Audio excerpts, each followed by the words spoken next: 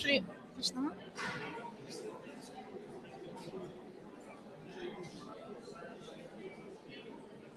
Good morning, everyone. Honorable Deputy Minister of Justice, distinguished guests, dear colleagues and friends. It is both an honor and a great personal pleasure to welcome you all to this international conference organized at the premises of the Warsaw University. 10 years ago, I had the privilege of founding the Polish section of European Association of Judges for Mediation. Today, as we gather here in Warsaw, I'm deeply moved to see how far we have come, together with more than 70 colleagues, judges from the Polish section of GEMME. This conference is not only a space for reflection and exchange, but also a moment of celebration as we mark the 10th anniversary of GEMME Poland. And on behalf of GEMME Poland, I would like to express our sincere gratitude to the co-organizers of this event, to the Institute of Justice in Warsaw, and to the Regional Court in Warsaw. I would like to warmly welcome all representatives of GEMME sections from across Europe and also judges from Ukraine, our friends. Your presence here today shows the strength of our shared mission and the importance of international cooperation. It is through your engagement, experience, and commitment that GEMME continue to grow as a truly European network. To all our distinguished speakers and invited guests, representatives of European Judicial Training Network, European Union Intellectual Property Office, Federation of European Bars, the General Counsel to the Republic of Poland, to the Court of Arbitration at the Polish Chamber of Commerce, to the professors of law at Polish universities, to representatives of National School of Judiciary and Public Prosecutions. To all of you, thank you for joining us. Your expertise and perspectives are invaluable, and we are honored to have you to contribute to this important event. It is a true honor for us to welcome to Warsaw the founder of European Association of Judges for Mediation, Judge Beatrice Brenner, whose vision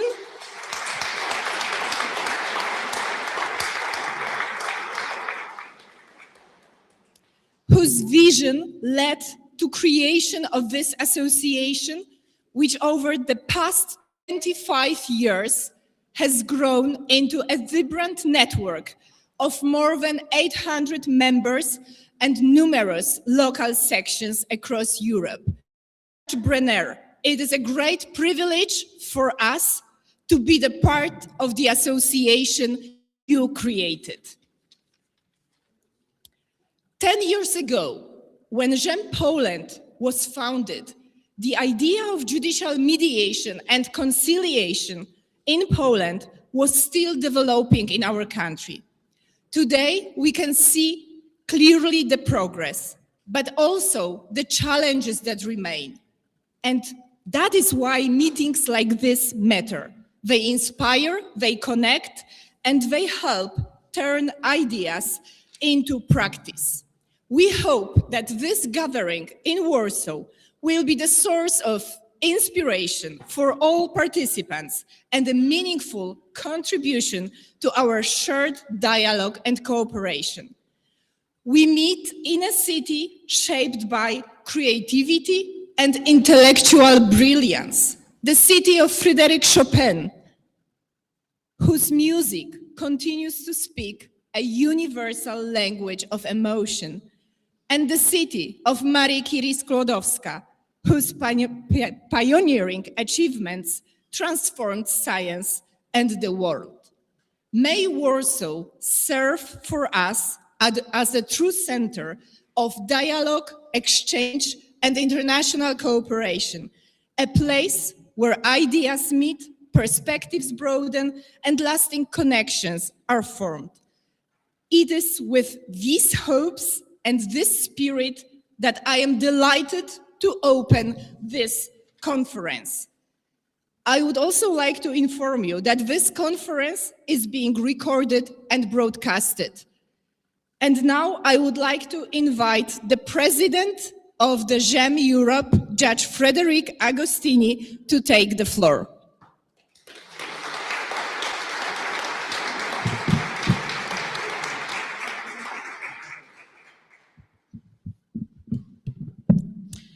Dear Monika, thank you very much.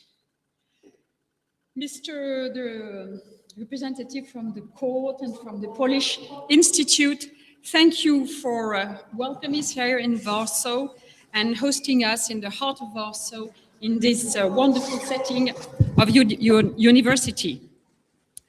When I say us, I am of course referring to the members of GEMME that you heard about, the European Group of Magistrates for Mediation, and for all of those who are not members or not yet members. Monika told you that GEMME was founded 20 years ago at the Cour de Cassation Française on the initiative of Béatrice Brenner, you all know, with the initiative of the president of the head of the Cour de Cassation Court, Guy Canivet, who was therefore the first judge in France, and with the support and the commitment of a group of judges from France, Belgium, Germany, Italy, Netherlands, Portugal, and United Kingdom. They all shared a strong and very simple conviction that justice is more effective when it embraces amicable methods of dispute resolution, and in particular, judicial mediation. And as we can say today with the topic of this conference, this conviction remains at the heart of GEMME. And I can say, you said it, Monika, today GEMME is truly European. Dear colleagues, these members, dear friends, over the course of this conference, you will meet and exchange from colleagues from across Europe.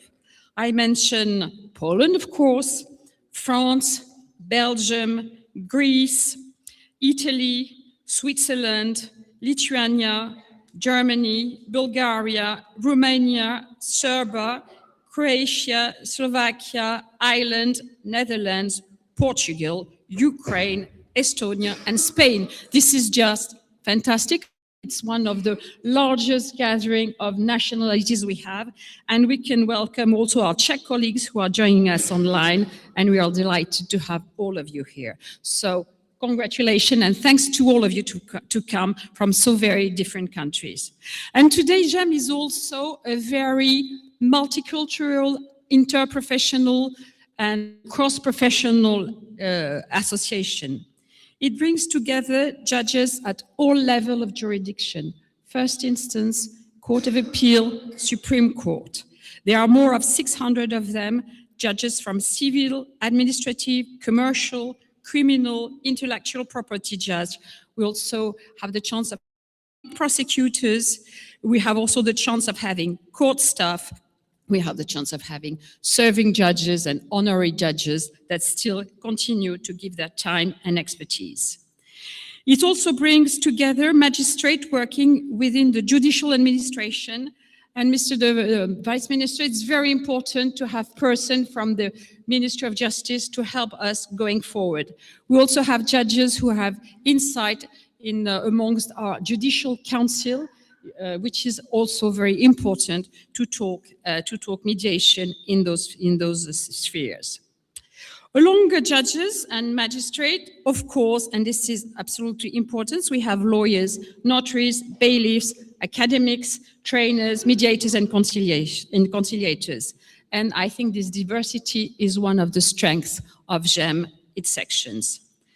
In our increasingly tense societies, establishing alternative dispute resolution as creating a credible, lasting path to justice, I think it's a collective responsibility. We cannot do it on our own. It requires public, clear policies responsible for providing a framework, regulatory framework, evaluation at a national level. It requires long-time commitment within our courts, and then in the courts we have to work together, judges, lawyers. And it requires, of course, in every individual case, careful attention from the judge, the lawyer, the mediator, to maximize the chance that mediation, in this case, will generally succeed for the parties involved. When I was thinking about this conference and the road that GEMME has gone on for the last 20 years, I was thinking that maybe our association could now benefit from greater involvement of court users and ONGs, because their perspective might help us to remind us that justice is not an abstract system, but a public service, and it is a topic that is too far important to be shaped only by judges and legal professionals.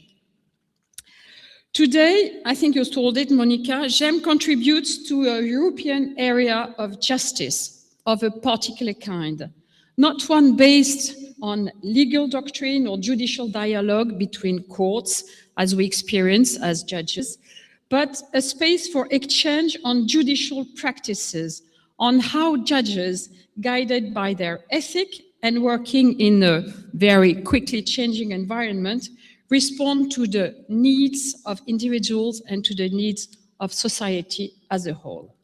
And it is very much in this spirit and under the great and joyful leadership of Marielle Schumacher that today panel's discussion were designed and you will hear about it. Thank you very much, the director of the Polish Institute, for the publication of this collective work that will be a production from 13 authors coming from different countries about mediation and judicial conciliation. I am sure it will reflect a very wide frameworks, very different developments and stage, very different institutional models of mediation and conciliation, but yet I'm just convinced that it will also highlight that we share the same questions, that we share the same values, even if we have very different systems. And I think we share values that are the role of the judges acting under the rule of law in a time which is very much changing and in time where we have to face to the eruption of intelligent artificial. And among these values, I would dare mentioning the utmost primacy of human being, the unnegotiable freedom of the parties, the necessity to choose the procedural proportionality, the search for an equivalence in all ADR and contentious mean, the importance of confidentiality, and the search of the way of assuring trust among all partners in this fantastic adventure of amicable settlement, because in definitive, the only real issue is trust. So, dear Monika, let me conclude by wishing us all productive and inspiring discussions over the coming day. Discussion guided, I am sure, by commitment, openness, and genuine dialogue. Have all a nice day.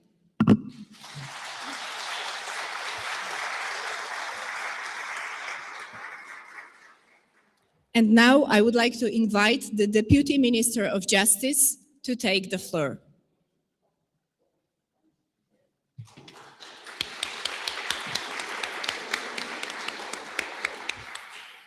Thank you very much for giving me the floor. Dear ladies and gentlemen, dear speakers, participants, and guests, I'd like to welcome you to today's conference organized by GEMME Association, which I hold in very high regard, Institute of Justice System and the Regional Court in Warsaw. The conference is devoted to the extremely important topic of the role of judges in amicable dispute resolution. We are gathered here to discuss together the directions for the development of this form of dispute resolution, which is becoming increasingly important, prominent in shaping the face of justice systems across Europe and not only Europe. Mediation is not merely a procedure. It's a quality embedded in social and legal relations, one based on dialogue, respect for the positions of the parties, and voluntariness. In an increasingly complex world, the ability to build understanding and agreement is becoming crucial. In this context, it is worth recalling that the Justice Scoreboard rankings conducted by the European Commission, Poland is one of the leaders in promoting knowledge of alternative dispute resolution methods. This is a recognition of broad systemic efforts undertaken in the legislative, educational, and organizational spheres. This form of dispute resolution is most commonly associated with civil and commercial disputes. Yet in application is also very broad in field much close to me personally, criminal proceedings. Contrary to appearances, the range of offenses in which the law allows mediation is not small at all. Mediation is capable of fully realizing the idea of restorative justice. Through mediation, we can comprehensively diagnose the problem that lay at the root of offense committed. European judges, although they apply different legal systems in their daily routine, are not merely technical enforcers of law. Their task is far more important. They perform a vital social function, namely resolving disputes. We live in times of growing tensions and conflicts fueled by extremist politicians and social media. This is difficult social and political context. The role of judge should not only to resolve disputes, but also to diffuse conflicts and to seek methods of setting them outside formal court proceedings. That is why it is so important to compare experiences and exchange them among judges at the European level. I am pleased that we are holding such a discussion here in Poland, in Warsaw. Amicable methods of dispute resolution are so universal that they can be applied simultaneously in many European countries. However, initiatives such as those undertaken by GEMME are important not only because of the particular topic being discussed today, namely amicable dispute resolution. Cooperation among judges at the European level is a broader dimension. Judges united across Europe are better able to resist authoritarian tendencies at the national level. They can speak with one voice and oppose populists whose voices are becoming even louder across Europe. May today's conference become an impulse for further action in support of mediation that will not be only an alternative, but the first choice for those thousands of people seeking justice through dialogue. Just at the end, I have a connotation with Italian language. Let the amicable dispute resolution be our common cause, which in Italian means Cosa Nostra. On the other hand, conciliation is close to the word conciliere, which we know from Good Father. Thank you very much.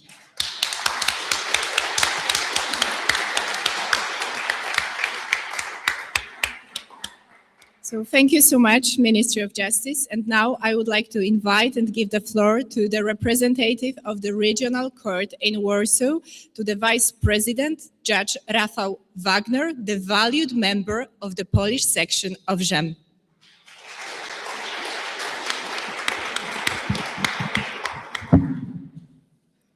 Ladies and gentlemen, on behalf of the Regional Court in Warsaw, I warmly welcome you all to our conference. At the outset, I would like to express my sincere gratitude to Professor Piotr Rylski, Director of the Institute of Justice in Warsaw, Judge Monika Włodarczyk, President of GEMME Poland, and Judge Karolina Toczyńska, Mediation Coordinator at the Regional Court in Warsaw, for organizing this conference. It's thanks to their dedication that we are able to meet today in such a large gathering and in such a beautiful venue.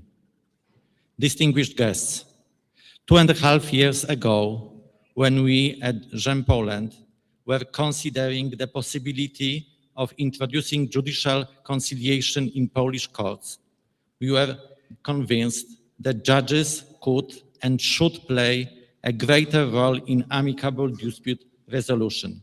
However, at that time, we had nothing more than an idea. It was thanks to the support of our friends, judges from and Austria, members of GEMME Europe, that we were able to turn that idea into practice. We developed the principles of judicial conciliation, principles that today, as best practices, are successfully applied by several dozen judges in over 20 courts across Poland. Ladies and gentlemen, judicial conciliation is not a competitor to mediation, but rather a complement to the Polish amicable dispute resolution system. It's a way of promoting amicable methods of dispute resolution, a promotion from which courts, mediators, and above all, the parties to court proceedings stand to benefit. Over the past 2 years, judicial conciliation has gained in Poland recognition among practitioners, advocates, and legal advisors, as well as among legal scholars and the Civil Law Codification Commission. New studies and reports on the subject and the media are also beginning to take an interest in judicial conciliation. I hope that the insights gained from this conference will serve as an inspiration for your further professional work. I also trust the Minister that the conference materials gathered here will contribute to the changes in Polish law that we so eagerly await. Dear guests from Europe, enjoy your stay in Warsaw. Thank you.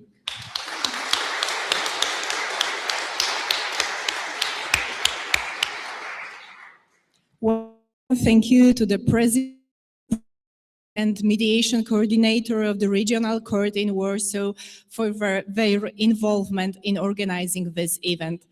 And now I would like to give the floor to the Director of Judicial Institute, Professor Piotr Rylski. Thank you very much for giving the floor. President of the GEMME Association, Judge Frédérique Agostini, dear Minister Dariusz Mazur, honorable judges, members of the GEMME Association. It's a true honor for me as a director of the Institute in Justice in Warsaw to co-organize today's conference entitled The Role of Judges in Amicable Dispute Resolution in Europe, Judicial Mediation and Judicial Conciliation in Comparative Perspective, especially because today's event forms part of the GEMME Europe 2026 General Assembly taking place in Warsaw. The Institute of Justice in Warsaw is a research institution whose main task is to analyze the practice of law application, not only in the areas of private and criminal law, but also in the judicial system. We are the only institution in Poland and one of the few in Europe that conducts large-scale research into judicial practice throughout the analysis of the court files. We are analyzing more than a couple thousand court files annually. We publish over 100 reports a year containing an analysis of the current legal situation as well as proposals and recommendations for the future. We are also interested in comparative law and the comparative methods, which enables us to assess Polish law objectively and effectively. Mediation and amicable dispute resolution methods are one of the central issues to which the Institute devotes its activities. Research into application of Polish mediation law rarely addresses the role of judges in initiating and conducting mediation proceedings. For this reason, I believe that today's conference and the joint application planned and published by GEMME, Institute of Justice in Warsaw, will serve to highlight various national approaches regarding the role and position of the judge in mediation and conciliation proceedings.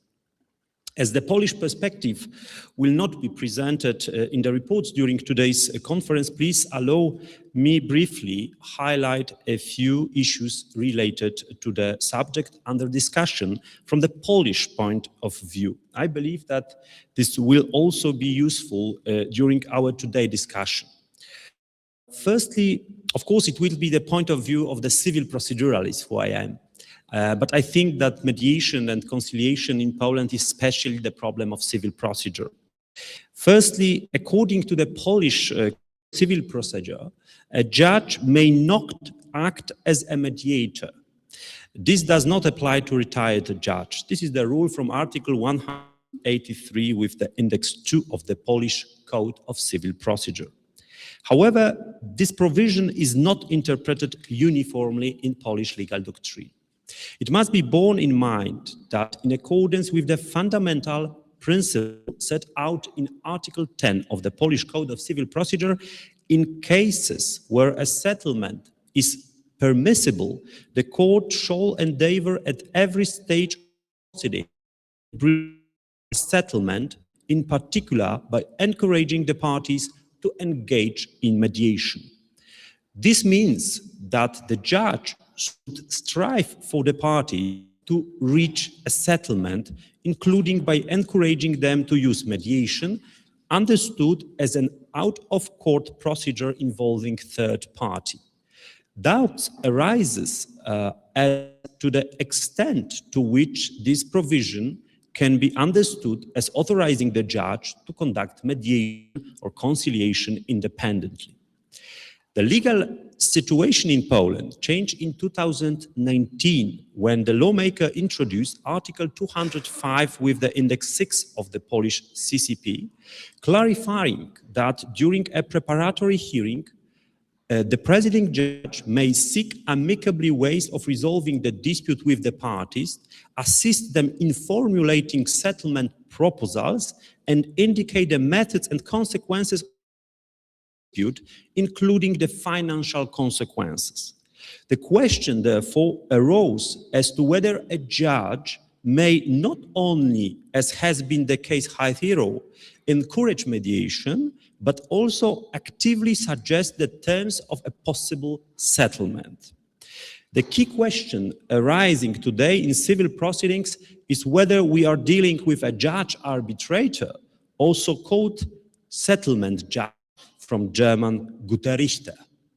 Legal scholarship holds that the court's endeavor to settle the case amicably, as referred to in Article 10 of the CCP, should consist of informative, educational, explanatory measures, reporting activities, and in particular on the ongoing monitoring and facilitation of the parties' potential for settlement in cases suitable for settlement, as well as on advising them of the beneficial effects of resolving the dispute throughout settlement proceeding by referring to mediation. The settlement of a case by the court therefore consists of referring the parties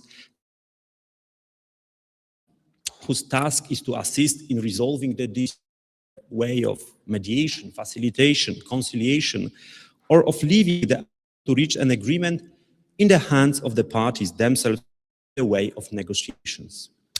The wording in Article 205 with the Index 6, whereby the presiding judge seeks an amicable resolution of the dispute, leaves no doubt that the legislator has actively and purposefully involved the body in attempting to reconcile the parties during the preparatory hearing.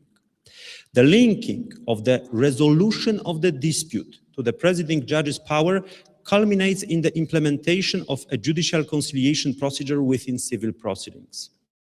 De facto and de jure, therefore, the burden of acting as a neutral third party has been placed on the presiding judge, who assists the parties in resolving the dispute through active and substantive support in formulating settlement proposals. The presiding judge has been assigned a specific role as a mediator.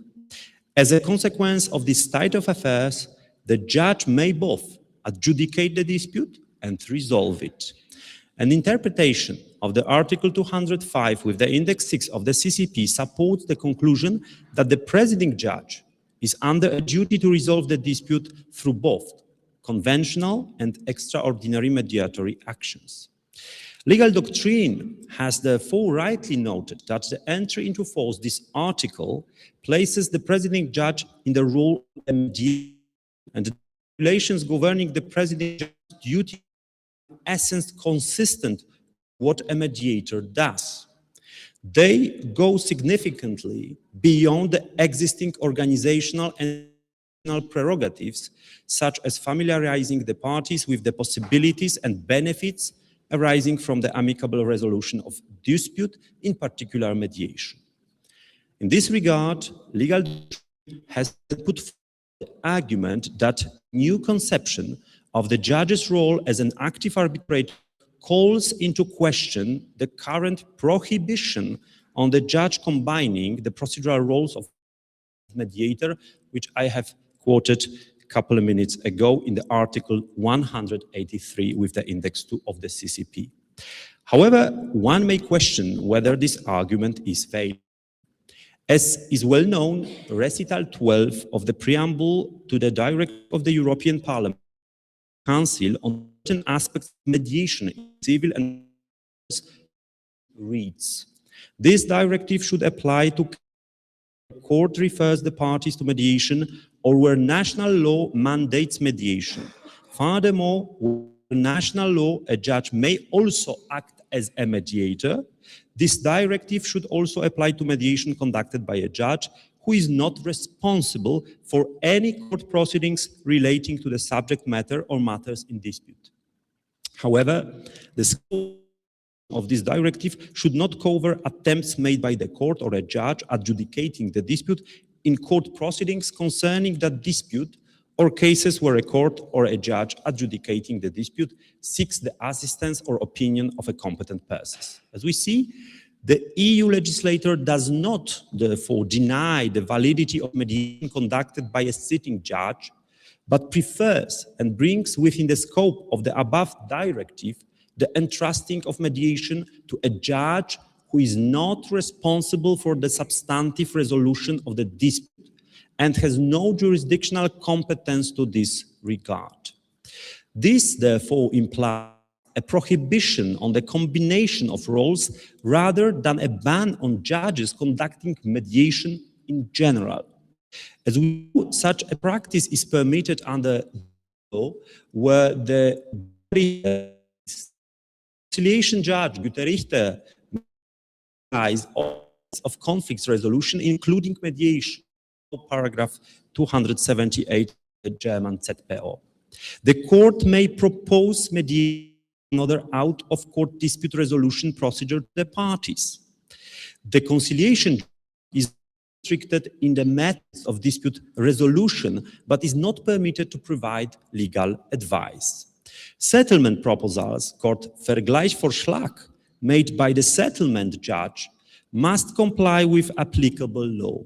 Therefore, unlike the parties who enjoy full freedom settlement proposals, the judge is bound by the limits of the law and is obliged to ensure correctness of such proposals.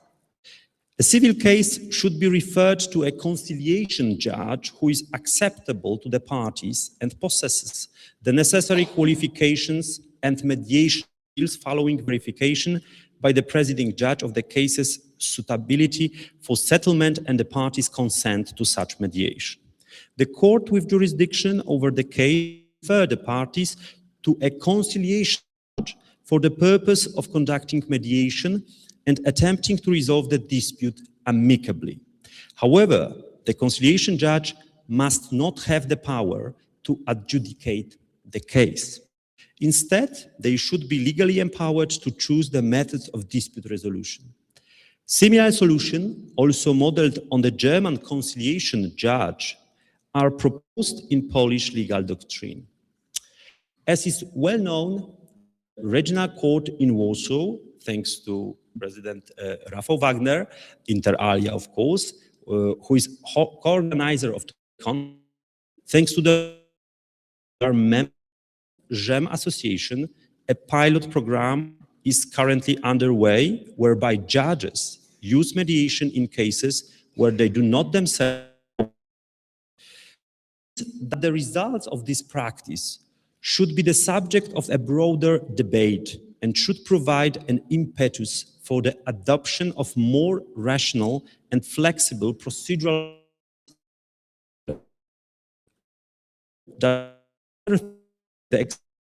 today's conference will help to demonstrate just how much the issue assessed judge solution and mediation proceedings is.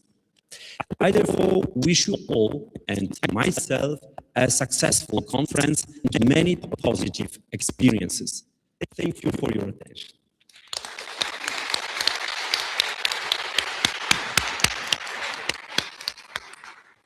Thank you so much, Professor Rylski, once again for organizing this event and for, we hope,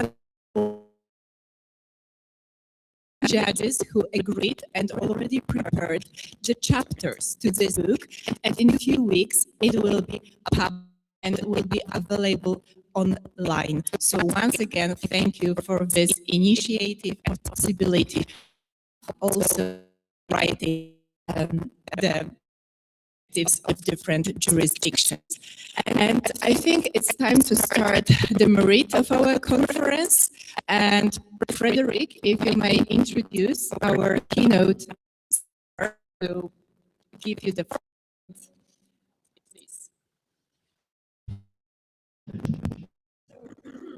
Dear Professor Albertstein, can you join us? Many of us already had the chance to meet you last evening, but some of us still didn't have this chance. We are very happy, and on behalf of all GEMME members and the organizers, happy you could and join us in person for this event. So, dear Michal, you're a professor.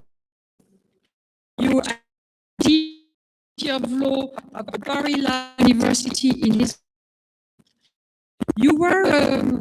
We're going to get out of Europe with you because you're in Israel, and also you studied in the United States, and you were a Frank Sander, who was the father of the USDR movement. You're not coming from Europe, but still, we're here because we've discovered your fantastic book on Vanishing Justice. And this book was the result of a 5-year research that was financed by the European Research Council in Brussels. So there we come back in Europe, and it merely shows that the topic we're going to talk about is European, but is also of international interest. So thank you for coming, for joining us, and for helping us before sharing experience to hire our reflections and to try to have the broad view. Thank you, Michal, and please, let us all welcome her.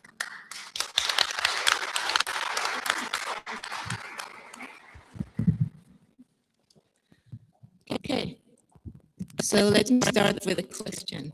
Your Honor, distinguished colleagues, dear friends of the GEMME community, I already feel at home. I feel with people I like, with my own approach. And I would like to start with a question to the room. Many of you are judges, some of you are lawyers. If you think back on the past month, if you look at your work on the bench or your work as a lawyer, how many times did you deliver a full reasoned verdict, a judgment, after hearing the evidence, after weighing the arguments, after applying the law? And how many times did your judicial time putting in other means a settlement or consent-based disposition, managing the case, encouraging the parties to settle, suggesting perhaps an agreement? Thank you. So I suspect that most of you, and also you came to this conference, so this is already a bias in my choice. So many of you have been doing a lot to promote consent-based disposition, to promote relationship, to make the dispute be processed in other ways. And yet, when people go to law school, when you went to law school, when you were trained as a judge, when you were sworn in, usually nobody prepared you for these roles. This is an important, yet when we think about ourselves as lawyers, this becomes like a secondary role, not the main issue and not what lawyers are educated to do. So my book, Vanishing Legal Justice, it gives a name. That's great. It gives a name to this phenomenon. It's an articulation of the trial of law, not only of education, which is the decline of adjudication and the changing roles of judges. So my talk is to give you a mirror, an empirical mirror, using more than 5 years of comparative research across 3 legal systems, mainly, but also referring to others, so that we look clearly at what has happened to the judicial role and understand it and ask where we can take it from here. And I will try to dedicate part of my will go from here. So the phenomenon I'm speaking about is the vanishing trial. In 2004, the law professor, law and society professor, Mark Galanter, published a land study with the startling title, The Vanishing Trial. He documented a dramatic decline in the proceeding of civil and also criminal cases in the United States that actually reached full trial. Cases were entering courts in large numbers and they were actually not declining, but they were leaving through a different door entirely. Settlement, plea bargains, withdrawal, dismissal. So it's important also to notice this is about civil cases, but my research was about criminal cases as well, and it happens, so it's relevant for criminal judges as well. So Galanter named this phenomenon.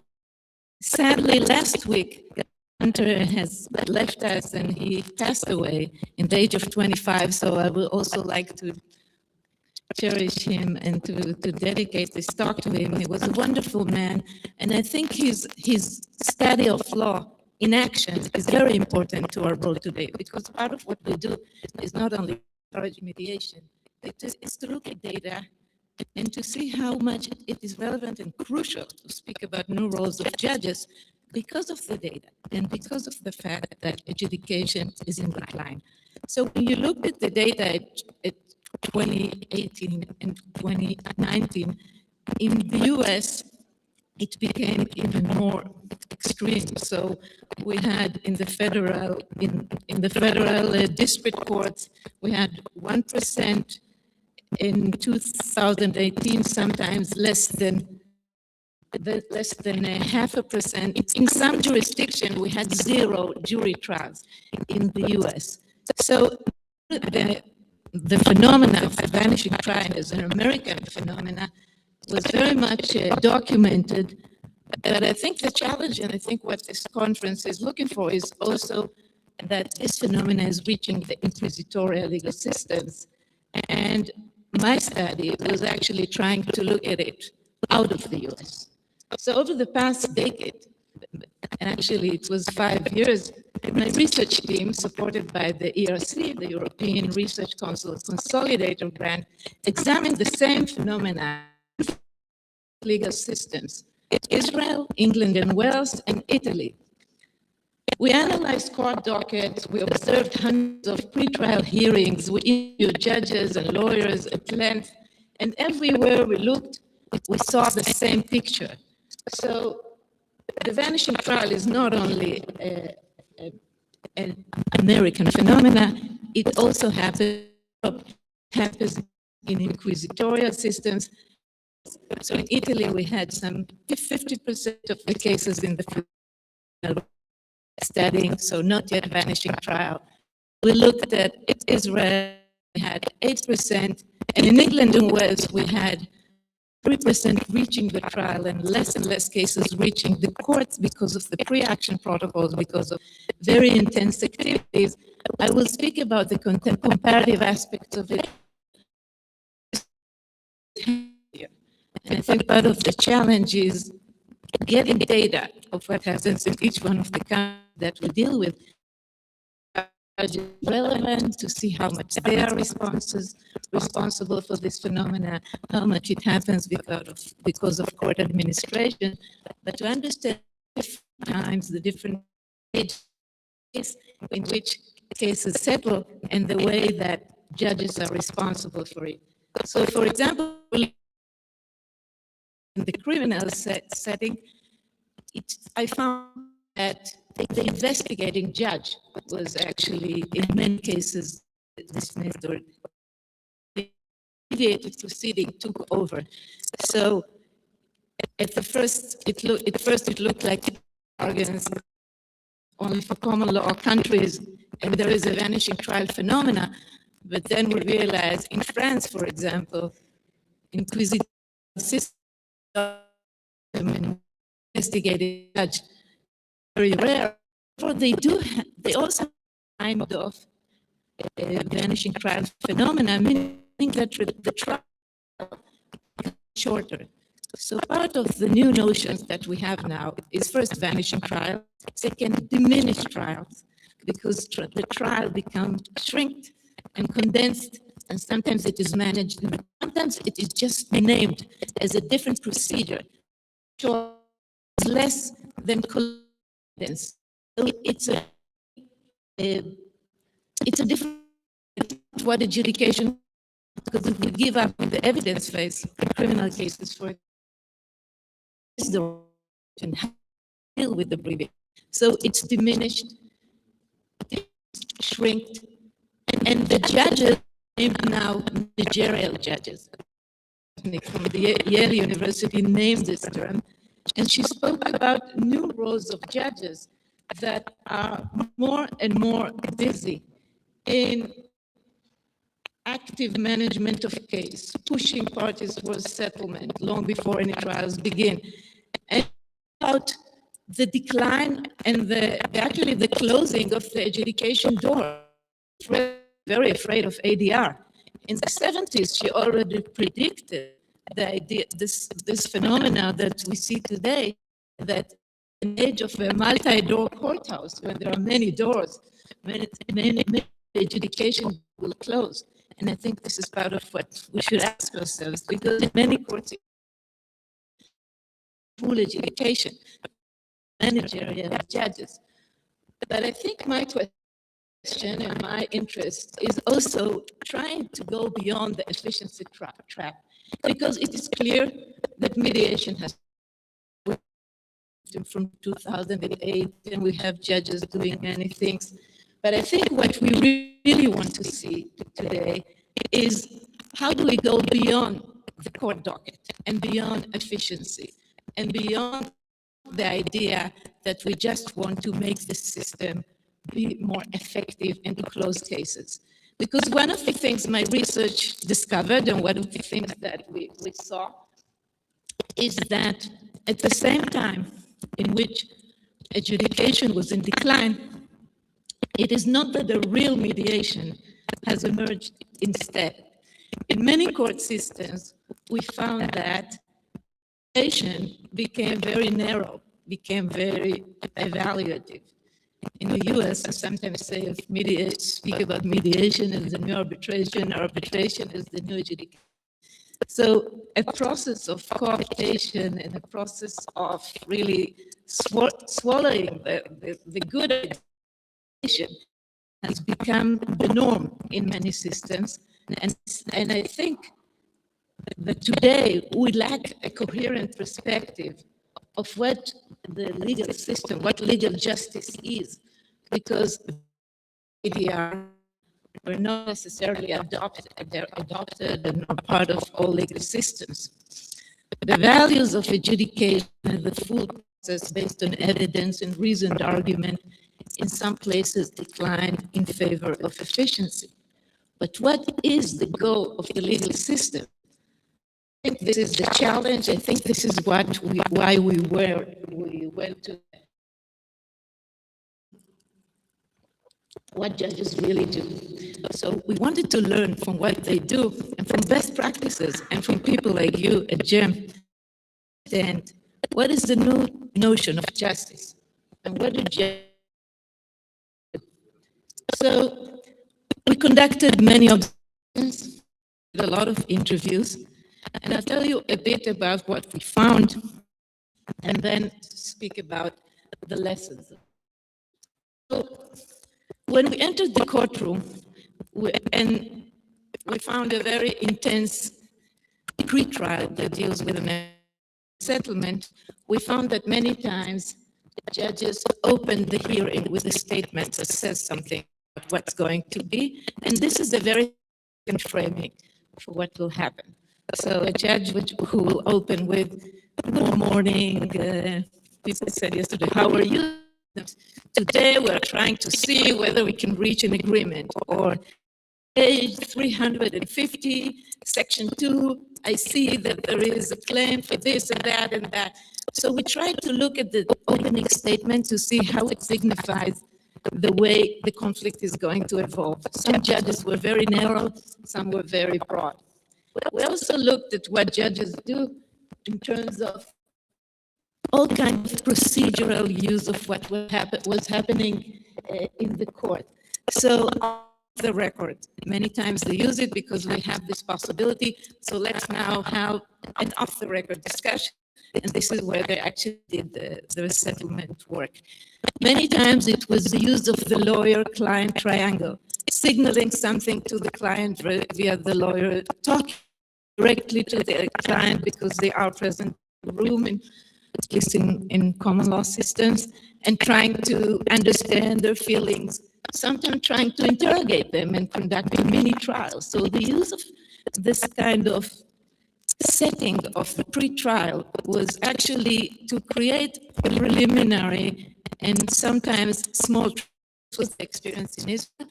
I know that in Europe it's very separated. So judges that do solution or amicable dispute separate, but there it was together.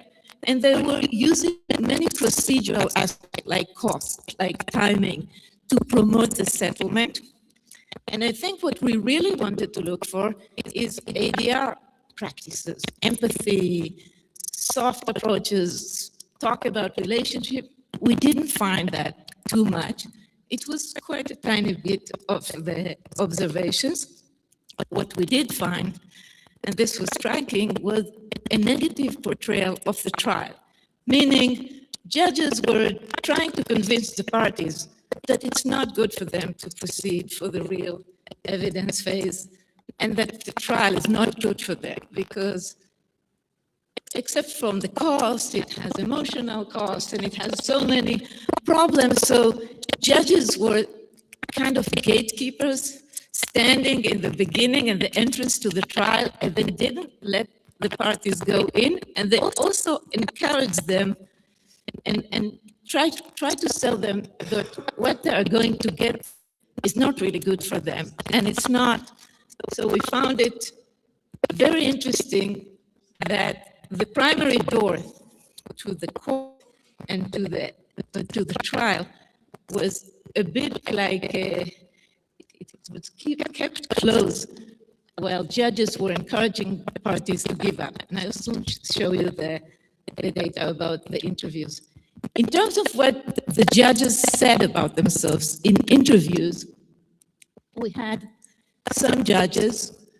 We had one judge that spoke about a dark village, a dark street, a building, a dark room, and a dark table. And the judge opens a drawer, can only give a spotlight into a small aspect of the conflict, and this is the old-fashioned judge.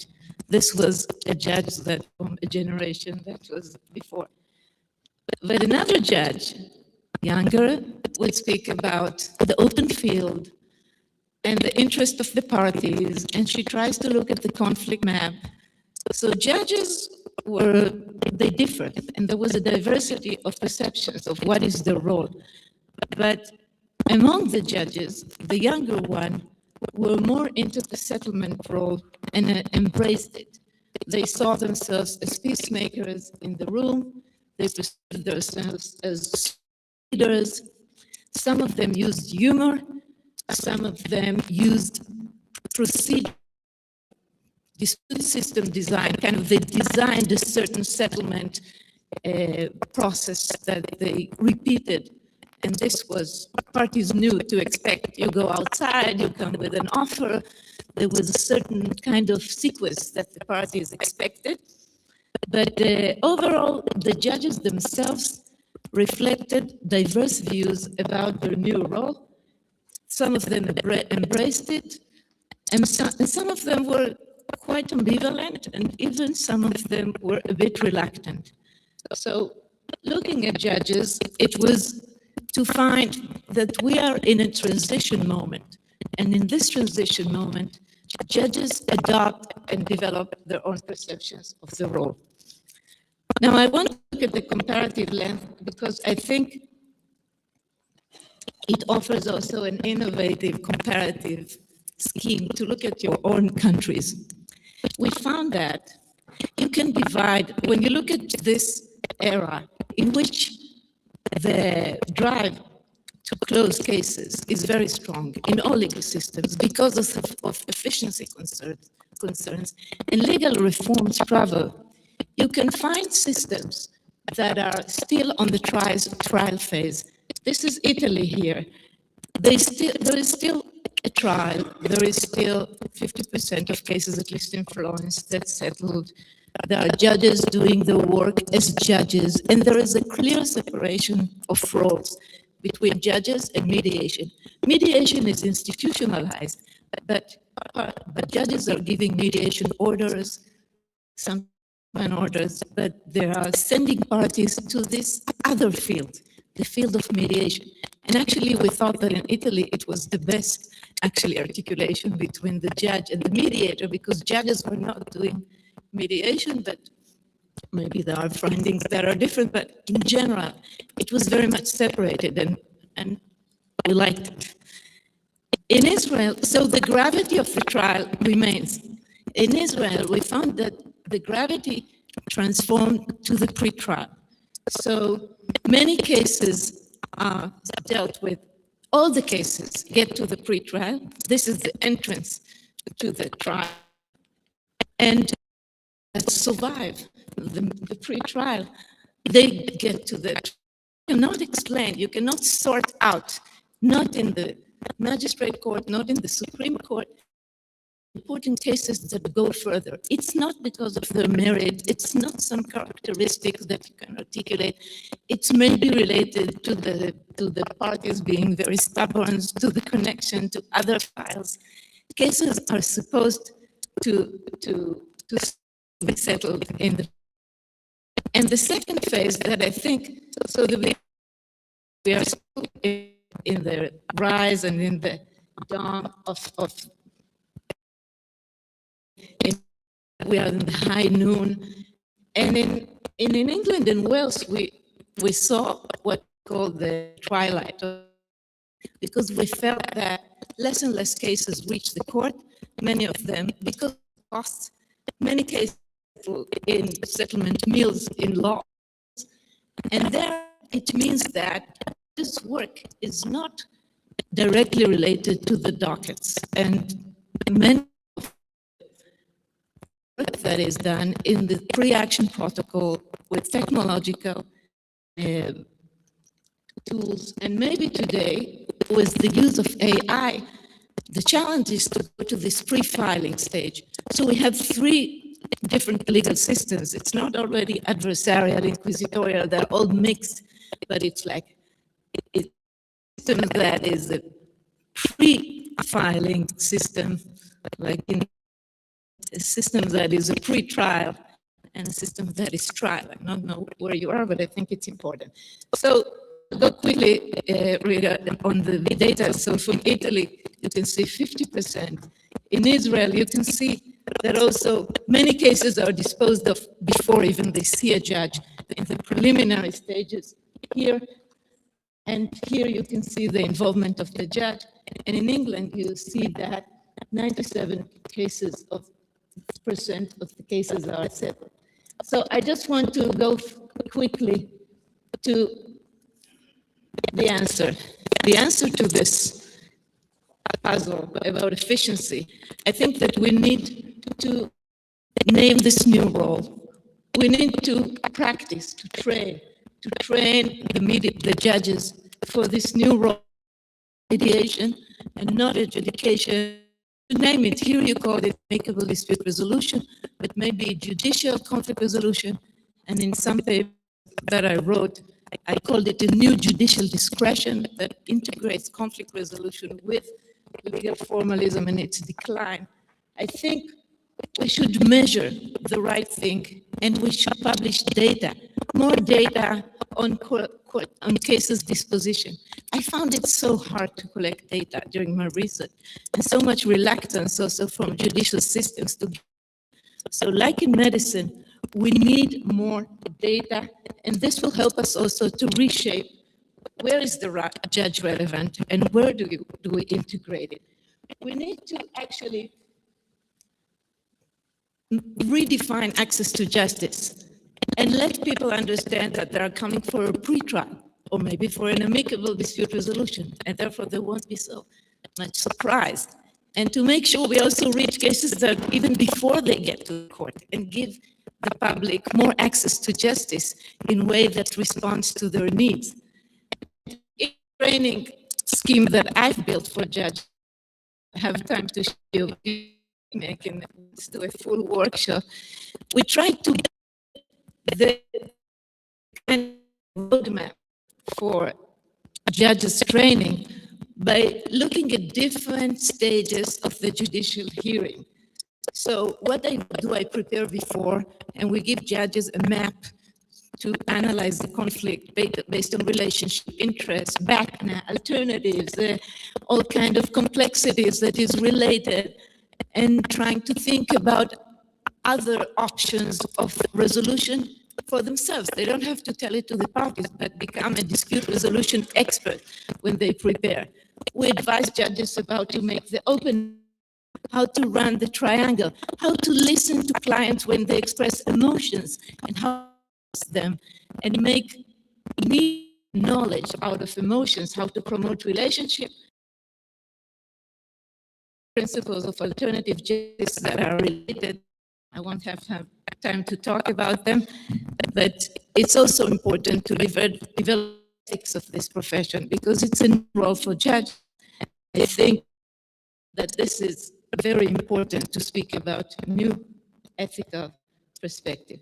So I won't show you the opening statement, but I'm just saying there is a way to train and there is a way to learn, and we have to do it in a very close to the context way. So this film that we built with the real, we did it together with the training authority in Israel, and we gave it to judges.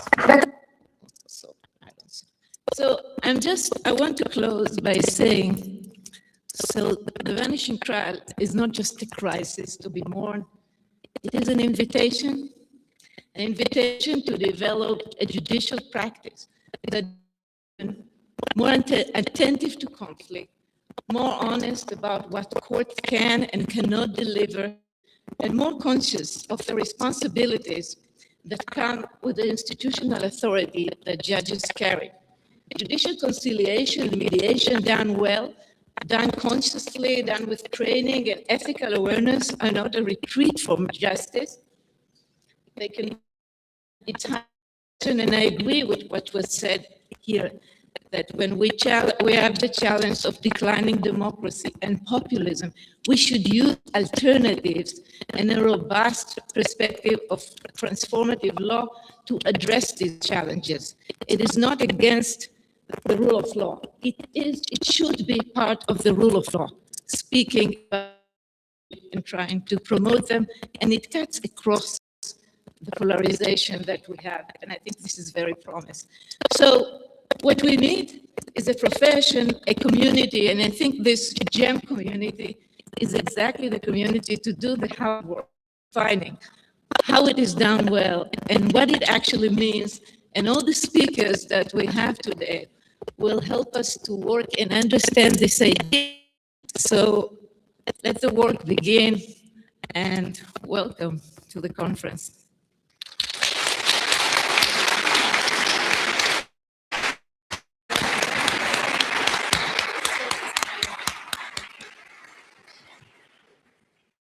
Professor Albertstein, thank you for this inspiring speech. And now we would like to invite you for a 20-minute break.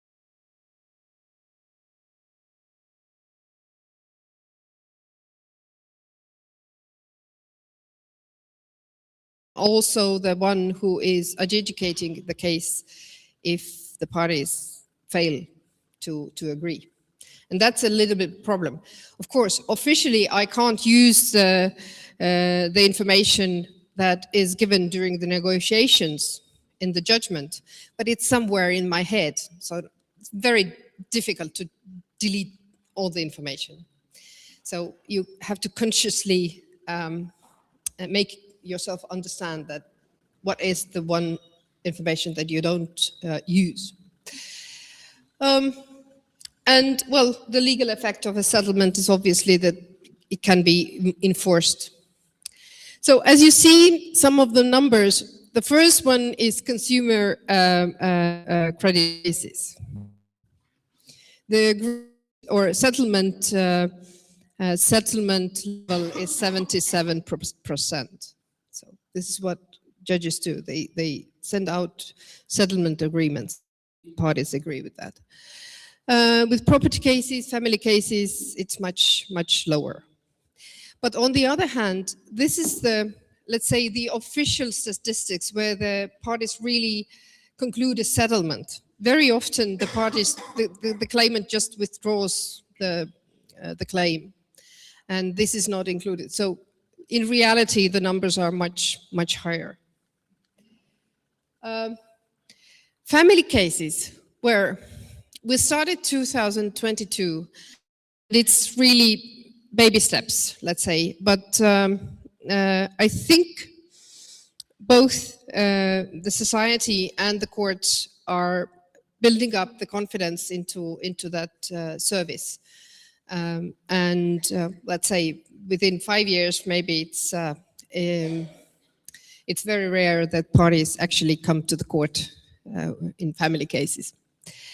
Challenges and recommendations.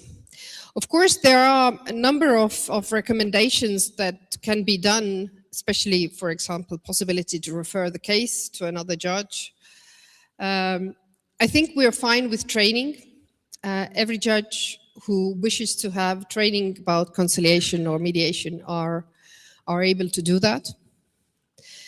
I think the biggest challenge is time, as I understand, for most of us. And what's not in the slides is also our drive to technology. We are trying to build some online possibilities for the parties, for example, for alimony cases. So you can actually try to yourself. Also for consumer credit disputes, we are developing an AI tool for that. And also we have quite a number of discussions now whether a national court can actually suggest the parties to go to arbitration, to the Chamber of Commerce, for example. That's about Estonia. So few words maybe about the UPC. Maybe you are not very familiar what is a unified patent court, but it's the first pan-European civil court, actually. Although, unfortunately, Poland is not a member yet, but you'll come there. But we have a mediation center, mediation and arbitration center, and it will start, the court started 2023. The arbitration and mediation center starts this year in June. It's situated in Ljubljana and in Lisbon. But what is important maybe to say that we have in our rules of procedure a possibility to send the case within that, to that mediation center. So it is actually a judge's discretion. So we'll see what will happen, and we definitely will try it out. But I think it is really interesting to see how the court and the mediation center, we are one system. So it's not a separate unit. It is part of the court. And I think it also gives quite a good hint, let's say, to the society or the patent society and industry that mediation is, let's say, the best solution usually to settle the dispute. So for that, thank you. I think.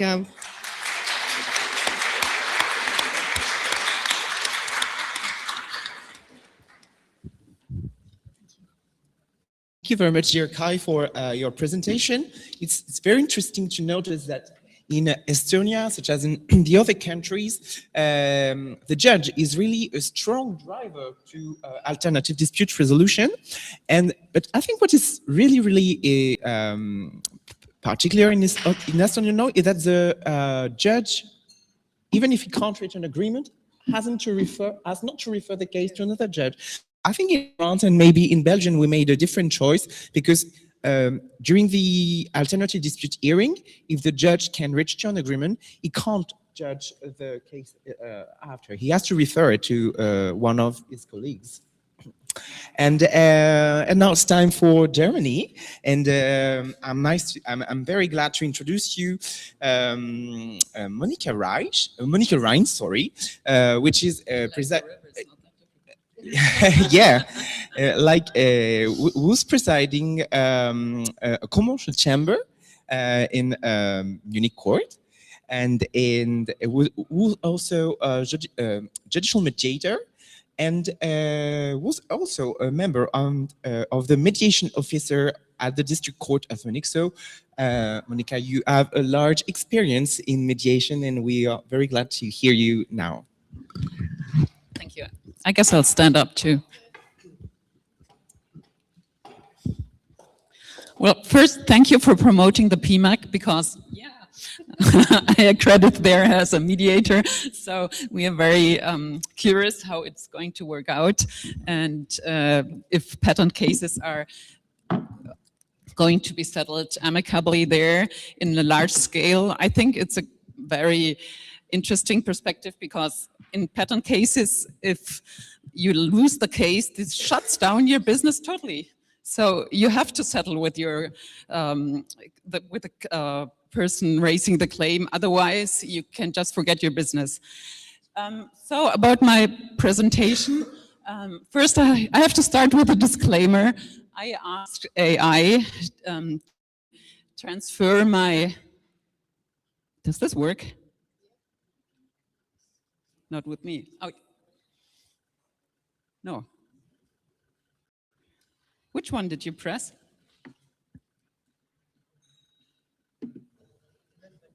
Oh, that one, okay. I asked AI to transfer my written contribution to the book into slides, and it was really astonishing what came out of it. It's very elaborate, so they're quite long, but never trust AI. There's some mistakes in there. Some of them I found in some part, it just added something, it just made up, really. And there's still some typos in there I noticed yesterday evening, but then it was too late. So please, my apologies for this AI. What AI does to you, it gives you even an overview of your presentation. So that one, of course, we'll have, as we already heard this morning, Germany has a long tradition of judicial negotiation at first, because in the, I think this is the slide, yes. Because in under section 278 of the German procedural code, there is an obligation to try an amicable settlement, and this has been so for a long time. But then we had been trying negotiation, and were lots of really big files that didn't resolve. They just were sitting there, and nobody, and it's something we heard before this morning too. It's like there's lots of cases that don't reach a settlement or don't reach a decision by the court anymore, because they're so complicated and they're so nobody can solve them. Maybe AI can, but yeah. Thanks. That's good. Yeah, because you always have to, yeah. So we started in 2005 in Munich to just try something else. And even before there was any law on mediation in Germany or in the EU, we just took this section of our German procedural code, the section 278, and said, oh, if we have to try to reach an amicable settlement at each time of the procedure, then we could even try mediation. And that was, for us, it was the start of the Güterichter model we already heard this morning. And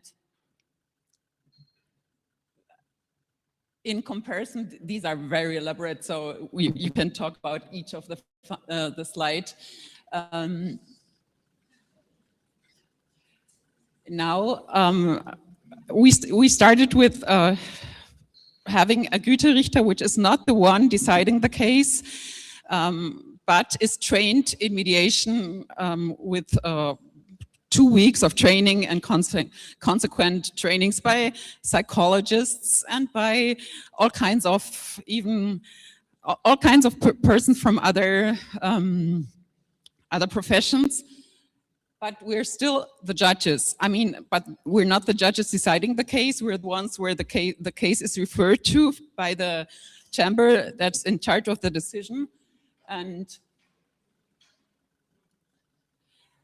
we do have now a list of trained judicial mediators that can handle the case in the mediation in the Güterichter-Verfahren.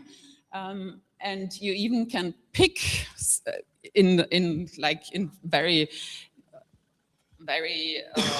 specialized cases. Everybody knows each other, like in IP. We even call it the Grüne Familie, because the Green Family, because the IP magazine has a green front page. And they even can say, okay, we want this and this person to do the mediation, and then the judge in deciding the case, he picks the telephone and calls me and says, it happened yesterday, and says, oh, can you do this mediation next week? And then the parties agree and everybody agrees, and then we just slipped it in between 2 different court sessions. So time loss or anything for the parties, and it doesn't cost anything. And now, of course, you can ask the question, and it's been asked a lot, can judges really change heads so quickly? I mean, I do my hearings on Monday, and on Wednesday or Fridays, I do mediation, and of course, something totally different. And as judges, you're trained to decide and to give your opinion, and in mediation, you should listen, and you should have empathy and talk about feelings and needs and stuff like that. But if you really, you have to keep yourself aware of that, of course, but if you do that, it has been working well with us.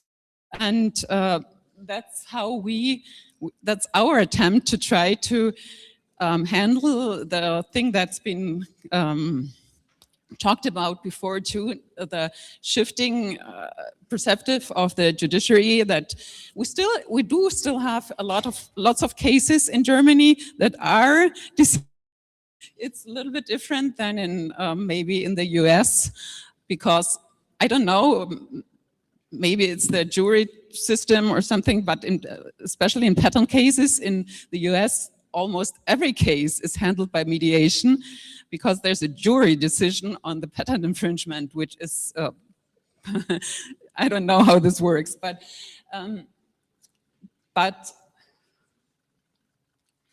in this context, there's, and even in conferences all over Europe, should the mediator judge give his opinion on the case? And should he try to, like we do in conciliation all the time, try to guide the parties to a decision that is just or fair or whatever? And in this context, there's lots of opinions. My opinion is that we are asked, I mean, we're still the judges. I even had a mediation for a UPC case without the PMAC, which I handed privately. And there was this lady coming from the US, from the defendant's side. And she always, I mean, I'm not a judge at the UPC. It wasn't a court file from my court. I wasn't, of course, acting as a judge in there in this mediation, no robe or anything like that. But she kept calling me Judge Ryan. So as a judge, you still have and neutrality, of course. That's maybe one of the incentives to have a system like me with the in-court mediation. Although, of course, you always have to keep in mind that you're not acting as a judge, that you should not like push the parties in some kind of direction. And if they really ask you, there's always, not always, but in most mediations that do, there comes a point where they ask me, what's your opinion on the potential outcome of the case? What do you think will happen? And we do use that at some stage. If both parties want to know that, we tell them. Of course, we have to tell them, I'm not the one deciding the case. You know, the case is before the chamber, whatever. I'm judge, but I do handle cases like that where I have to decide them too. And I would say this and that. And that sometimes there's a crucial point in the mediation where that sometimes needs to be done in order to like get them going. Otherwise, they still keep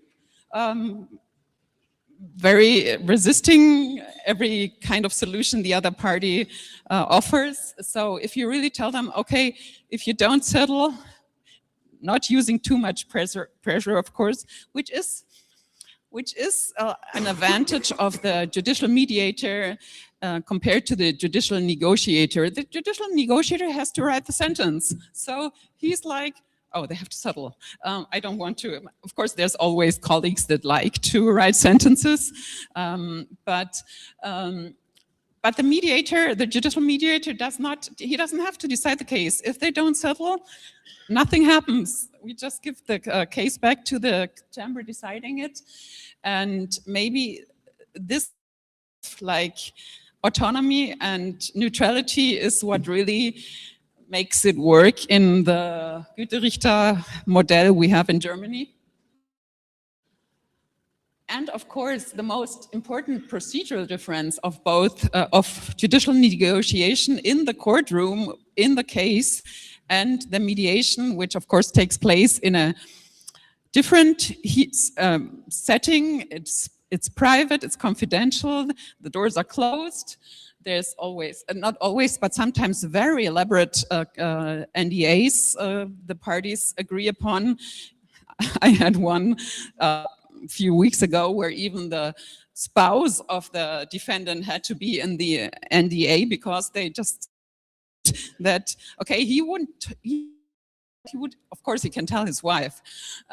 But so they thought we have to have it was a big business case, of course, we have to have the wife in the confidential.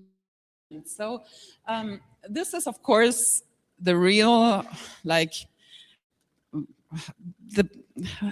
one of the most important things of our Güterichter hearings. Oh, it's not a hearing, it's a mediation, that what's spoken in that room doesn't leave the room, and that's what we tell them in the beginning of everything. And even if they don't write NDAs, of course, it's still confidential. And the recordings of the mediation, there's only recordings of the mediation if the parties want to have that, or if there is an agreement, of course, which they want to have as directly enforceable title. In Germany, it's still a court settlement, so it's directly enforceable, even if done by the mediator. But often, even, especially in big business cases, there's always reasons why you don't want anybody to know how you agreed, the agreement was. There's the press, of course, there's their competitors and the clients in business cases, in when we have like other IP cases, inventors, there's famous people that singers, songwriters, whatever, and they don't want to know what's happened, what they agreed upon. So this often they do write a settlement, but it's not in court settlement. They keep it out of the files and then they just withdraw the claim and settle the case like that. So yeah, we have total of, that's also a big dispute all over Europe, of course, voluntary or mandatory mediation. With us, we strongly believe that it should be voluntary. Of course, we try to, I mean, since we've been doing this for a long time, everybody knows about it, and we try to lead them to take part in a mediation, but you should never push too much because it's all about voluntariness, and that shouldn't be changed. Of course, little incentives we do have in the case, if the case is settled amicably, the court fees are reduced and the lawyers' fees are increased, which is important too, because in the beginning we had a lot of doubts from the lawyers. They thought that we were taking their cases away because if we settle too much by mediation, where's the court cases? But this took 10 years to persuade them that it's a win-win situation, because if the client, especially a big company, sees that the case is resolved fast in a mediated agreement, he will tell other business colleagues or whatever about it, and they will go to that lawyer again. So now we got age where we have lots of lawyers really working with us and mediation.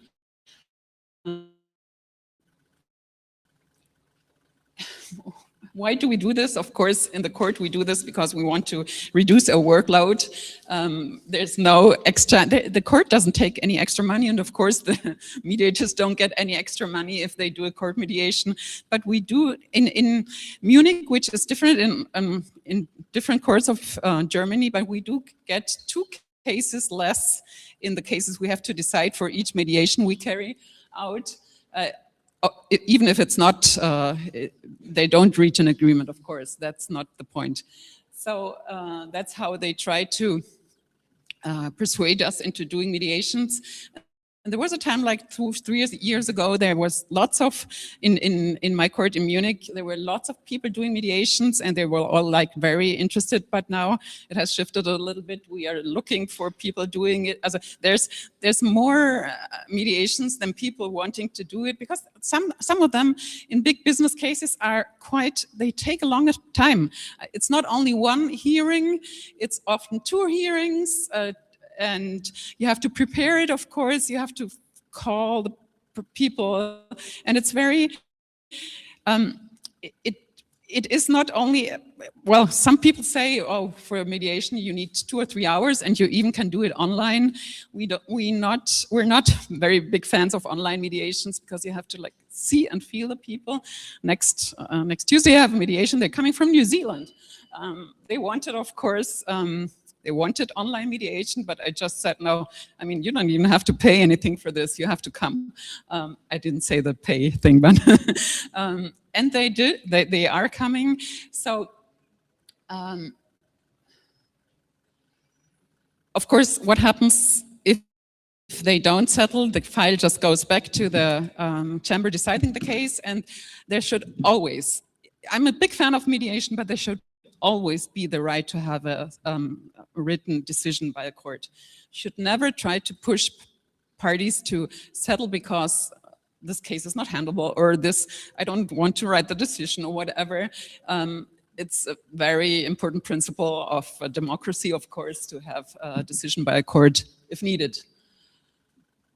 And now we have, to finish my presentation, we have some numbers. I only have numbers of my court and the Bavarian statistics, because in Germany the judiciary is under the administration of each state and not a federal thing. So the numbers are still quite low, even with us, which may be the case because we're still handling our normal court cases too fast and too cheap even, because if you compare it to the US or other states, what happened now?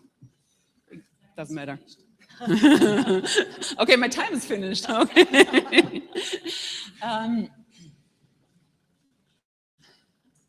Yes, the numbers. In our courts, we have about 100 in the regional court of Munich, a district court of Munich. We have 100 mediations a year, which is not. We have 17,000 cases, so this is not even 1%.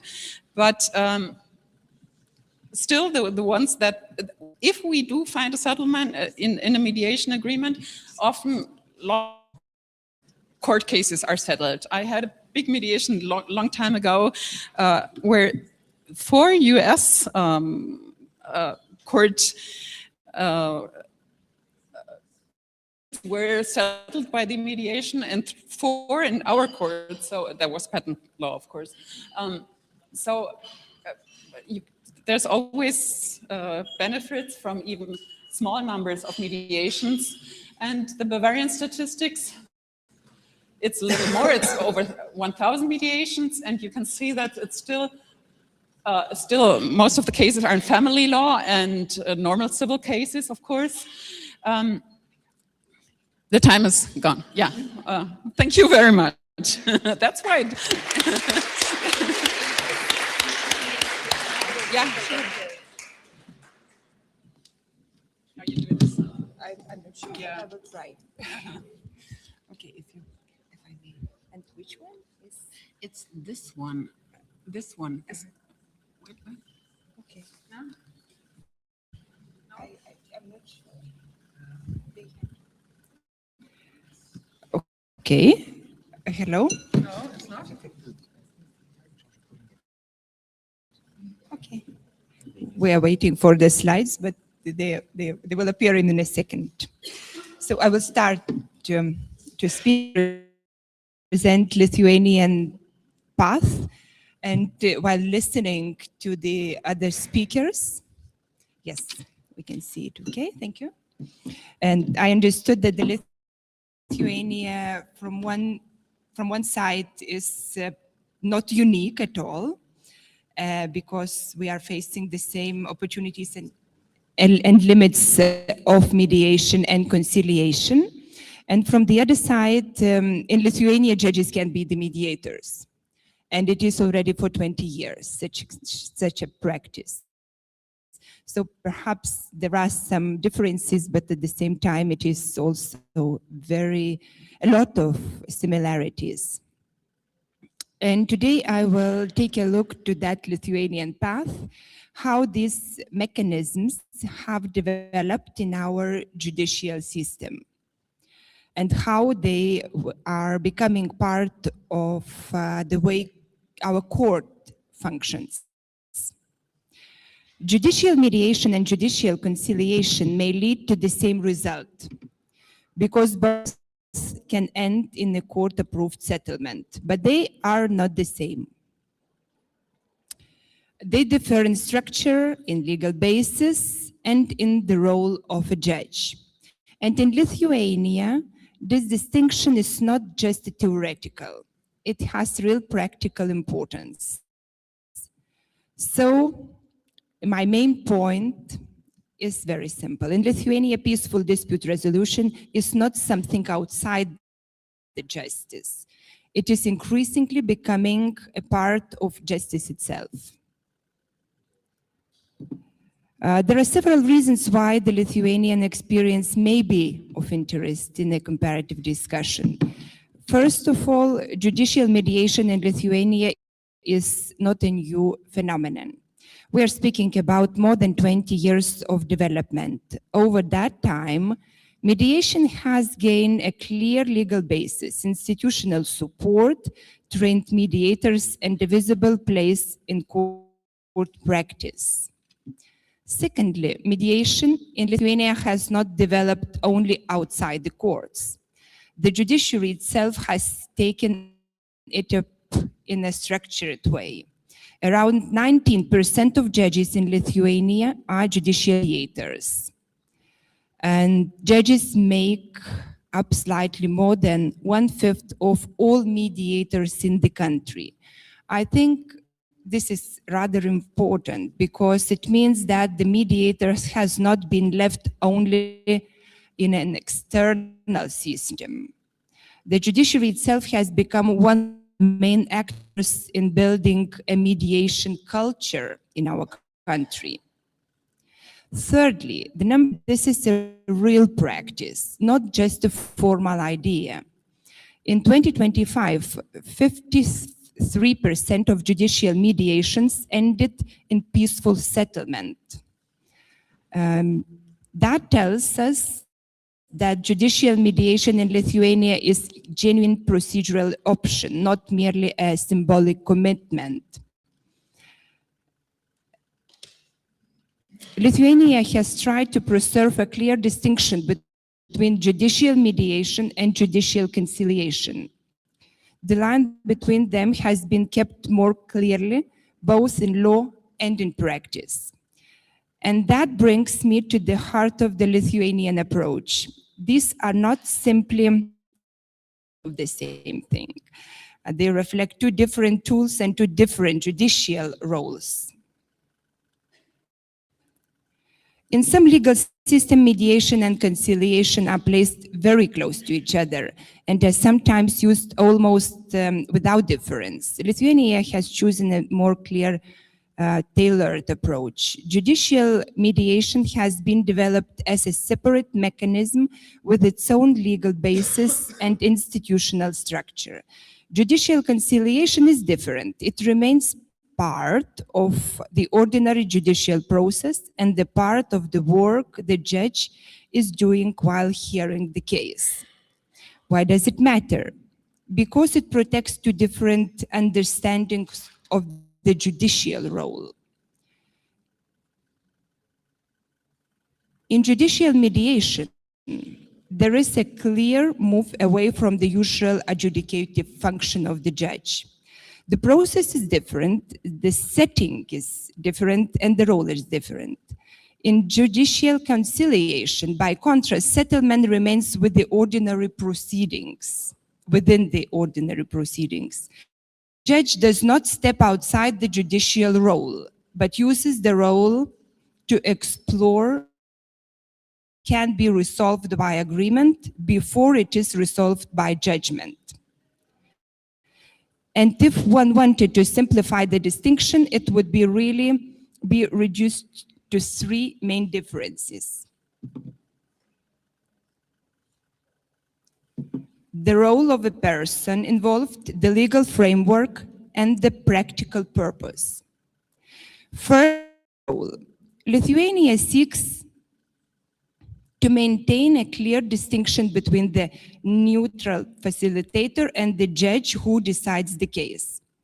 If judicial mediation takes place and the judge is acting as a mediator, he cannot later decide on the merits of the same dispute.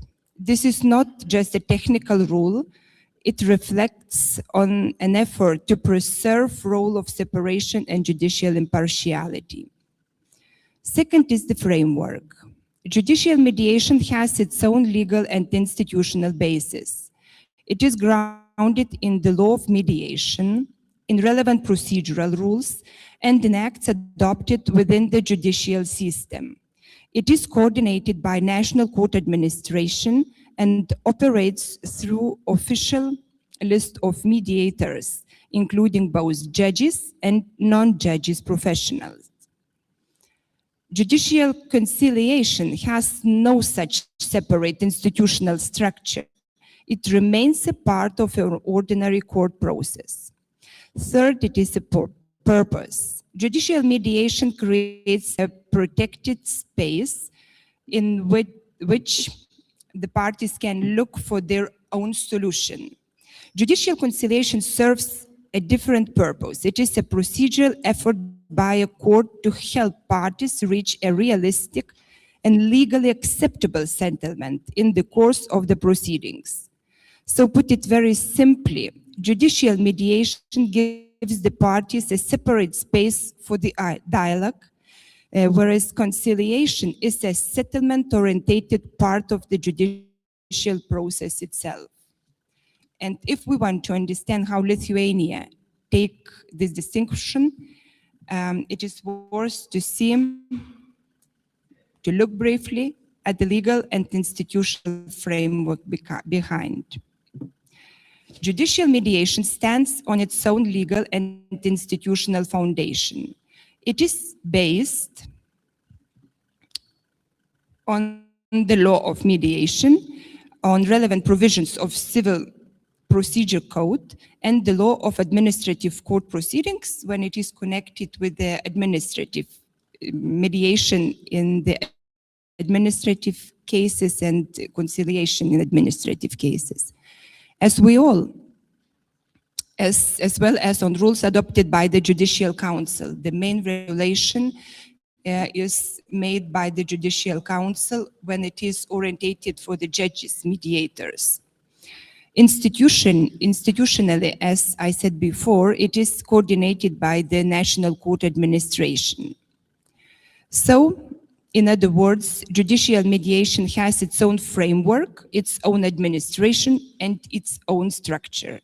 Judicial conciliation is different. Its basis lies mainly in procedural role, especially in the civil procedural code for civil cases and the law of administrative court proceedings for administrative cases. We do not have the mediation in criminal cases so far, but we are very much discussing about this, and perhaps it will appear part of the criminal cases in nearest future, because the discussions are very much in process already for today. There is no separate law devoted especially to judicial conciliation, and there is no separate administrative structure around it. It exists within the ordinary court process, as I already tried to explain, and is carried out by the judge who hears the case.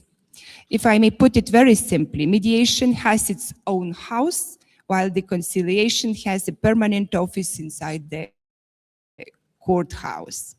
But of course, even the best designed framework would remain only a formal structure if judges themselves did not make active use of it in practice. And this brings me to another feature of the Lithuanian experience, the active role of judges in making mediation work in practice. In 2025, 91% of civil and administrative cases transferred to mediation were referred by first instance judges. It means that very often it is the judge who introduces it, explains it, and gives it credibility in the eyes of the parties. In this sense, judges in Lithuania have become not only decision makers, but also catalysts and the promoters of consensual resolution. I think this is a very significant figure. It shows that mediation culture in Lithuania has developed not only through legislation or official policy, but also through everyday judicial practice. This may be especially relevant in legal systems where mediation still struggles to gain the trust of parties and lawyers. In Lithuania, judicial referral has helped to build the trust. Parties often agree to mediation not because they suddenly became enthusiastic about the dialogue, but because the court presents it as a serious and useful procedural option. And once we see how important judicial referral is, the next question rises almost naturally. In what kind of disputes does this work best? The largest share of mediated cases comes from the family disputes, 45%. Then come obligation disputes at 30% and property disputes at 90%. Neighbors' questions, landowners, and other questions. It is revealing because it suggests that mediation is particularly useful where a legal judgment may formally end the case, but may not fully resolve the practical or human conflict between the parties. This is especially clear in family disputes. Lithuania has treated this area with particular care, including by introducing mandatory mediation in certain family cases from 1st of January 2020. Of course, what is mandatory, as it was said, is only to attempt to mediate, not to get an agreement itself. But even so, this is an important design choice.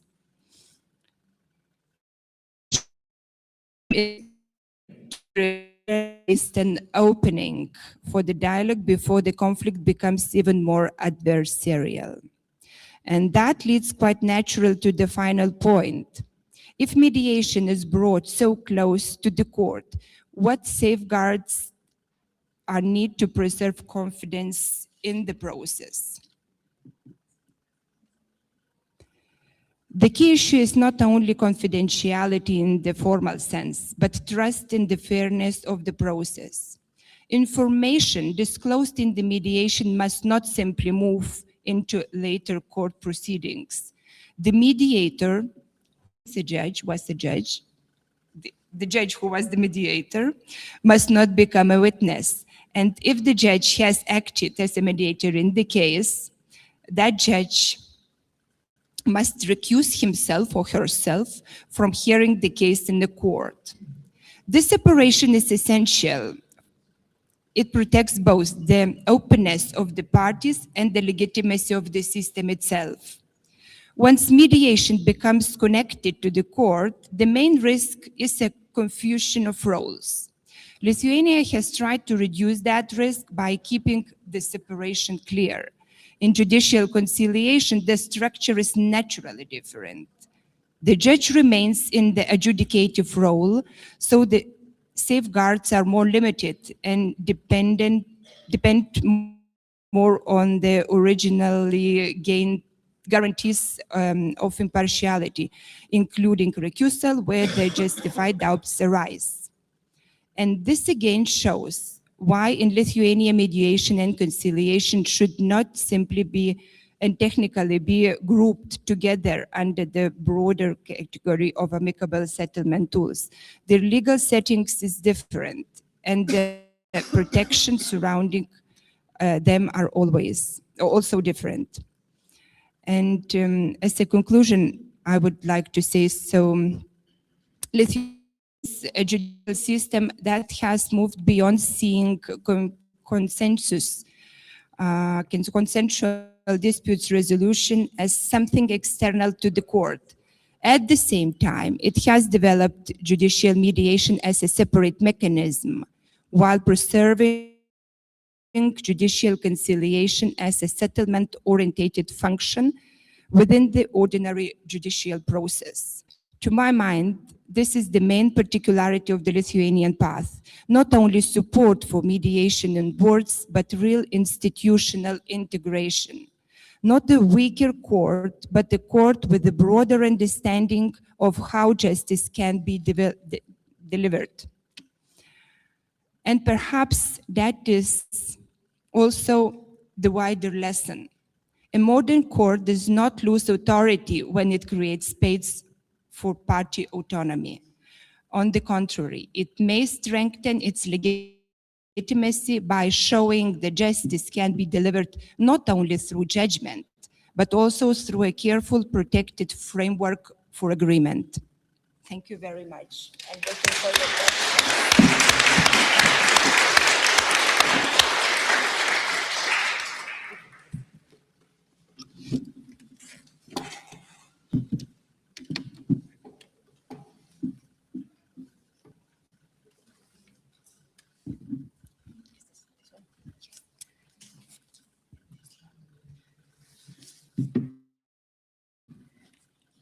Okay. Yes, I'm Caroline Verbruggen. I am the actual president of the French-speaking chamber for amicable settlement at the Court of Appeals in Brussels, and I'm also a member of the board of GEMME Belgium. So it is a great pleasure and honor to be here with you today, here in Warsaw. I will be telling you a little bit about, yes, judicial conciliation in Belgium. It's not, there are many similarities with what I've heard from my colleagues, but it's interesting to realize that terminology that is used in each country is a little bit different. And it may create confusions, whereas I think there is really a common ground and a common way of doing. So terminology, because yes, we hear sometimes some countries use mediation, conciliation. We know that, for example, in the UNCITRAL model law on international commercial conciliation, the two words are used, as if they were the same thing. And in Belgium, on the contrary, we decided, or we make a very clear distinction between conciliation and mediation. Mediation is only made by mediators who are professionals and who are accredited by a specific organism, the Federal Commission of Mediation, that has been in existence since 20 years. So what we do as judges is we never call it mediation. We call it conciliation. And because we are judge, we call it, yes, judicial conciliation. And there is a specific provision in the judicial code, or code for civil procedure, stating that judges may not be arbitrators or mediators. Well, in fact, they say they cannot be paid for work as arbitrators or as mediators, but in practice, it's understood as a prohibition. Now, conciliation, we do not have definition of conciliation, whereas we do have a definition of mediation, but it's widely understood as, I will read it here from a legal scholar, a process in the course of which the parties appear before the judge, and in the course of which the judge will help the parties in their attempt to try to settle the dispute, and he may express advices or suggest a solution of the dispute, because, well, the judge is not, has its specificity, as other speakers have said. The judge is a figure of authority, of trust, and of knowledge of the law also. So that makes him or her a special figure for the parties. Yes, it's okay. So we only speak about conciliation, but we have two different sets of rules for conciliation. As other speakers have said, yes, we have normal or regular conciliation. The judge tries to conciliate the parties, but staying within the general principle applicable to proceedings, for example, public hearings, nothing on confidentiality, no private session allowed, etc. So that's normal or regular conciliation. And then, because it's difficult to conciliate in such a context, we have created dedicated chambers for amicable settlement. We call them, in French, we call them CRA, Chambre de Règlement Amiable. In Dutch, we call them KMS, Kamer voor Minderlijke Schikking. In English, I suggest CAS. So the idea is that to give really a chance for this process to be successful, we need this to be private, so it is made in chambers behind doors. We have a confidentiality obligation. Private sessions are allowed because we witnessed, and of course, this process is inspired by mediation. We witnessed that separate sessions are a very powerful tool, and we make a very clear separation of function when we are in this chamber, when we are in this CAS. The judge that sits in that chamber will not be authorized to adjudicate the case thereafter. So it's like the German Guten Richter, and also like in your country. Those chambers were created in 2013 for family disputes only, and then they were used more largely thereafter, first through pioneer projects by judges themselves. Well, we thought, well, yes, this is a good instrument. We should use it also for contract dispute, commercial dispute, etc. And then the law was adapted.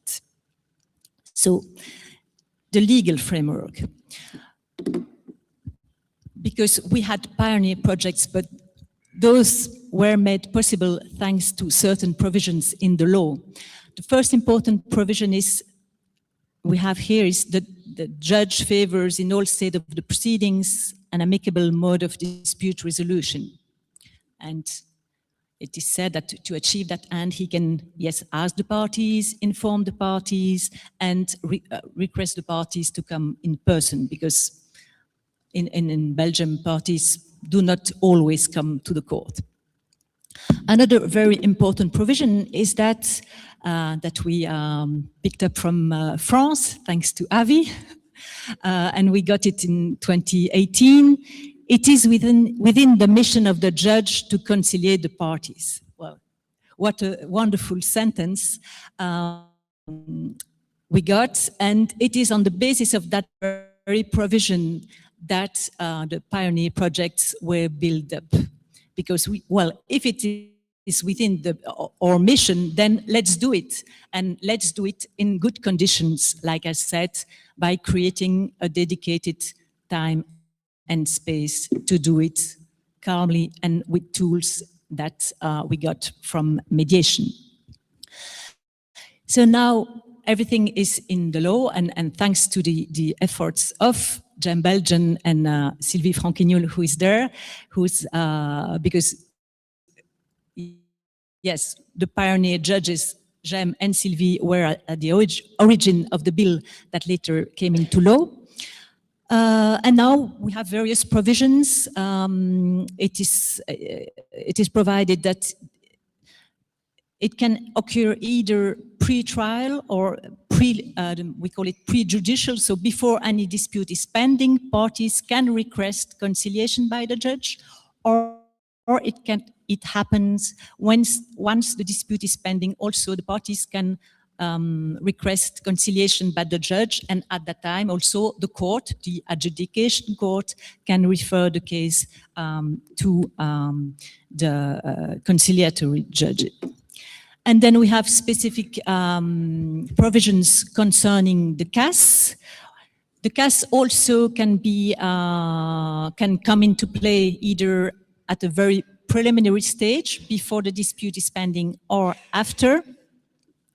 And then we have specific rules I already told you about for the most, or the rules I didn't mention maybe.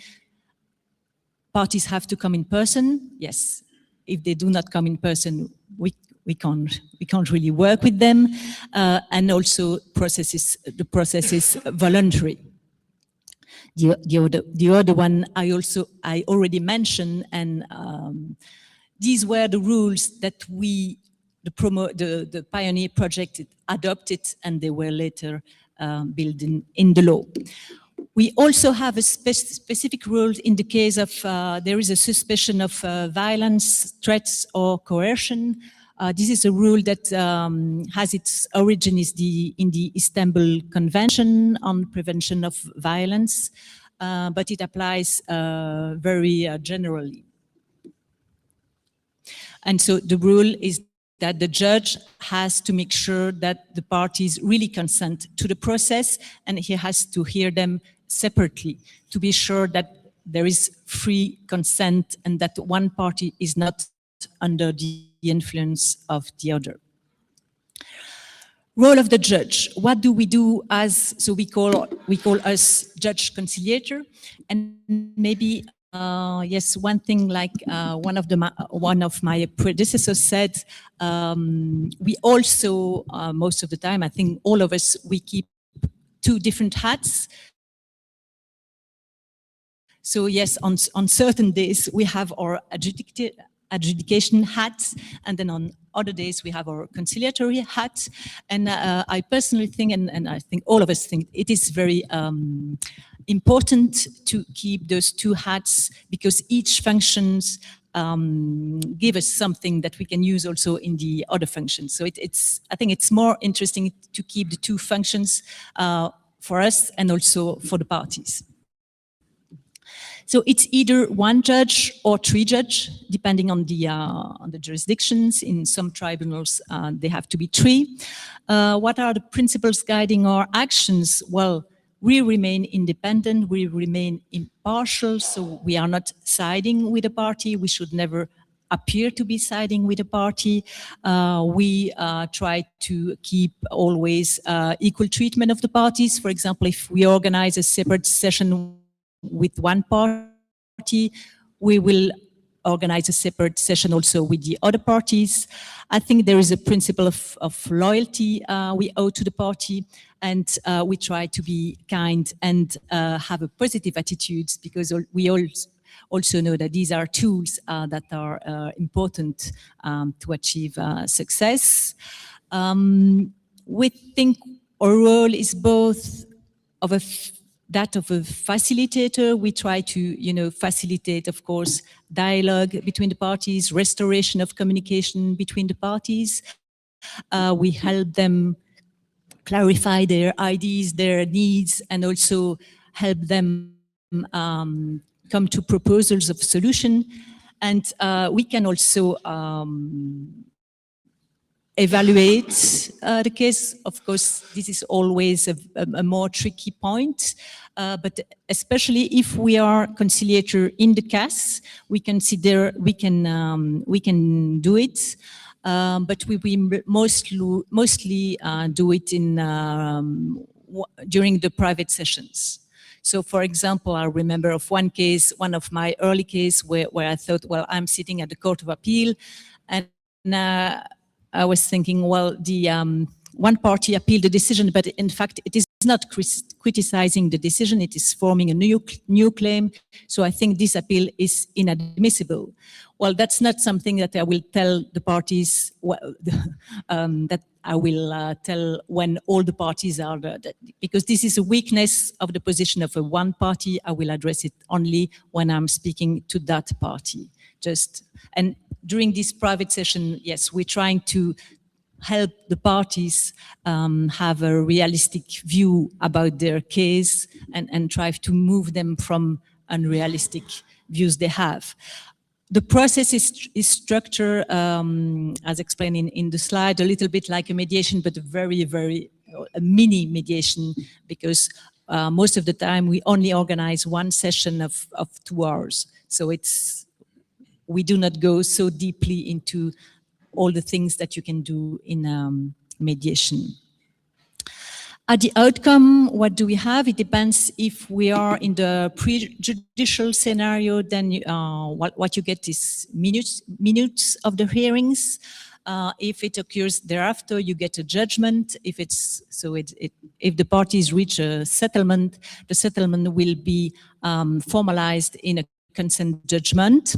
But also it happens that the parties tell us, no, we don't want that in the consent judgment because we don't want the terms to appear, and then they will typically withdraw the case.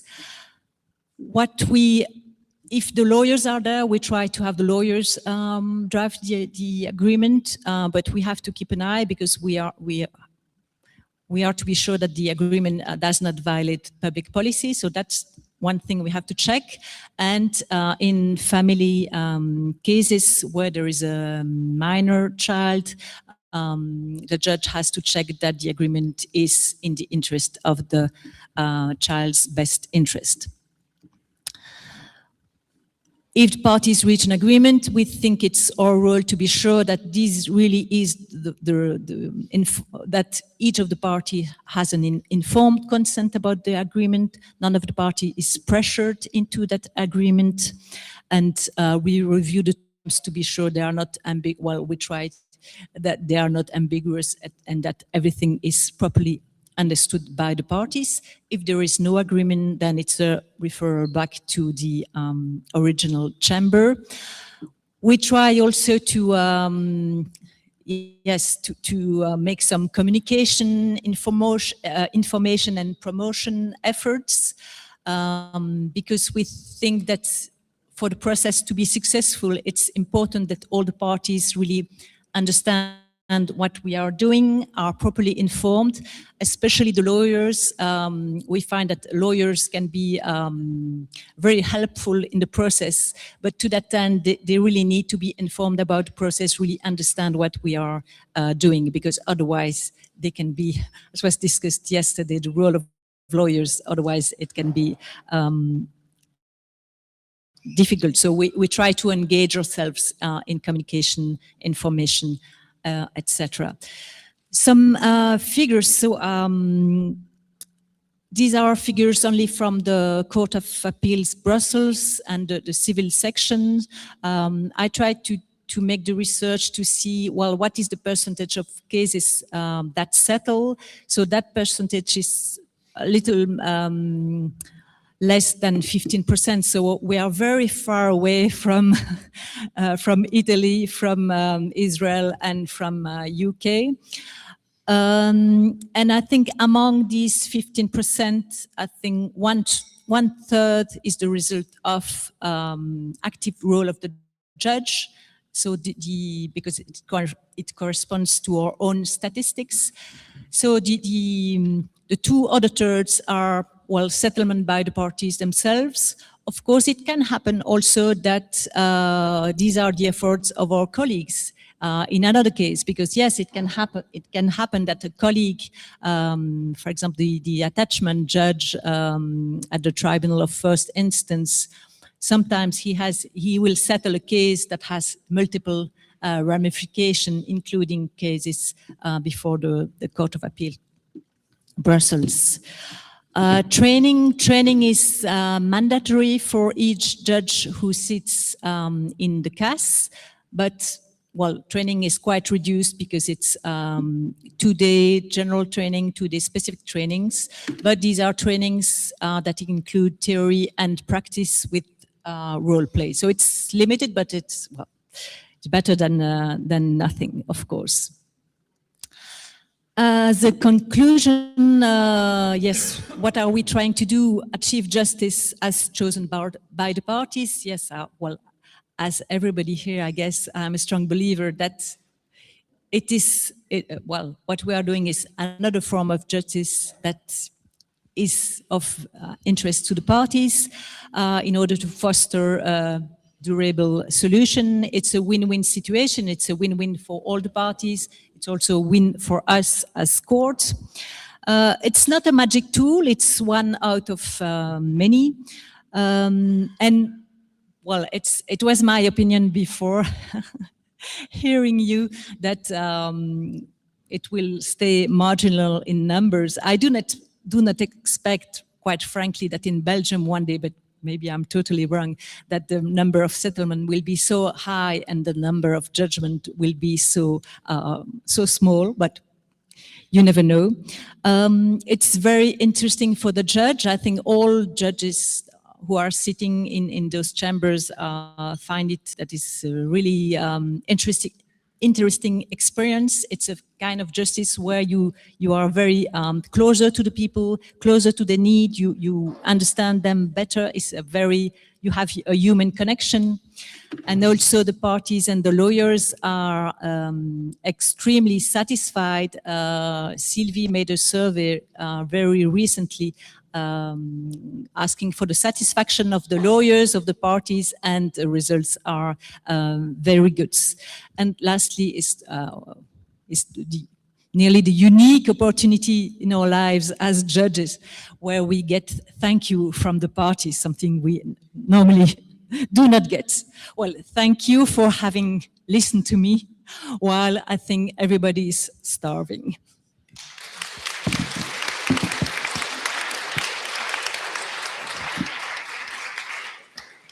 Thank you very much for those 4 really interesting presentations. I think they clearly show us how judges are strong and powerful drivers for the promotion of dispute alternative resolution. And they also show us how 4 legal system can, in some different ways, share such a strong commitment to a culture of alternative dispute resolution. And I think that culture of alternative dispute resolution allows justice to stand on 2 legs, the rule of law on the one end and the amicable function of the judge on the other end. And so if I can try to make a link with what Professor Albertstein just said us a little bit earlier this morning, I would say that maybe justice, maybe legal justice is not totally disappearing. Maybe it's just simply and naturally trying to reapproach an historical function of the judge, which has maybe a little bit disappeared in the last decades. And this natural function of the judge is, of course, the amicable office. And that's my conclusion. Thank you very much. And now I think we have some time for questions, if you want.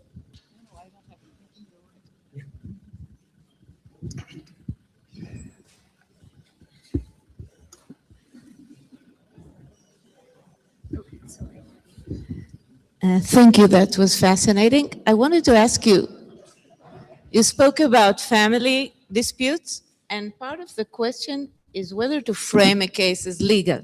So, for example, what do you think about the possibility to have a request to resolve a dispute and not frame yet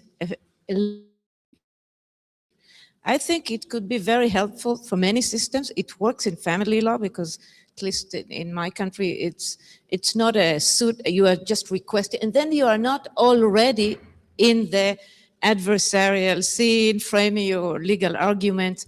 And my question is whether we should expand it to other cases, whether when we get the files, it's already almost too late to do the real mediation, then we do conciliation, and we do things that are in proximity to the legal issues.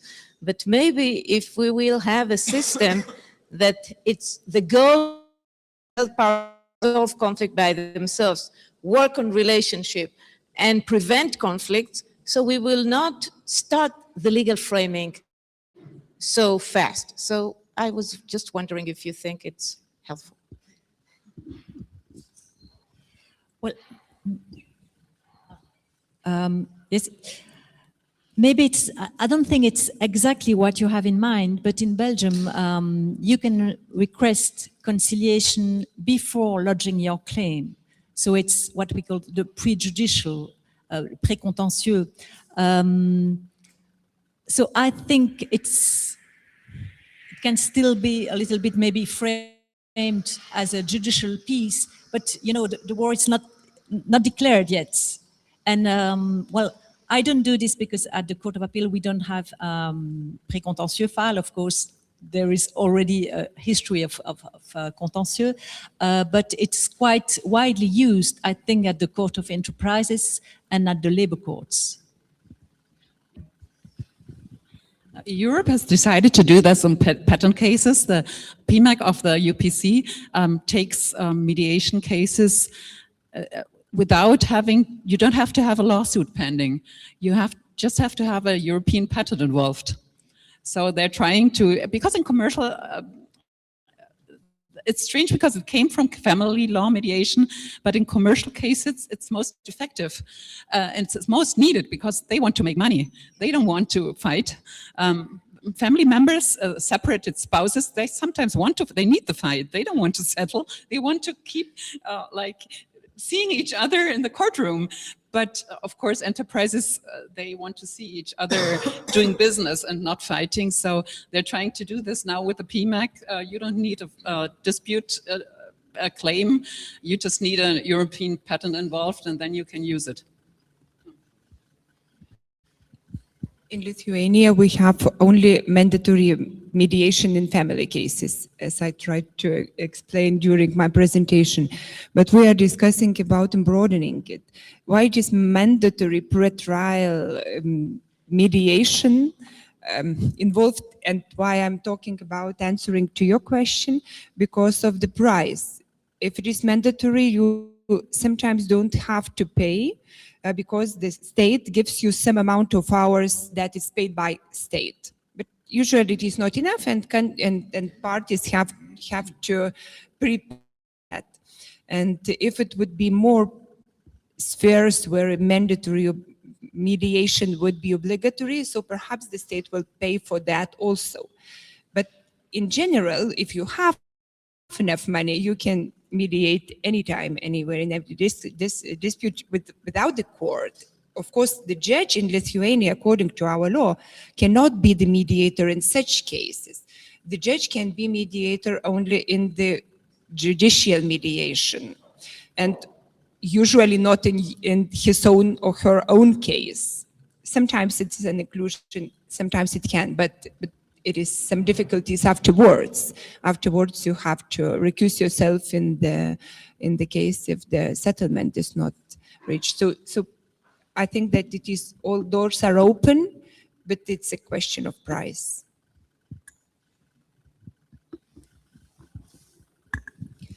Well, in Estonia, we have, let's say, free of charge possibilities for consumer disputes.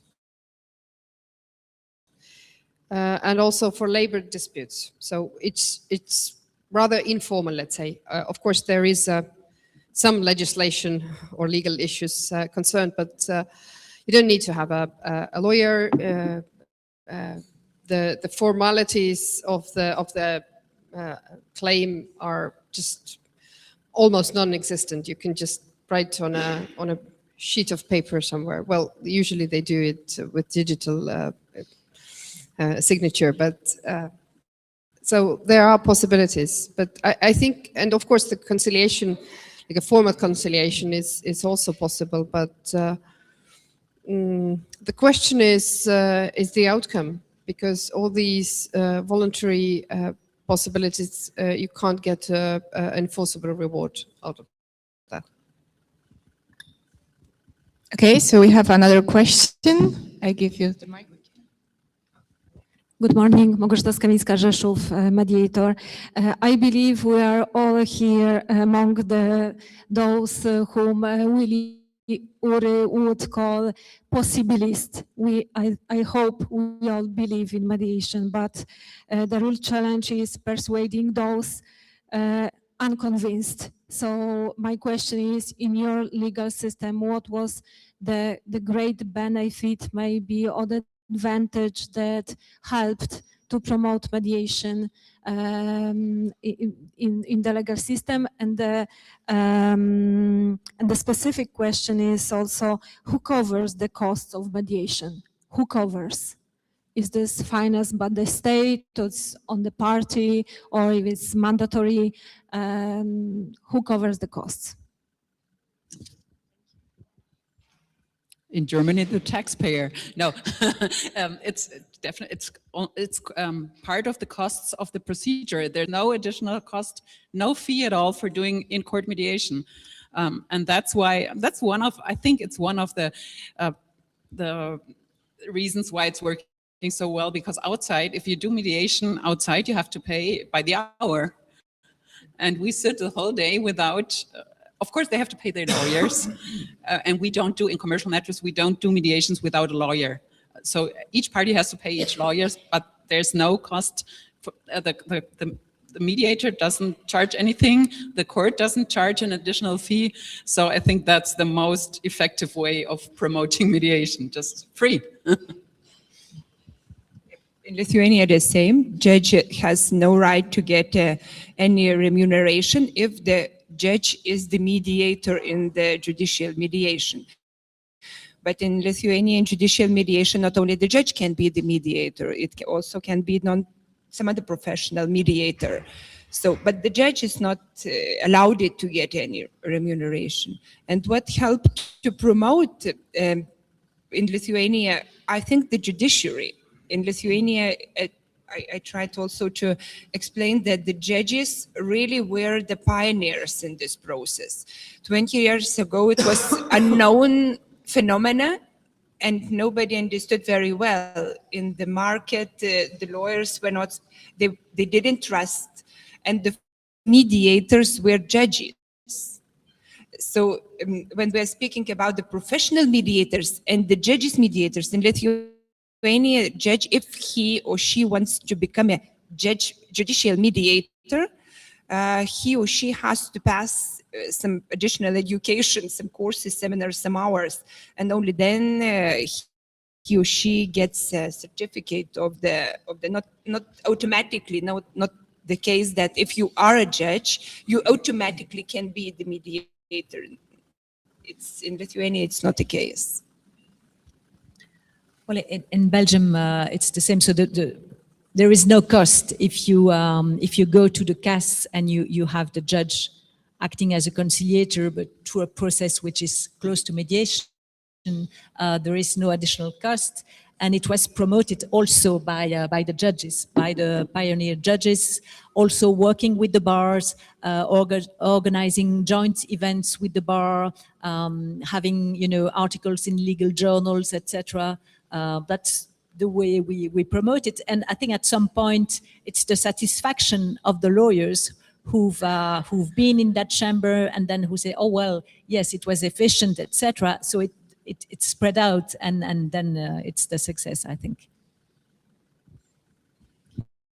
Yeah, well, I think it's a tricky question for people who use public service for consumer disputes or labor disputes, or also for family conciliation.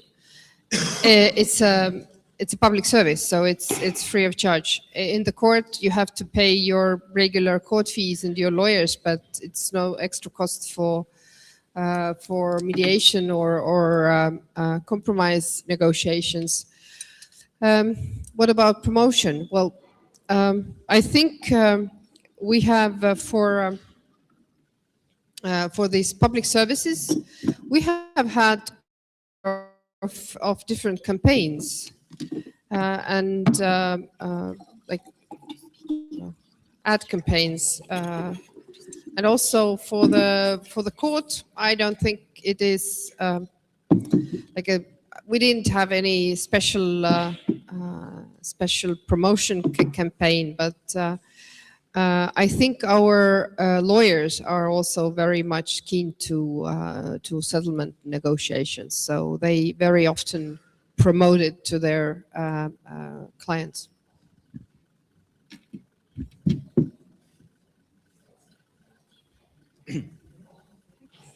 Hello, everyone. I am Maxim Khodakivsky. I'm from Ukraine, Ukrainian judge. I am a Ukrainian judge, Maxim Khodakivsky, and I have such questions that in many countries and European countries, and especially in Ukraine, judges are overloaded with cases and cannot fully combine this separate role, judge and mediator or conciliator. And what do you think? What is the right way to divide these roles, judge and conciliator, so that it helps judges practice in the direction of mediation? Thanks.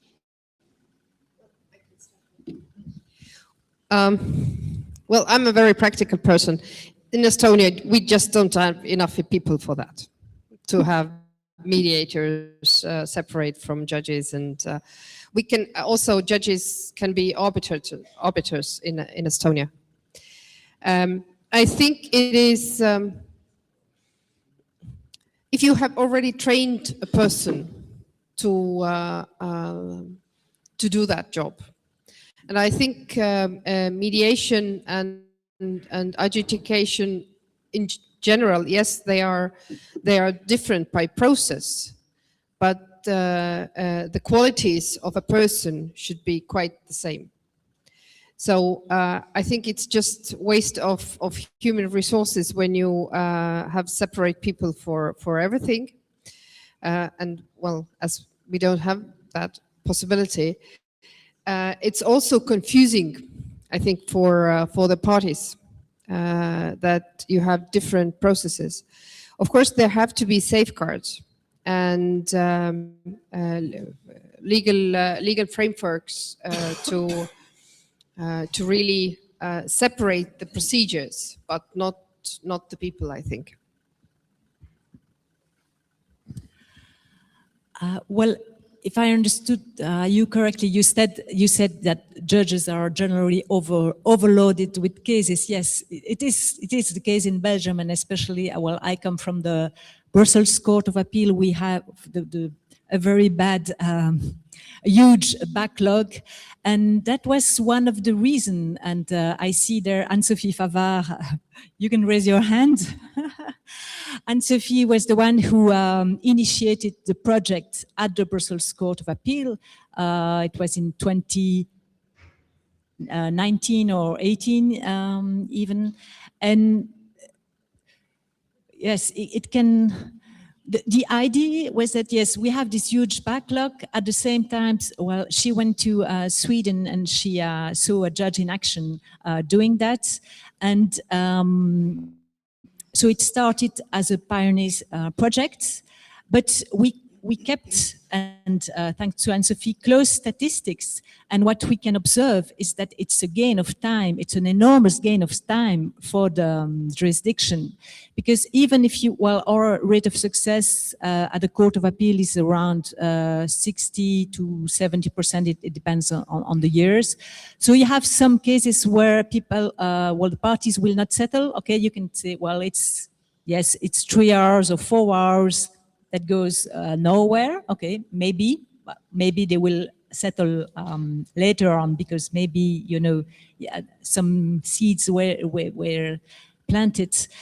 But in the case where settlement is a success, and it's the majority of the case, the gain of time is enormous, because, you know, you have your, maybe taking into account time of preparation plus time of the session, maybe you have 4 hours. But if that case to be litigated and adjudicated, then the hours, it would not be 4 hours, it would be 1 day or 2 days. So the gain of time is enormous.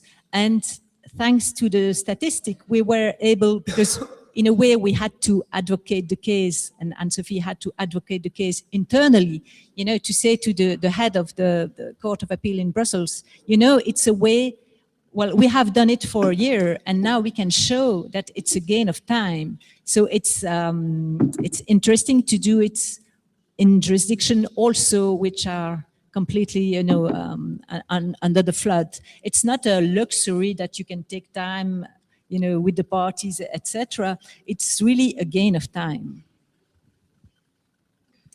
Oh, excuse me. No, just, I think I said it, but I think it's important to keep the 2 hats, well, only one at a time, but to be, yes, to adjudicate and then to settle, because when you settle, it's important that, well, you have the knowledge about the law, you can help the parties evaluate the case, because on the other days you sit as a decision-making judge. Sorry.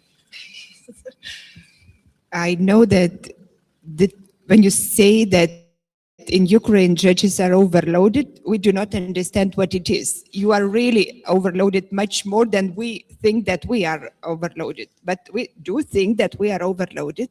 And when I said that the judges who are making mediation, they are not remunerated anyhow, they are in some way through the workload. If you are doing mediation, your workload is a little bit reduced. And through the court administrator, the president of the court usually, he counts or she counts how many mediations you have and then reduces your workload accordingly. So perhaps it is some of the advantages for the judge somehow additionally to the thank you, as it was said already, that usually we in our ordinary life do not hear that, but during the mediation we can have a possibility to hear it from the parties. But when it comes to the practical, as our Estonian colleague said, I'm a very practical person. Yes, it is, and so you have to count that your workload will be. It's not the case in highest courts. For example, in the Supreme Court, we are not almost at all reduced our workload, because in numbers, we do not have such a big workload as it is in the first instance courts. But still, we do have the system, and it works in some way. Well, there's not much to add. That's why we started with in-court mediation, to reduce our workload. And if you count the days, I mean, the instances, there's lots of court instances in Germany. There's always another instance and another instance. And if you add all that, it's always more efficient to settle, even for the courts. The courts have, and in the courts, of course, it has to be like made sure that the people doing the mediations get some workload reduced, but that, of course, is happening.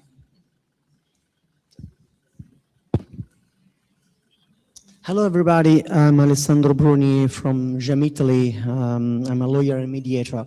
Some of you partially replied to my question, but I would like to know, because in Italy, for judges, it is prohibited to act as a mediator outside cases until they will be retired. But we know from, for instance, from Croatia, from Serdan, that it is possible to act as judge and mediate and private mediator for judges. So I would like to know the situation in your country more specifically. And I would like to know from you, distinguished speakers, do you think that the possibility to act for judges as a mediator, private mediator outside the court, could humanize the figure of judges among the population? This is correct for give to the population the sense of mediation. So you as a judge could act as a mediator, not only to try to settle disputes, but also to humanize the figure of judges among the users of justice. Thank you. If I understood correctly, perhaps I will start from the different point. When I was speaking that the judge is a mediator in the other cases, not his or her own, I was speaking only the cases that are already in the court. In Lithuania, it is not allowed it for the judge to lead the mediation outside the court. He or she, the judge, can mediate only the cases that are already in the court. We are not allowed it to practice in free market, let's say so. It is, in Lithuania, it is not allowed it. And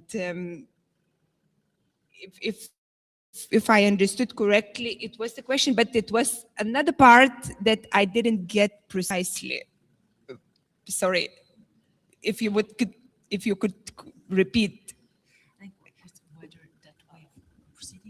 Yes, just a quick reply. Yes, it is, as it's natural that judge may not be a mediator outside the court for us in Italy, but in some countries it is possible. So I'm dreaming if, in your conception, it is possible in the future, but not for have a solution, but only for humanize the figure of judges among the population. Is it a try or a possibility? To be honest, we do not have any discussions in Lithuania about this, but to my personal perspective, I think that it is enough that the judges already are doing mediations in the judiciary, in the court cases, in the cases that are already produced to the court, because it is already becoming. In different countries, there are different perspectives, but in Lithuania, it is quite many prohibitions for the judge to get any money outside the court. It is possible in Lithuania to get remuneration from the university if you are teaching, if you are a professor, also from the, like an author, if you're writing books, and that's it. You cannot give an advices in some other, and we even do not have a right to be an arbiters as it is in Estonian case. It is also not allowed it. So we are quite restricted in our functions. So our life is within the court mainly, and the universities, the educational part. So perhaps in some countries it could work, but not in Lithuania for today, according to today's regulation. Well, it's the same in Belgium. So we are not allowed, well, as I said, the judicial code say we cannot be remunerated for doing it, but nobody is doing it. And I personally don't think it would be, I would not favor that. I think we have enough work inside the courts and it would be confusing. But what I do think is that by having these CRA or these CAS, so this by acting in this role as judge conciliator, I think we are giving indeed, as you said, a more human figure of justice. And I think that's one of the reasons we get thanked for, but we have that inside the court. And all, sorry, and the same rule applies for arbitration. So we in Belgium also cannot be arbitrators. Yeah, well, we can be arbitrators and we can be also mediators. But well, as I said, mediation outside of court is very rare. I mean, because you can't get enforceable reward out of that. In arbitration, in the Chamber of Commerce, there is also a mediation process possible. So, and the award of the arbitration court of the Chamber of Commerce is directly enforceable. So that's where mediation actually or arbitration takes place. And well, there are restrictions, of course. I mean, judge can't be arbiter chosen by a party. Can be only arbiter appointed by the Chamber of Commerce or chosen by the two other arbiters of the case. So this is for us quite enough to balance the interests.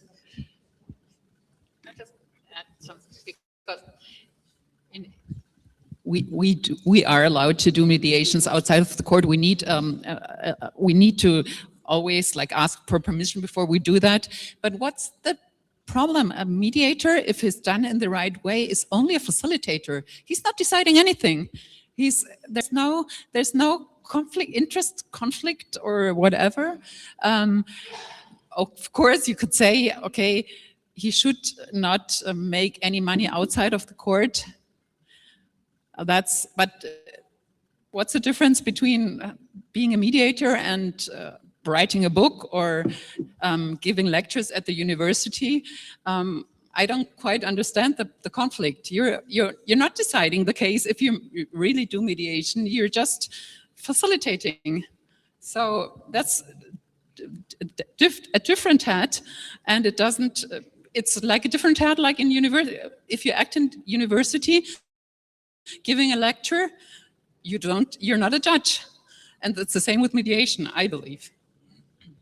Maybe I can try to explain why we think that perhaps when you are doing mediations outside the court, it is like legal service and you are paid for like an advocate. Of course, you are not making a solution, but you are leading the parties to the agreements. It's some kind of perhaps suggested ratio in Lithuania.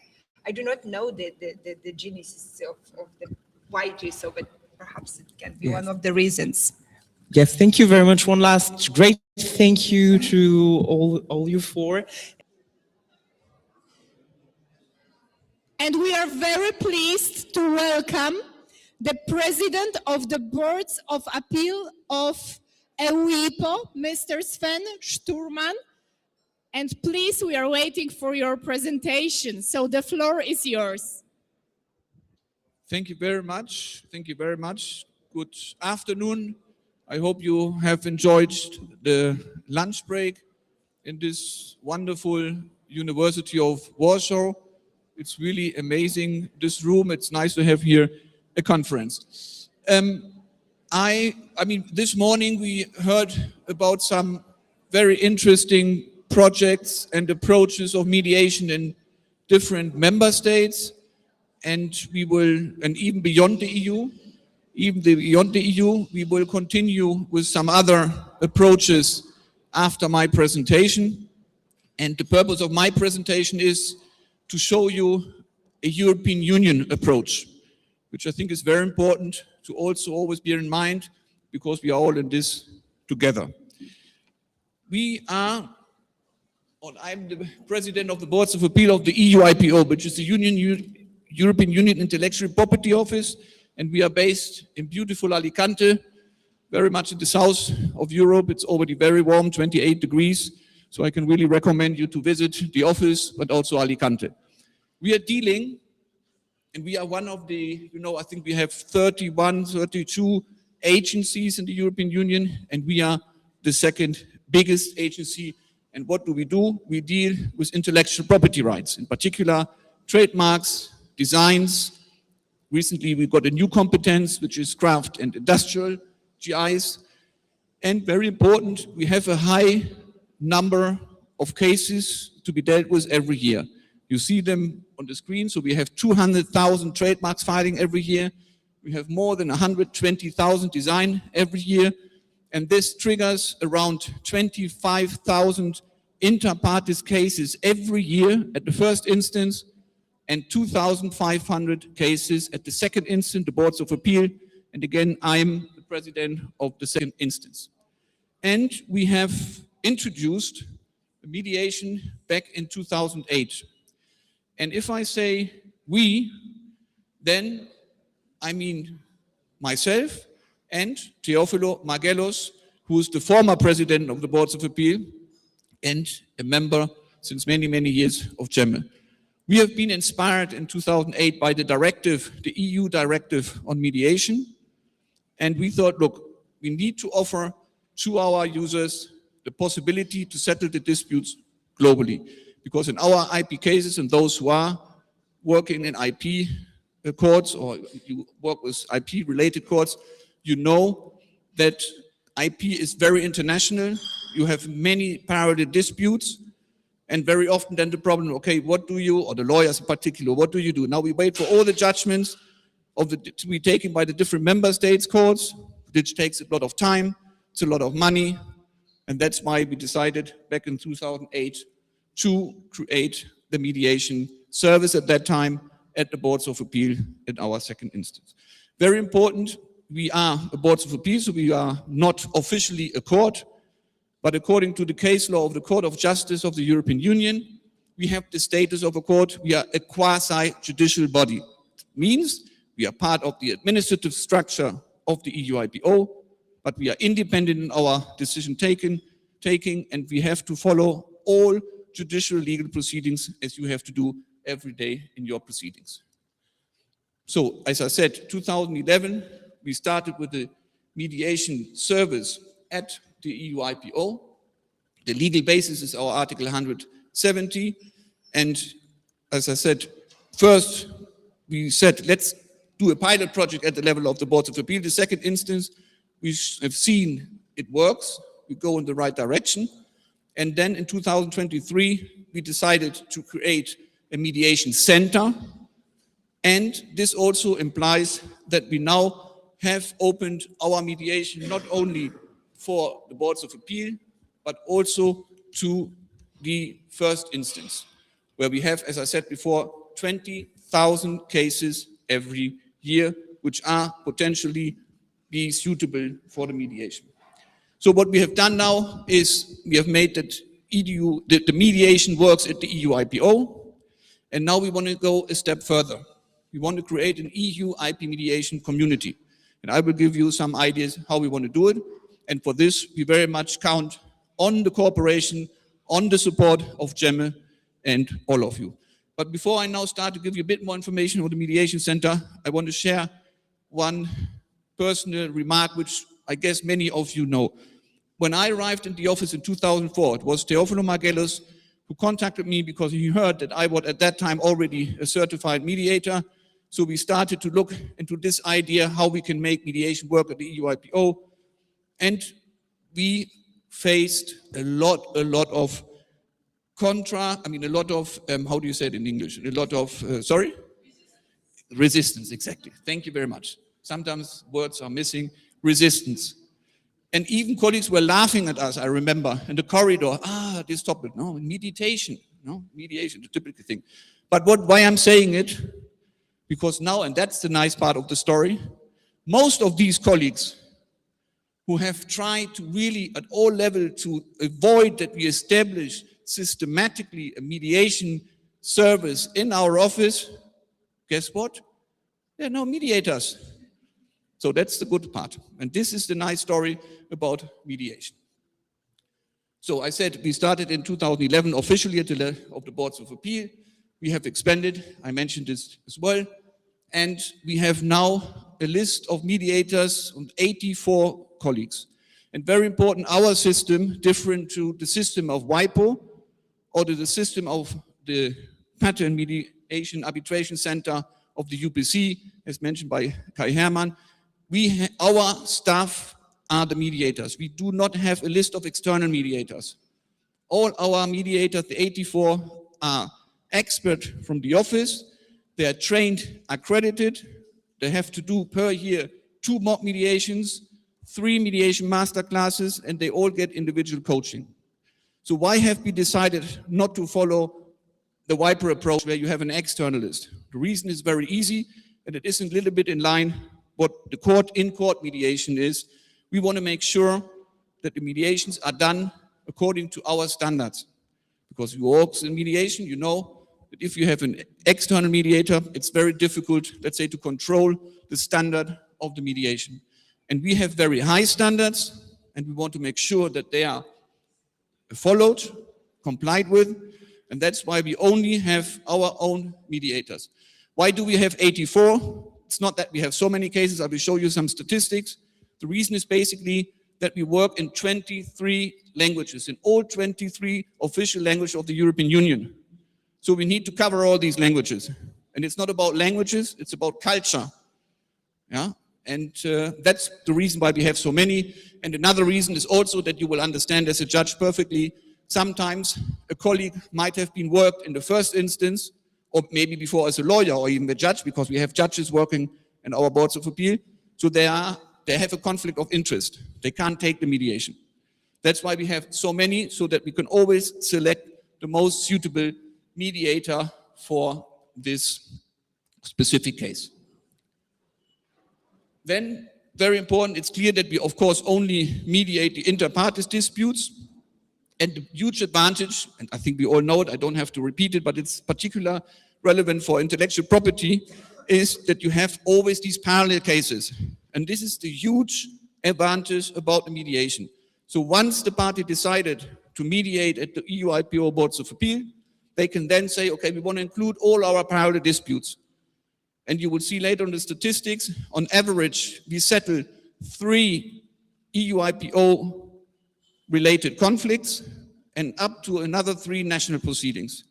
And this also shows the efficiency, because we have we are under the control of the management board at the EU IPO, which is set up of all 27 member states, delegations, and of course they want to make sure that mediation is effective, that we don't create a bottleneck.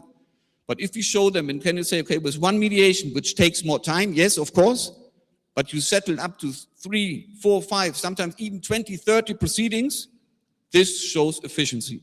And this is what counts, and this is also relevant to know for the lawyers, because sometimes they are not really aware of it.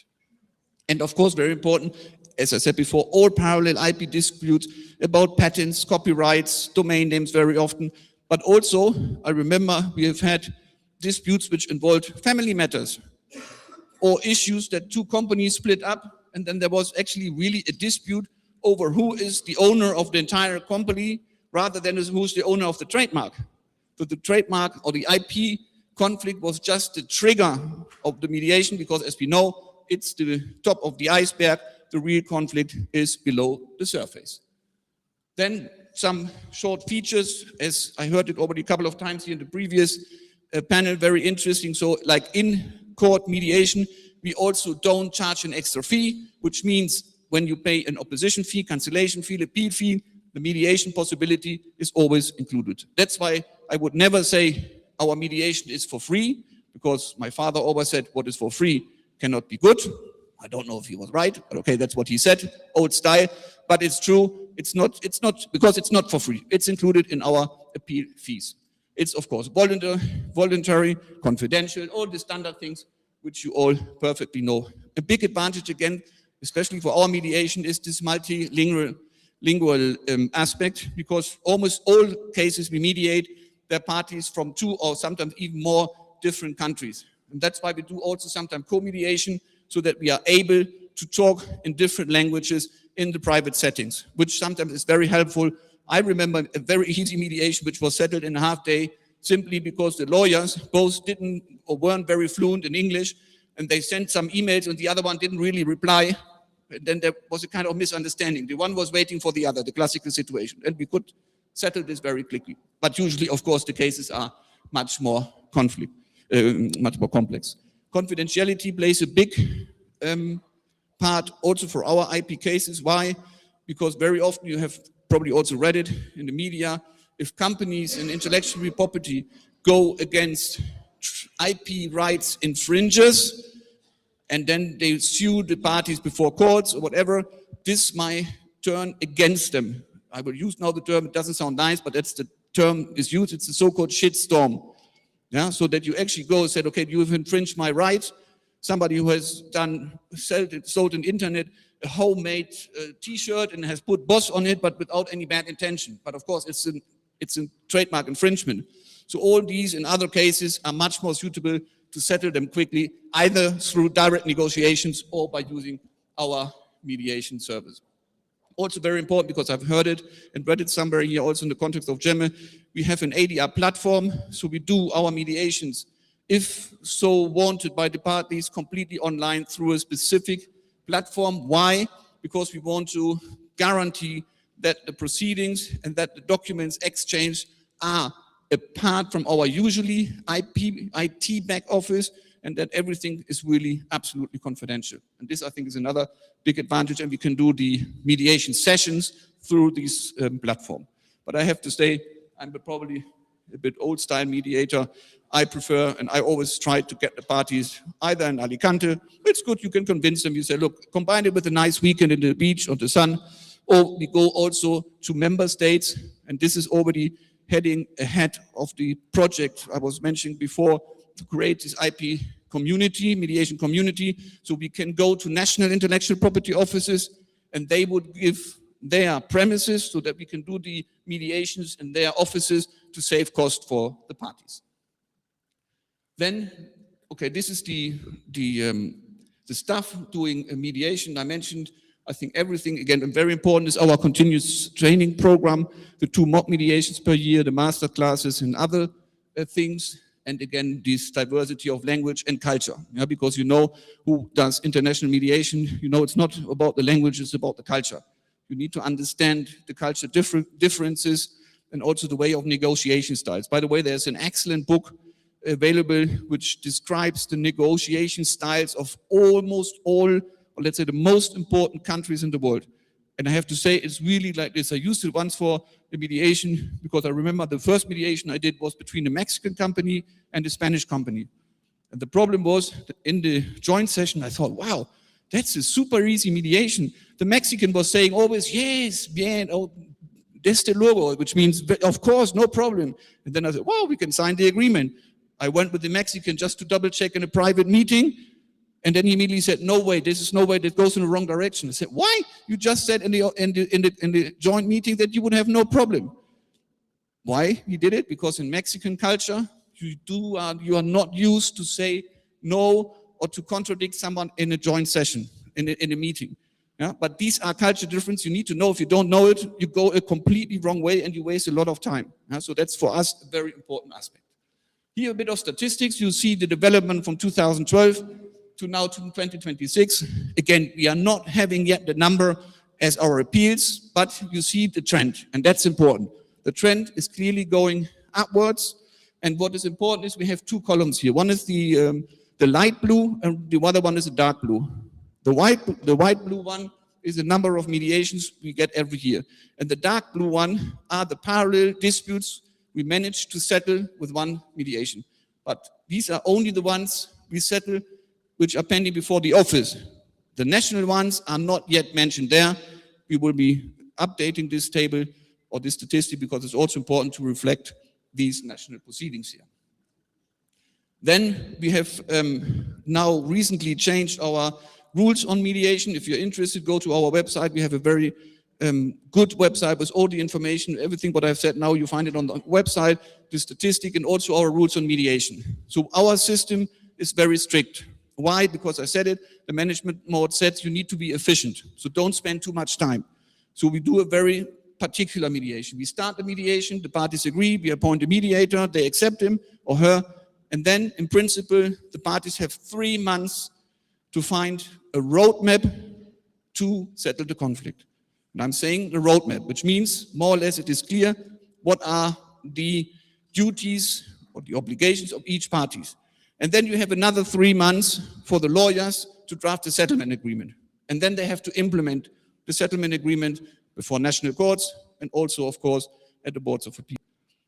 We are, let's say, going in the direction. It's not that easy, I have to say. In most of the cases, we actually need a bit more time. Why? Because when we talk about international conflicts, usually it's big companies behind. They then always need time to check the potential agreement with their stakeholders, etc., etc. But this is our goal, and the direction is clearly going this way. And I haven't said it, it's of course clear, we always suspend our proceedings when we have a mediation. And if there are national proceedings, parallel proceedings pending, we then always tell, of course, and ask the parties to make sure that the national court proceedings are also suspended, because that, of course, is nothing we can do. And actually, I will come back to this in a minute. Dependency time, so we are not yet at 3 months, but we are at 7 months, which is very good, because a couple of years ago we were at 12 or 13 months, so it goes the right direction. We have a settlement rate of 70%, which I think is also very positive. And what is actually even nicer is, although let's say we settled 70%, over 90% of the users of our mediation center are very pleased and are very satisfied with the service, because you all mediate or negotiate at the courts, or as mediator, you know, sometimes it just doesn't work because one of the parties or both say it's not possible. Yeah? But still, the good thing is, I think when we offer this service altogether, the user satisfaction of this service is very high, which also is very, very important factor. We have a mediation center stakeholder network, which is very important, because there we discuss with our stakeholders the future of mediation, the changes we need to do, what does the mediation look like, what will the mediation look like in the next 5 or 10 years. GEMME is part of this stakeholder network, very important. Also, many of our user associations, intellectual property, the national offices, of course, the WIPO is there, and Singapore Mediation Center, there are many, many, many stakeholders. And again, once per year, and now in May, we will meet the next time. And again, it's really about seeing what's the future of mediation. One of the topics we could discuss now is, what is the quality? How can we maintain quality standards in mediation? And how should we define the quality standard of mediation? So that will be one of the many topics we will discuss at the next meeting. So now coming, and I will finish with this, on the mediation community, because that's now the next step. Yeah, I said we have now made mediation work at our office, which was a very, very long journey, but now we have to continue the journey, and we have to create a new vision. And that's actually a vision which fits very well in the new Boards of Appeal Action Plan 2030.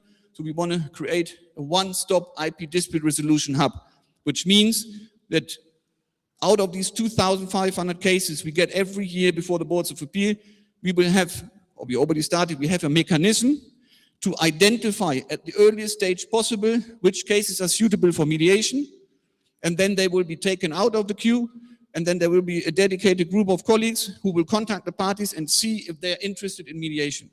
That's a system which is very, very effective, because unfortunately we are not yet there that the parties come on their own motion and request mediation. We see also here a slight increase in numbers, but the main, let's say, numbers of mediation are triggered by us, because we analyze our cases and we have a list of criteria where we consider mediation is useful. And if you want, we are more than happy to share it with all of you, because these are criteria which are applicable to all proceedings, not only to intellectual property proceedings. And these are actually criteria that we worked out together with our judges, community, and mediation. I will come back to that in a minute. So this is very important. This is how we get basically our cases. So what we're going to do now is we want to extend mediation, as I said before, to create this EU IP mediation community. And this will have 2 parts. One part is the cooperation with the National Intellectual Property Office.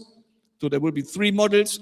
One, the office itself does mediation, so we cooperate in raise awareness, best practice training. Second approach, there is a national office that does not offer mediation itself, but they do it through a national mediation provider. The same thing, we cooperate, best practice training. And then there's the third pillar, which are those offices who want to support the mediation, but they don't want to offer that themselves. And they will suggest the mediation in their cases, and if the parties agree, they will refer their cases to our mediation center. And we will also train staff of these offices and accredit staff of these offices as mediators, and then they will be put on our list of mediators. The second pillar, more important for you, is the cooperation with the national courts.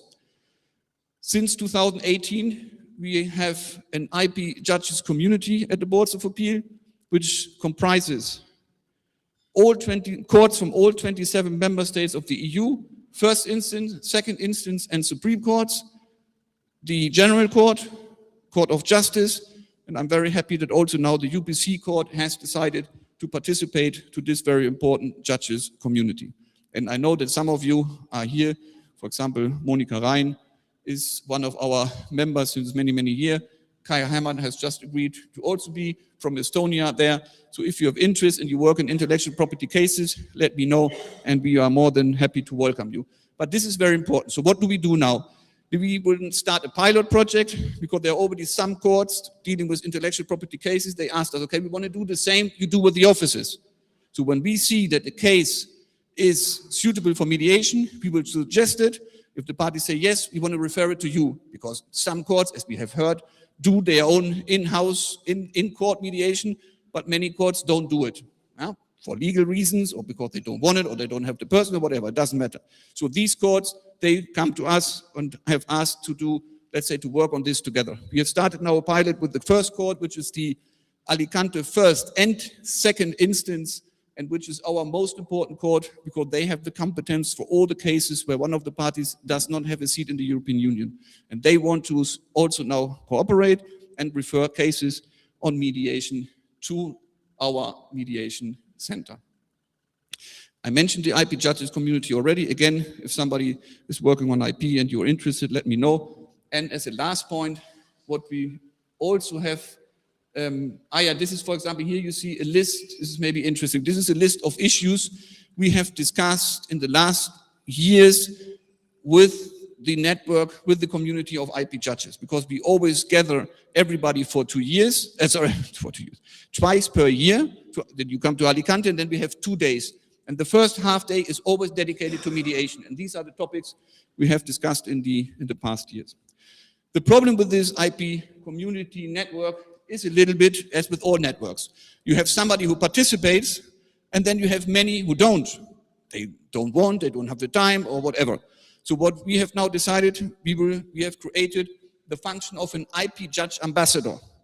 So she or he will function as a contact point between us at the EU level with the national judges. And now the national judge will create a network with all their colleagues working in IP, and then they will exchange all the information we have exchanged in Alicante when we meet, or additional information we send by email, but because we want to make sure that everybody gets the information.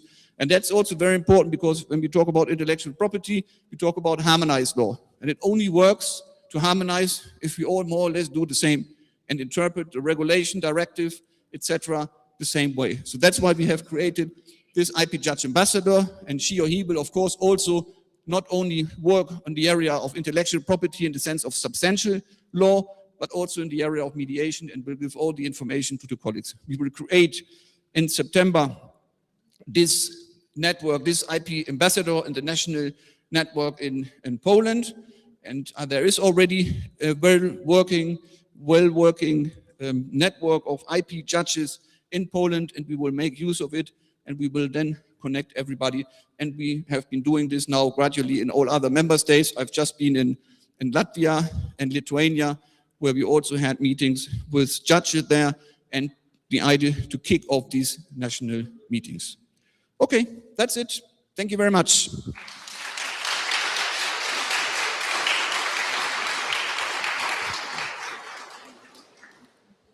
I don't know if we have time for any questions, or maybe we have 2 or 3 minutes. Maybe is there any urgent question, or otherwise also later the coffee break or the dinner? Good, perfect. Thank you. Thank you so much for this interesting presentation.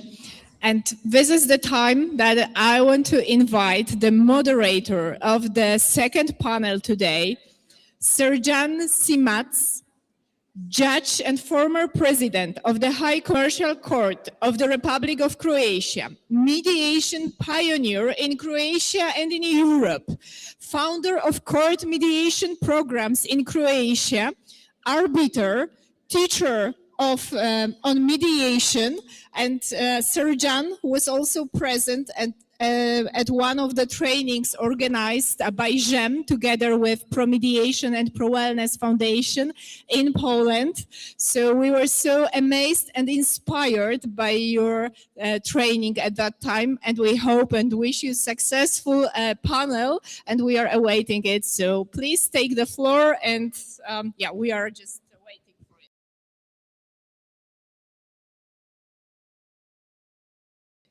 Thank you very much. You are going to face with a group of amazing people, judges. You hear me? Okay, Laura Durin, France. You are here? Hi. Hi. Whatever. So, Great Britain, Naomi Hawks. Yes. Switzerland, Daniel Stoll. Yeah. Okay, from Greece, Tommy Kimiskoskido. And the Netherlands, Margot Metestars. So, and I am, you saw that here, and what do you think, what is common for 6 of us and all of us here? Expect we are lawyers, judges, mediators, conciliators. Humans. So our power is not coming from role of judge, lawyer, mediator. Only real power we have is humanity, our humanity. Please, this. So people are sick dealing with only legal professionals. They are expecting to deal not only with professionals, but with humans.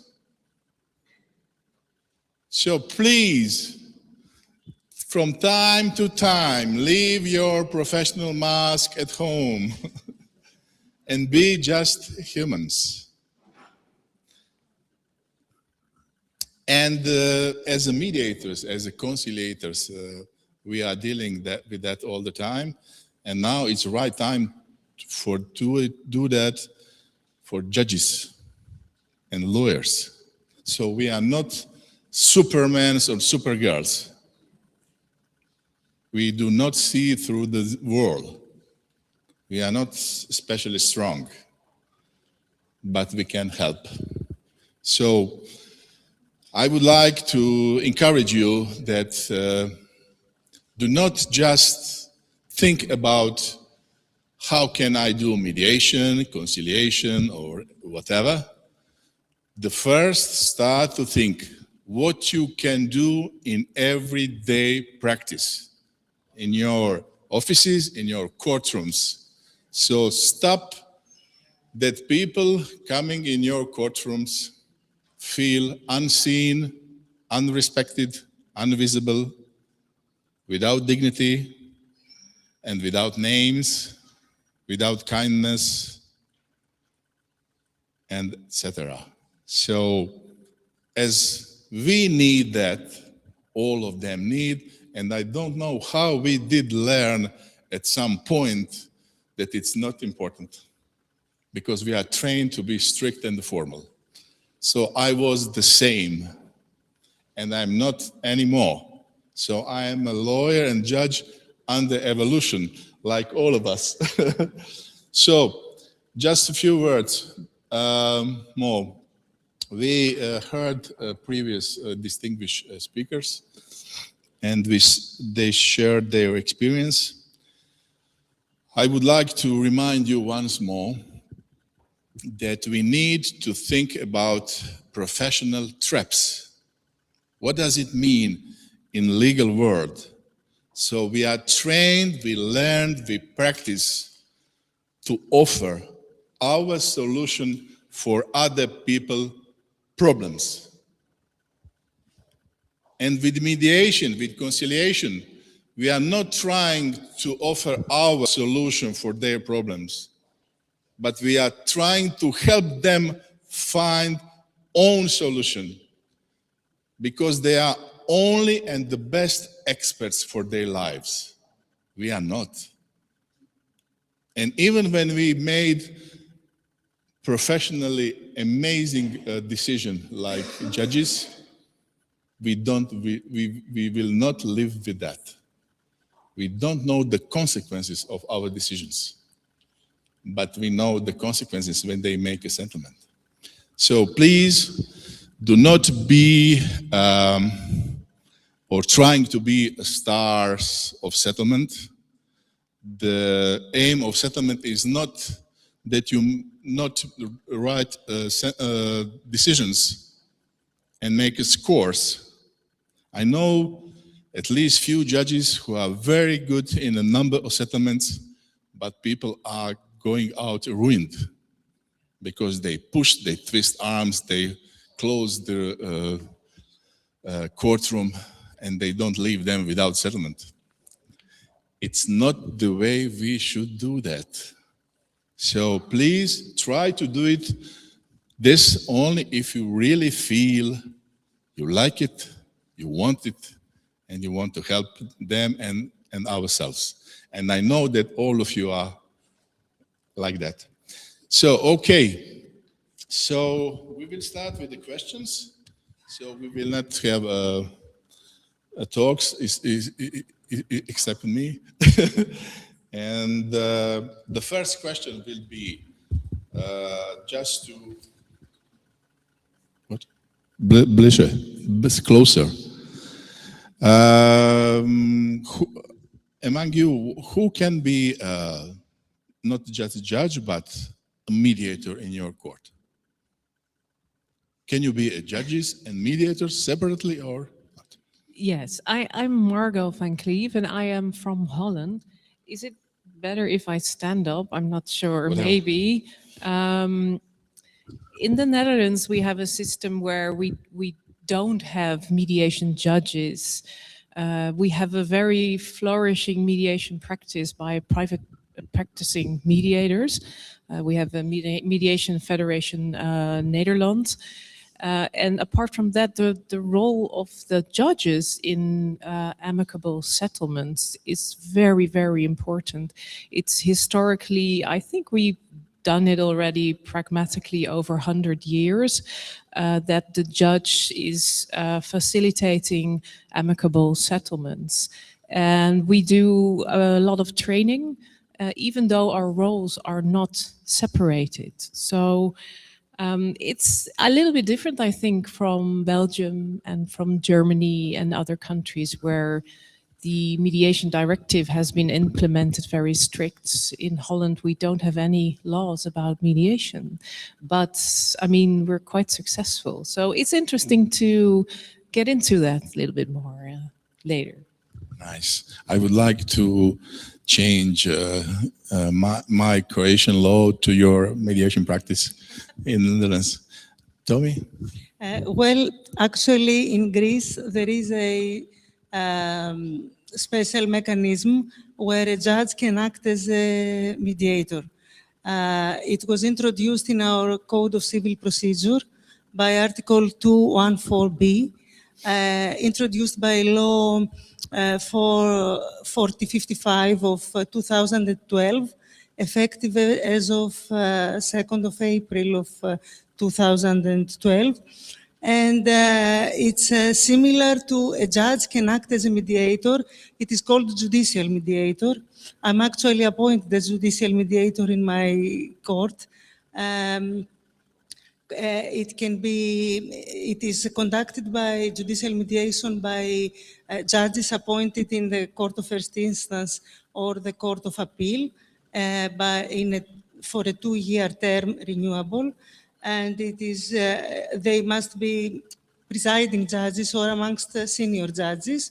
And the judge in that procedure applies judicial mediation techniques. It's a confidential procedure. The judge can have separate or joint meetings. The procedure is the same as mediation, out-of-court mediation. And it's voluntary. And it leads to a settlement that is enforceable. And yes, and it leads to an enforceable settlement. So yes, a judge can act as a mediator in Greece. In certain, and in cases, I would also like to add that in private law cases, that the parties possess full dispositive powers, exactly like mediation, out-of-court mediation.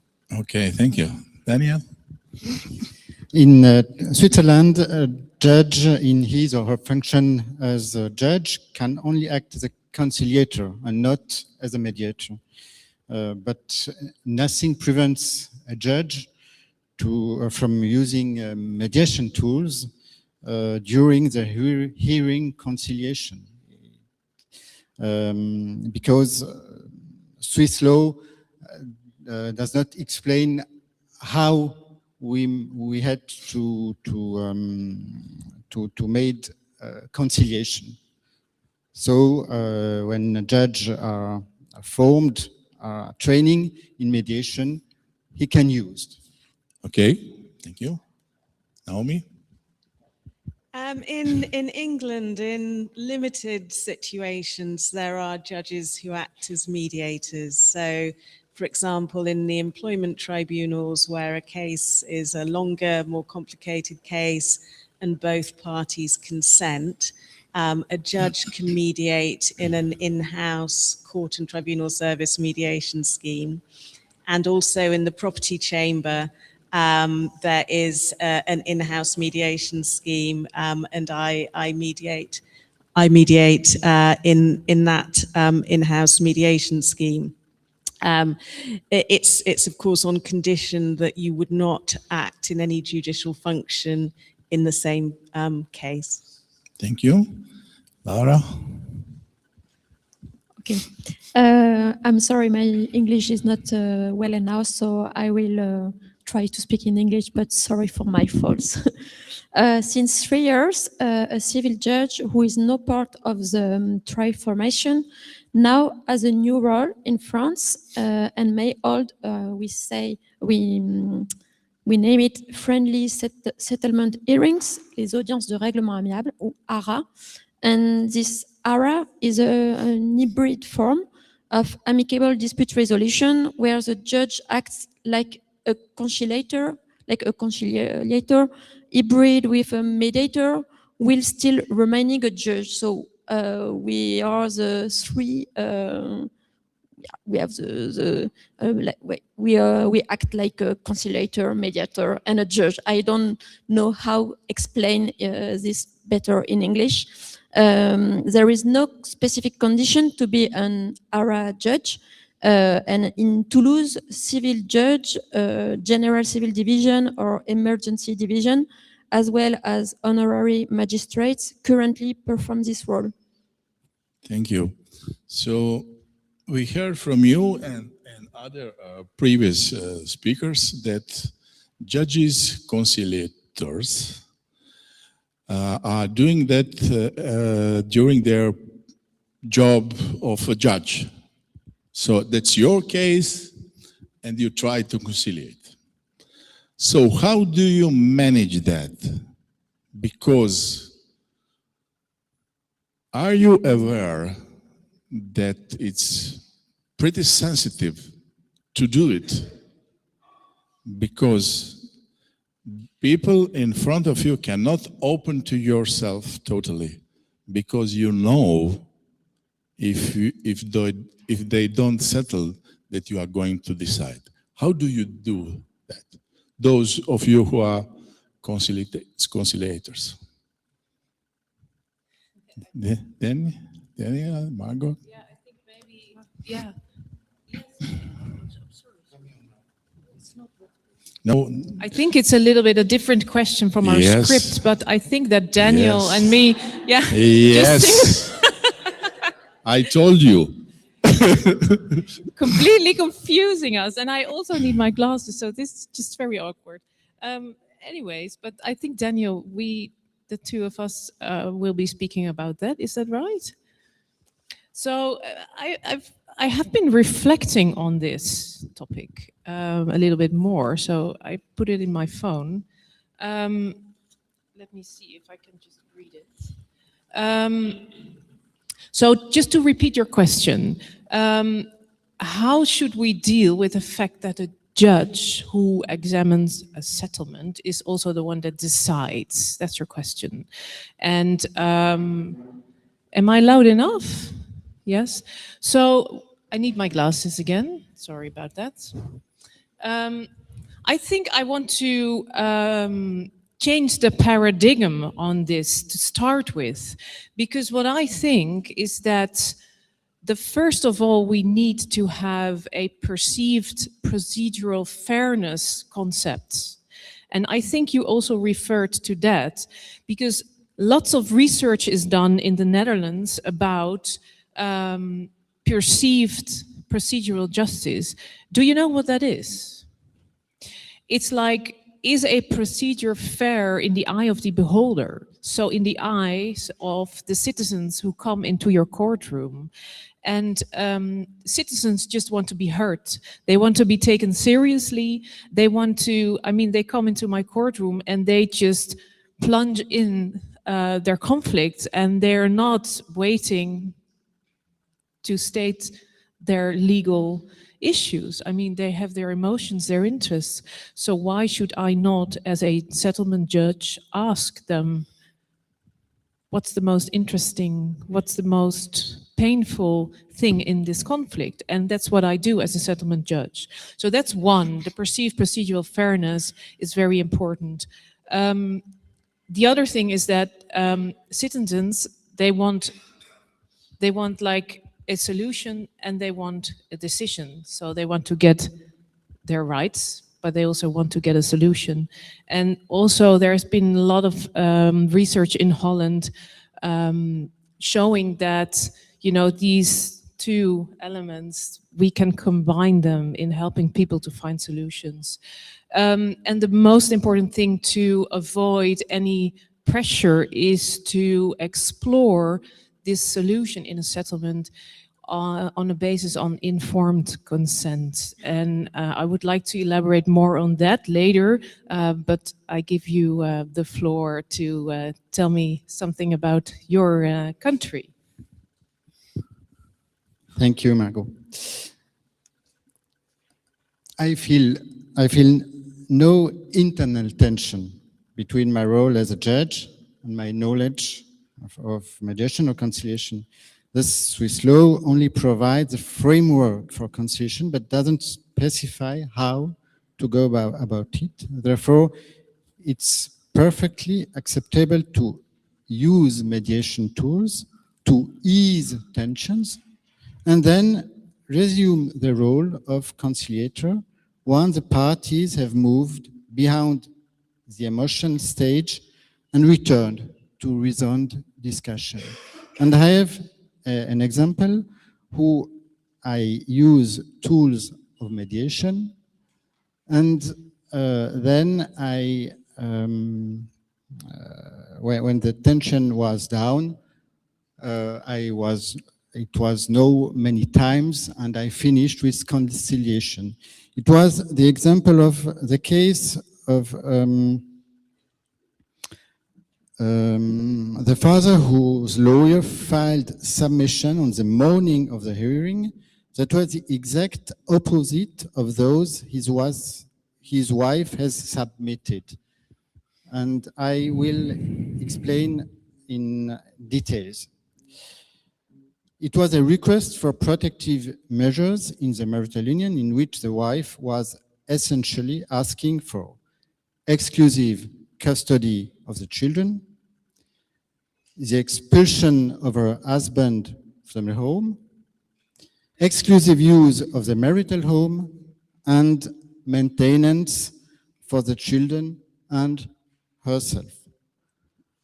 On the morning of the hearing, I received a written submission from the husband, which concluded with the dismissal of the reckless claims and asked for himself the same things: the exclusive custody of the children, the expulsion of his wife from the home, exclusive use of the marital home, and maintenance for the children and himself. Given the diametrically opposed position of the parties, I found myself at an impasse. Each party had strong arguments to make in order to obtain custody of the children. Both worked and took care of their children equally.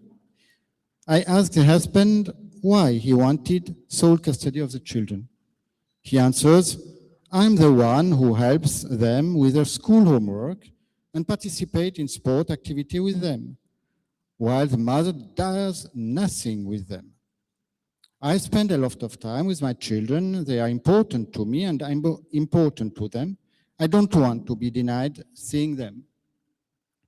While acknowledging the importance that the children have for him and he has for them, I asked the father what he meant by the mother does nothing for them. And he answered, oh, that's a bit of an exaggeration. She does not do nothing. But I took care of homework and practice sport with them. I asked him what the mother did for the children, and he answered, she prepares meals, takes care of the cleaning and laundry, and taught the children to tidy their rooms. I asked the mother if she confirmed that it was important for the children to see their father regularly. She answered, yes. She wishes to have custody of the children, but it is important for her that the children continue to see their father regularly, as he is a good father. I asked the father if it was also important for the children to see their mother regularly. He answered, yes, she is a good mother.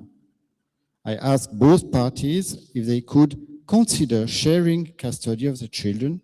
Both answered, yes. I asked who was best suited to find an apartment. The husband replied that it was him, given that he had a higher income.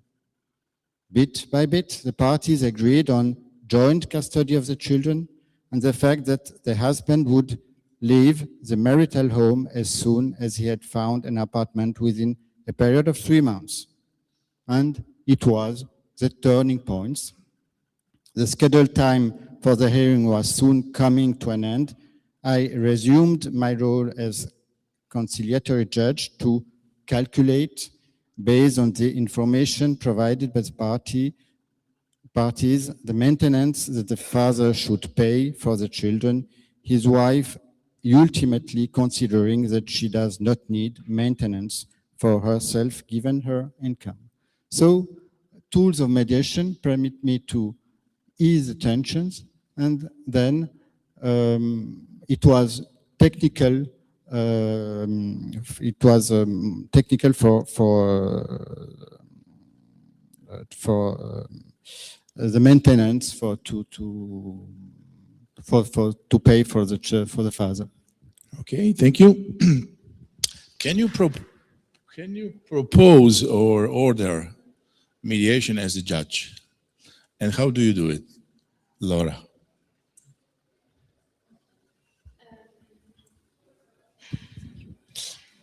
In the General Civil Division, is it possible to propose and or order a mediation during case management or in a judgment? In Toulouse, the system, I'm come from Toulouse in the south of France, so I will speak about my jurisdiction.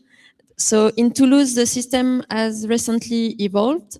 Before, partnership exists with mediator association, which provide an information session on mediation once a month, and the judge order parties to meet a mediator during electronic case management and schedules this case for an information slot. If the meeting led to mediation, it became a conventional mediation. And now this system has been abolished, and the judge has 2 options. The first option, if all parties agrees to mediation, the judge orders it during electronic case management or in the judgment. And if not all parties agree, the judge issues a mixed decision, and we call this decision 2-in-1. and includes this decision include in the single decisions an instruction for the parties to meet a mediator for information, and the authorization for this mediator to collect the parties' consent, and finally an order for mediation to this mediator. So now we authorize this mediator to give this information, and after, if party want to make a mediation, they are going with this mediator. And in both cases, in these two cases, the resulting mediations are judicial mediations and not conventional mediation for us. And this the ordering judge supervises this judicial mediation. Thank you, Laura. So all of us are motivated with the different reasons to approach to mediation and conciliation. What motivated you personally to engage in mediation and conciliation as a judge? Tommy?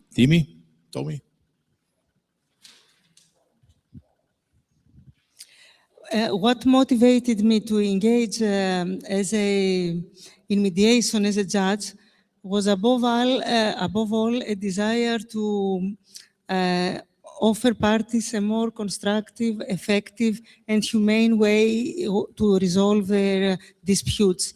In the courtroom, I saw over the years how litigation could intensify conflict and leave people feeling unheard and defeated. Mediation, by contrast, gives them space to speak, to understand each other, and to shape their solution.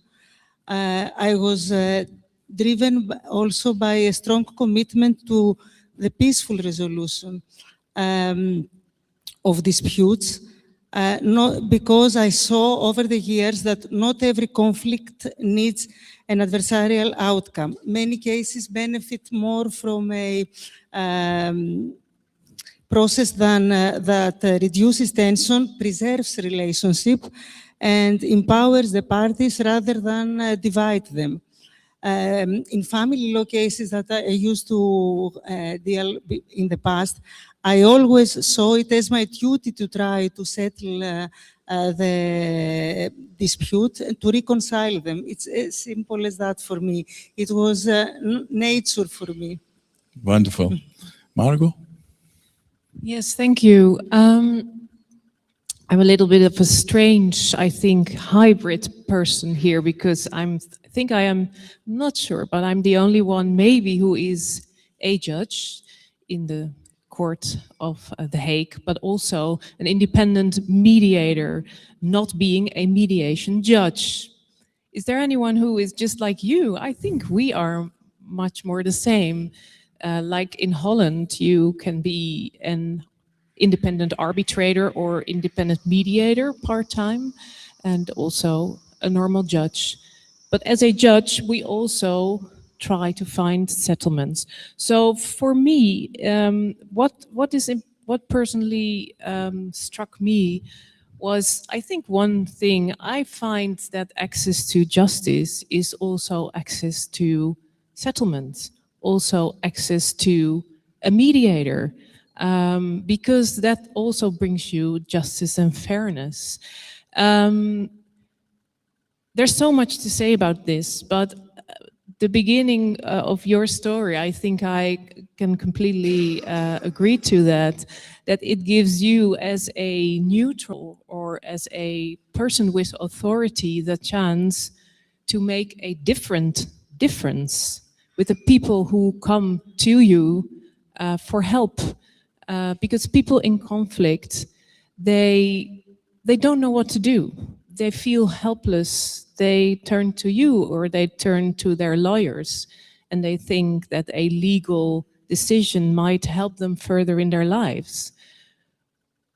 But most of the times it's not the case. So why should I not, as a judge, help people just to evaluate the choices and to help them make an informed consent decision on reaching a settlement in my courtroom or asking for a legal and binding decision. So, yeah, that strikes me. Wonderful. So I try all of these roles, and from my experience, I can tell all of you who can take a role of mediator. For those who are not allowed, unfortunately, and from my point of view, only in mediator role, I felt whole power. How can we really help? Why? Because in mediator role, I'm not the person who is going to decide. And because of that, they feel so calm and comfortable because they don't need to care what they will say, because it is not a judge in front of them. So, next question, what do you think, how your mediation and conciliation skills you apply in your courtroom affect on your role as a judge in comparison of your traditional approach in the courtroom? Daniel? The formation in mediation has provided me with additional tools to facilitate conciliation, and it opened my eyes. As a lawyer, I focused on the relevant facts to determine the legal position, immediately dismissing anything irrelevant. As a mediator, I became interested in facts that, while irrelevant, are important to the parties, and I engage with the emotion aspects of the case before guiding the parties into reasoned discussion when they are ready. Mediation hasn't fundamentally changed my perception of my role, as I consider myself a conciliator at heart. And the guiding principle is conciliate first, adjudicate later. However, mediation has changed my perception of the parties who come to court. I no longer focus solely on the facts of the case, but on what is happening between the parties, on their emotions, on what is left unsaid. I then use the tools I learned in my formation as a mediator.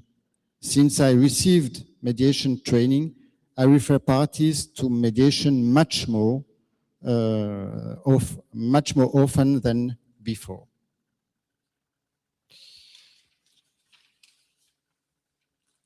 I make them feel the benefits that mediation could bring them by using the appropriate tools in court.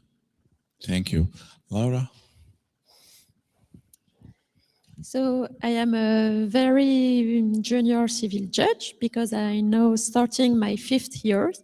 But the advantage of my short experience is that I integrated amicable dispute resolution methods into my role from the very beginning. So before the ARA existed, I already used mediation as a procedural tool and proposed it whenever I believed a more satisfactory solution could be reached amicably. And I therefore consider mediators like justice partners. And with the ARA, my perception of my role has changed again, because now concretely, I exercise a new function, which I find extremely enriching and complementary to the traditional civil judge role. And it seems to me that this greatly enhances the attractiveness of civil judicial work, because beyond the intellectual aspect of judging, such drafting decisions, holding ARAs allow me to be closer to litigants, to practice active listening, and to help, find solution in the solely, only on the interest on parties' interests.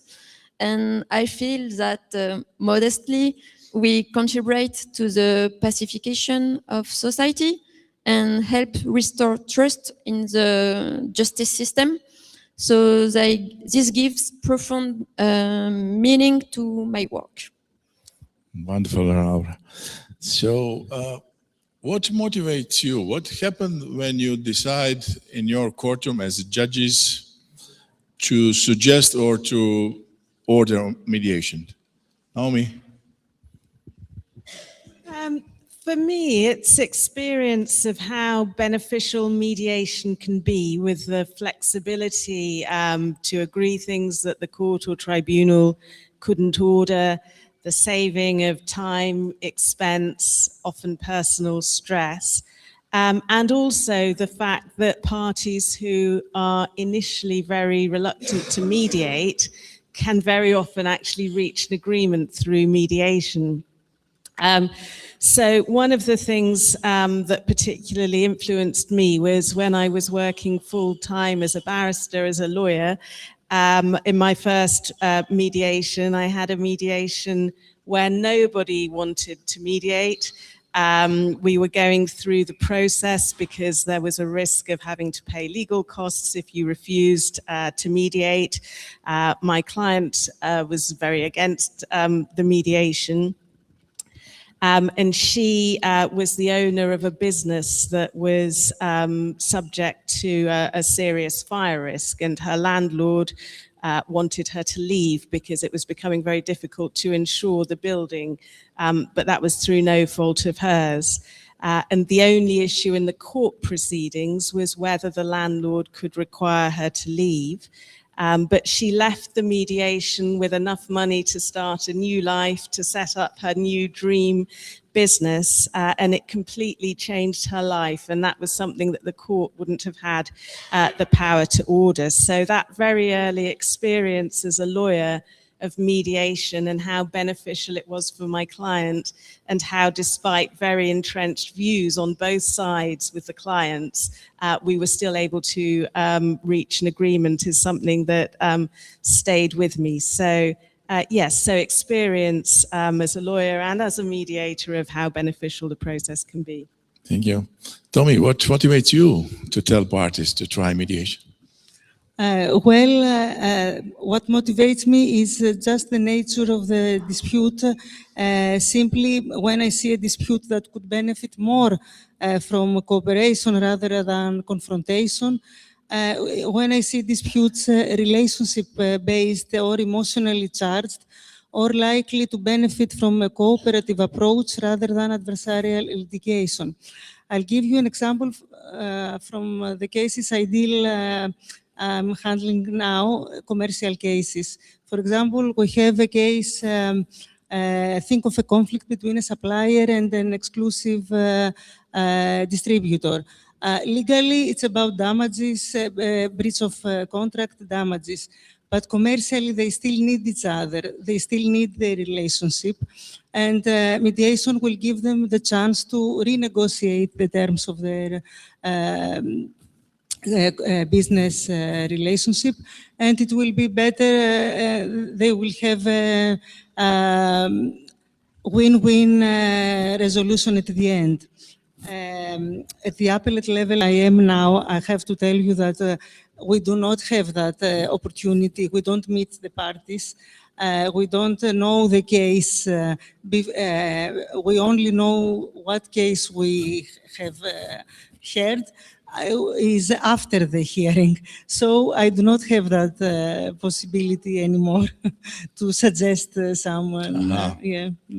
Okay. And what do you really actually say to the parties when you realize that they are very appropriate candidates for mediation? Naomi?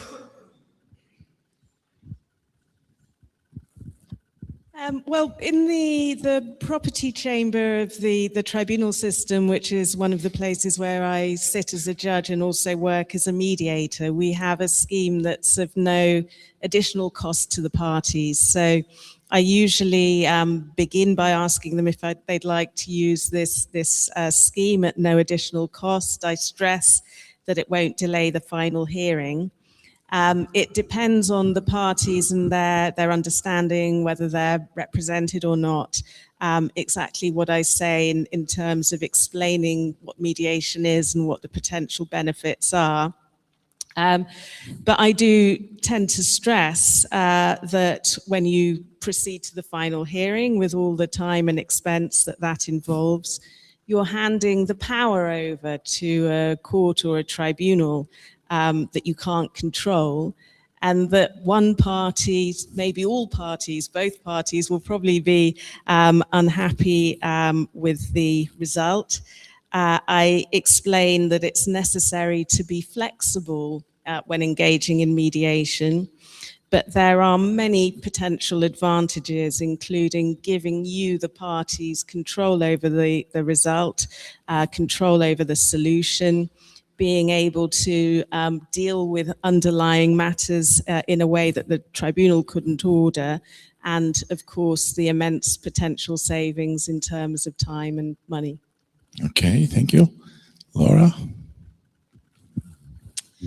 I summoned to an incident hearing all cases in which I believe an amicable solution could be appropriate, for example, an ARA or mediation or conventional instruction. And the lawyer attends the hearing, which allows me to discuss directly with them. And I discuss directly with them the relevance of this procedural option. And this direct exchange between lawyers and judge clearly contribute to the acceptance of amicable dispute resolution. And the argument I use, or I tell us that maybe a solution better adapted to their dispute than a strictly judicial decision could be better with or could be fine with an amicable dispute resolution. Also in Toulouse, we try to do we call this mediation specialized mediation. So we choose some specialized mediators. I know it's not an evidence, and some mediators prefer to be not specialized, not specialized, but in some in some subjects, for example, in construction law or in construction law, when mediators know the law, I observe that lawyers and the party accept the mediation. So when I use this argument, they are rassurés, they are more in confiance with the processes. So we trace this in Toulouse. We also, I also tell that we have very long judgments delays. So sometimes it's better to have a solution in few months than in few years. And after I say there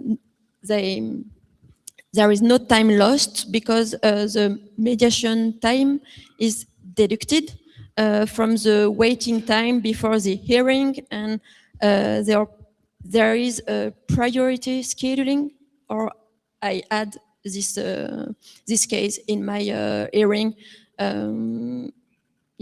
to my regular docket. So I really insist that there will not lost time with mediation. And in short, they have nothing to lose except the chance to reach a more satisfactory satisfactory agreement. So the last argument, yes, in the most of cases, emporte leur adhésion. Yeah, it's the best. Thank you. Thank you. Margot, what do you realize? Did you realize what happened between in the comparison of situations in the courtroom when parties say no and yes for your suggestion to mediation? Yes. What do you?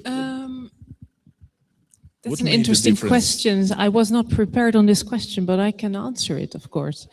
Yes, it was the Thank you for asking. Because I am in the Court of Appeal, we do not refer to mediation very often, which is a shame because there should be some kind of a scheme, like a rational. I was very surprised by the EU IPO that they have criteria. That's very good. For me, referring to mediation is not my core business, but what we have in the Court of Appeal in The Hague is a very special proceeding. It's like a pre-trial proceeding where not 3 judges in the Court of Appeal, but only one will have a hearing in which we try to settle the conflict. And normally when people have a normal verdict of the Court of First Instance, they file for appeal and they say, I do not agree with this verdict. I want to go to the Court of Appeal. And then very soon after they filed, they don't file any statements or any documents. It's only like a message, I do not agree. There are no costs, nothing. There is no efforts made by lawyers. So what we do, we invite those people to a settlement hearing at the Court of Appeal. And I do lots of those cases. And I think we have the half of the whole of our cases is selected for a pre-settlement hearing, so 50%. And of those 50%, 50% is settled. So 25% of the whole caseload of the Court of Appeal is settled in settlement hearings in front of one trained or educated judge. And I'm also one of the experienced judges because I'm also a private practice mediator. I also train those judges and we do exchange information. And so it's very interesting to hear if any of your countries have a similar arrangement in your courts. Yeah. Thank you. And Naomi, if the negative reactions appeared when you suggest mediation, from whom do they usually come? Parties or lawyers? And how they expressed? How do they express that? Well, I think that lawyers appreciate that there can be adverse negative consequences for their clients in failing to mediate. And as I think was mentioned yesterday, there's a Churchill decision in 2023 that means that in civil courts, the court can stay the proceedings and require a mediation. So lawyers, in my experience, tend not to react negatively unless there's a reasoned argument, such as we need to clarify the law because this will affect millions of other cases or something like that. So it's usually the clients or people who are self-representing who in my experience are more likely to react negatively. And that's usually because they're saying, well, the other side will never reach a reasonable settlement, or the other side doesn't want to negotiate or mediate with me. But obviously, if both parties are saying that, then there's a clear willingness to mediate on both sides. And I usually find that explaining a bit more about the process, the benefits, the lack of negative consequences. So as was said, there's nothing to lose other than the possibility of reaching a really satisfactory agreement. So I find that providing reassurance often helps to diffuse the negative reactions. Thank you. Daniel, do you use separate meetings during conciliation or not at all? Is it allowed? I have occasionally heard the parties separately, but this is very rare and delicate in my district due to a strong emphasis on the right to be heard. A judge should not speak with the party alone. But I know that in other parts of Switzerland, like in canton of Bern, judges much more frequently hold hearings by practicing caucus. Legally, it's not a problem to do this in mandatory conciliation hearing, because in that case, the judge in the prior conciliation hearing does not decide to the merits of the case. It's more delicate when you're the trial judge, but I've done it with the parties' agreement and by recording the process in the minutes of the hearing. When parties agree, you can do it. And then I start the separate hearings. But I need, when I'm the judge of on the merit, I need the agreement of the parties to make it. Okay, thank you. Tommy, what do you see as biggest obstacle for wider application of mediation in courts? Or in my view, and I don't think it's only my view, the biggest obstacle is cultural, because many lawyers still operate with a strong adversarial mindset and hesitate to propose mediation, fearing that it may weaken their legal position. Same applies to the parties. They often come to court expecting a winner-loser decision, and they see mediation as an unwanted compromise. So changing this may take time. A second obstacle is lack of awareness and familiarity. I'm talking about Greece. Many litigants do not really know what judicial conciliation or judicial mediation entails, how it works, what the benefits are. Even lawyers who support theoretically the procedure, these mechanisms, they may not have enough practical experience to confidently suggest and recommend to the parties. As a result, people tend to follow the familiar route of litigation. A third obstacle is procedural. As I said before, not only at the appellate level, but at the first instance level, we only have a certain categories of cases that they have oral procedure that the judge can see the parties and suggest, know the case and what it involves, and know that they can benefit from an alternative way to dispute, to resolve the dispute. So it's difficult to also because of that procedural impediment. So some of these obstacles, I think that they could be reduced if parties and lawyers become familiar with the mechanism and the mechanisms, and if they understand mediation better, they might take the initiative themselves to suggest to the lawyers to recourse to mediation and not litigation. Thank you. Margo, what do you think? And are judges sometimes obstacles too?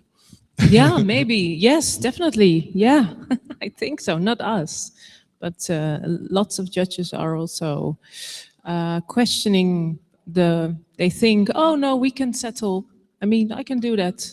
But I mean, such a different paradigm, interest-based negotiations versus right-based negotiations, like settling in the shadow of the law is so much more different from interest-based. So back to the question, I see as an obstacle in Holland for the referral to mediation, to external mediation, because we don't have in-court mediation. We only have external mediations, a very flourishing mediation market we have. But I mean, we could do better, I think. And the judiciary should play a major role in that, to refer much more numbers of cases. I have a colleague, he's sitting there in the, he's in the insolvency practice, and he wrote together with lots of partners a procedure how to refer cases to mediation, and it's quite successful, because actually then we have in like a certain area of law, we have very clear criteria, the same as in the intellectual property cases. I think that we can do better in Holland. I also think that the second is that there should be a clearer distinction between mediation, because it's not incorporated in our law. So everybody can say, I'm a mediator, or like a mediator judge, but we are not. So there should be a clearer settlement, a clearer distinction between mediation and settlement by judges. Another thing is that it would be interesting to have some more research on a pre-litigation portal. There is a little bit of research now going on in the Netherlands to see if we can have some kind of an in-court mediation kind of pre-litigation portal, but it's at an early stage. What is interesting is that judges can, as we have seen in labor law cases, there has been strong how can I say, like strong promotion in court cases by just not admitting employees to be fired if they are not being able to have a mediation process first. So that's quite interesting, because then you say that you should first go to mediation, and then afterwards, only then the mediation did not succeed, then you can get rid of your employee. So it is interesting to see the developments on promoting mediation in Holland, and we could do better, I think, yes. Thank you. In your experience, Naomi, who most benefited with mediation, and how, in what way?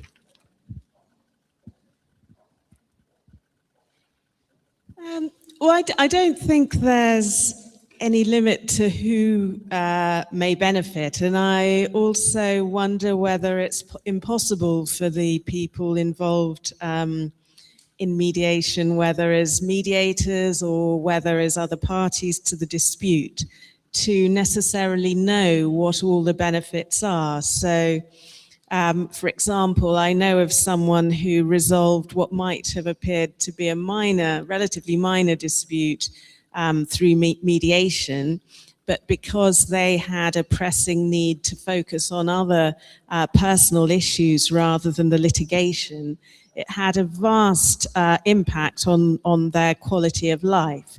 And so could be perhaps considered more important than the resolution of a much more major dispute for someone else. So I think that when one's looking at the underlying needs as well as the amounts in dispute and the law, it really opens up the possibility of all kinds of benefits.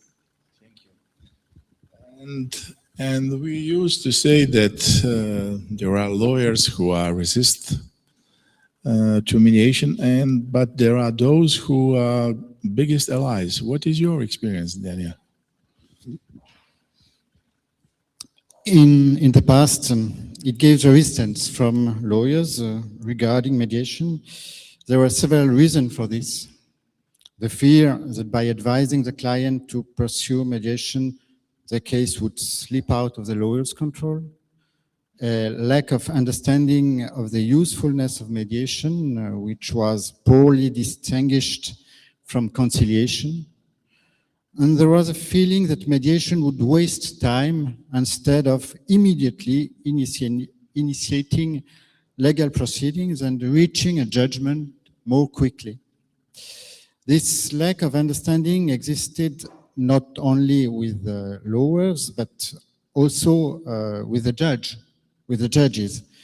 For example, during my first 3 years as a judge, I referred a case to mediation only once. Since I received mediation training, I have referred cases to mediation more and more frequently. Initially, the parties refused, citing several reasons: wasted time, the impossibility of communicating with the other parties who refused to listen, the perceived futility of the process, and the lengthening of proceedings. By using mediation tools during the hearing, the parties were more easily persuaded to suspend proceedings and continue discussions with the help of a mediator. Things improved as more and more legal professionals trained in mediation, and resistance now diminished. Lawyers, especially those trained in mediation, became alliés. But there are the diehards, the people who refuse to give in, and I recently met one of them. I acted as a judge in a criminal hearing involving a neighborhood dispute between members of the same family who lived in a two-apartment house. Two brothers co-owned the house with their wives and children. They were to be tried for insults, threats, assault, and property damage. The most serious offense was to give a punch. The sentence, therefore, wasn't expected to be hard. By making them understand that the sanctions I could impose wouldn't resolve their conflict, they agreed to mediation. So I suspended the proceedings during several months, but mediation failed. They came back to my criminal court hearing, and I had prepared myself to condemn them. But first, I picked up the discussion where I had left off at the previous hearing, addressing the emotional aspects. One lawyer told me I was quite naive to think we could reach an agreement. But we made progress. I paused the proceedings once, twice, for a few minutes to allow them to exchange views. I had to frame the recalcitrant lawyer and practice in parallel active listening with the parties. On the third pause, the recalcitrant lawyer told me, my clients gave me a real dressing down. In French, mes clients m'ont engueulé. They told me, you were right. And so the conciliation was finally achieved. But it was not thanks to the lawyer this time. Active listening has paid off with clients who have decided to disregard their lawyer's reservations. But today I can say that's the exception. Lawyers are more alliés as resistant. Thank you. And so all of us know that this approach in courtroom can change really perception of judiciary, of judges, of justice and legal system. Laura, how did you feel about it? Did you realize that something is changing with them, with your approach, a different approach? Yeah. At the beginning of each hearing, I take a few minutes to remind everyone of our court's amicable resolution policy and explain how it's implemented in my division and encourage them to use these tools. And I have been doing this nearly 2 years. And I also tell them that I am available. When I say them, it's lawyer, because I have no parties or I have no people in my audience because lawyer are obligatory. So I have just lawyer. And I also tell them that I am available for questions or difficulties, and I gather their feedback during this exchange. I think that rebuilding and deepening dialogue with the bar and with our partners, mediators or conciliators, helps collectively change the perception of justice. And this approach, I'm not alone, is shared by all civil judges in my tribunal, whether or not they practice ARA, and is supported by our court leadership also. And we are really all the tribunal lead in the same direction. So I think with a little work, we change the perception of amicable amicable resolution of conflict in Toulouse. Thank you. So maybe it's the right time to stop talking from us, and maybe you can have some comment, question, or whatever. Please.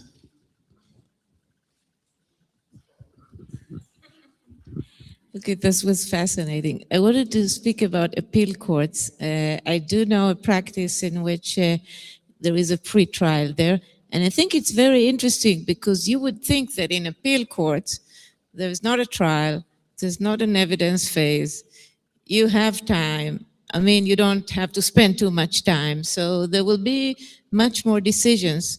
And it's interesting that the phenomena of a settlement culture and of amicable dispute resolution, it also goes up to the appeal courts and to Supreme Courts and to places in which parties cannot appeal anymore. So you don't even need them to agree. You can decide, and still judges want the parties to agree. And here I have a question, because there is mediation, which is amazing and interest-based and going forward, and we all love it. But I think in most of the places in which amicable dispute resolution enters the court, many times it becomes very narrow, until a point in which in our appeal courts, most cases are not decided, but it's because the court reached a point where they say, sometimes they even give a brief verdict, and they say, this is how we see legally the situation. 1, 2, 3, 4, 5, 6. It's not about interest, nothing. This is what we want to decide. What do you say? And then you have this kind of form of decision by authority, a kind of an agreed agreement, and they think it's great. And I wonder if we think it's great, and do we accept a spectrum of amicable dispute resolution, or only the broader mediation kind of interest-based? Thank you for this question. I feel called by your question to answer. I think in a way you're right. It depends on the kinds of conflicts, but what is interesting for the courts of appeal, what we do in the Court of The Hague and also in the Court of Appeal in other, we have 4 Court of Appeals in Holland, that we read the whole first instance file. So we spend like maybe a few hours or half a day, depending on how big the case is. So we know the merits, the legal merits of the case. We could also give our legal views on and elaborate with the lawyers and the citizens in my courtroom. Like how do you want that this case is going to end? I can ask you questions about does a legal opinion, or like a legal decision, solve your problem? If the answer is no, let's see what we can do. So to make like what I think I already said it for 3 times, an informed consent decision on proceeding for a legal decision or making a settlement. And in lots of cases that come to courts, people already had a lot of loss. They already felt lots of grief, loss, conflict, negative emotions. So the only thing they want is to be relieved from that burden. Why not help them to relieve that burden? And maybe as a neutral, suggest a fair settlement, or just think. I mean, I always think with the people in my courtroom and with the lawyers in cooperation, what do you think? How would this case, how should it end? And what is fair and reasonable, not only from a legal point of view? So it's an interesting question. And I mean, I can tell lots of things about it, but I give the microphone to somebody else now. So, hello to everybody. I'm an Italian judge. I am the president of a juvenile court in Bari. And I was very interested in hearing your experience. And there are some relevant differences from our system. Because in Italy we have a strong concept of the judge who is the one who decides. So in the traditional point of view, the judge must be neutral and must be detached from the parties. The only possibility for the Italian judges to conciliate, so the judge, but not a different judge. The judge carrying out the trial can conciliate especially in the first part, so there's an attempt of conciliation, and then can conciliate also in every phase. But of course, what is lacking is the culture of conciliation. So we have some interesting experiments in Bari, or in Florence, but they are just pioneering experiments, while most of judges have no culture of conciliation. So it's a kind of, it may be a kind of formal attempt.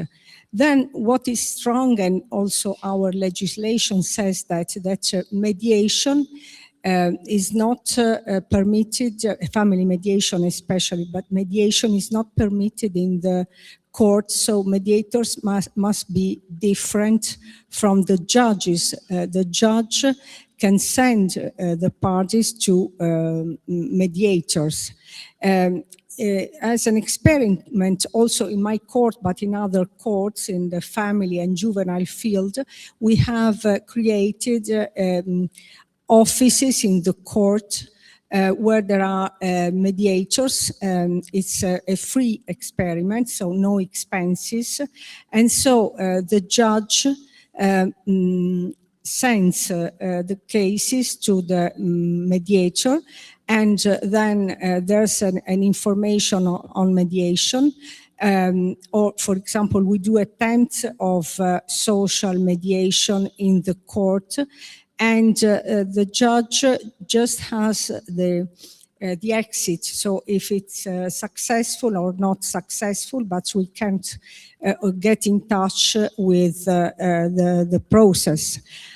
I think that a good proposal in Italy, I would like to do it, is to create a chamber of conciliation. This is for maybe the proposal which can suit best with our system.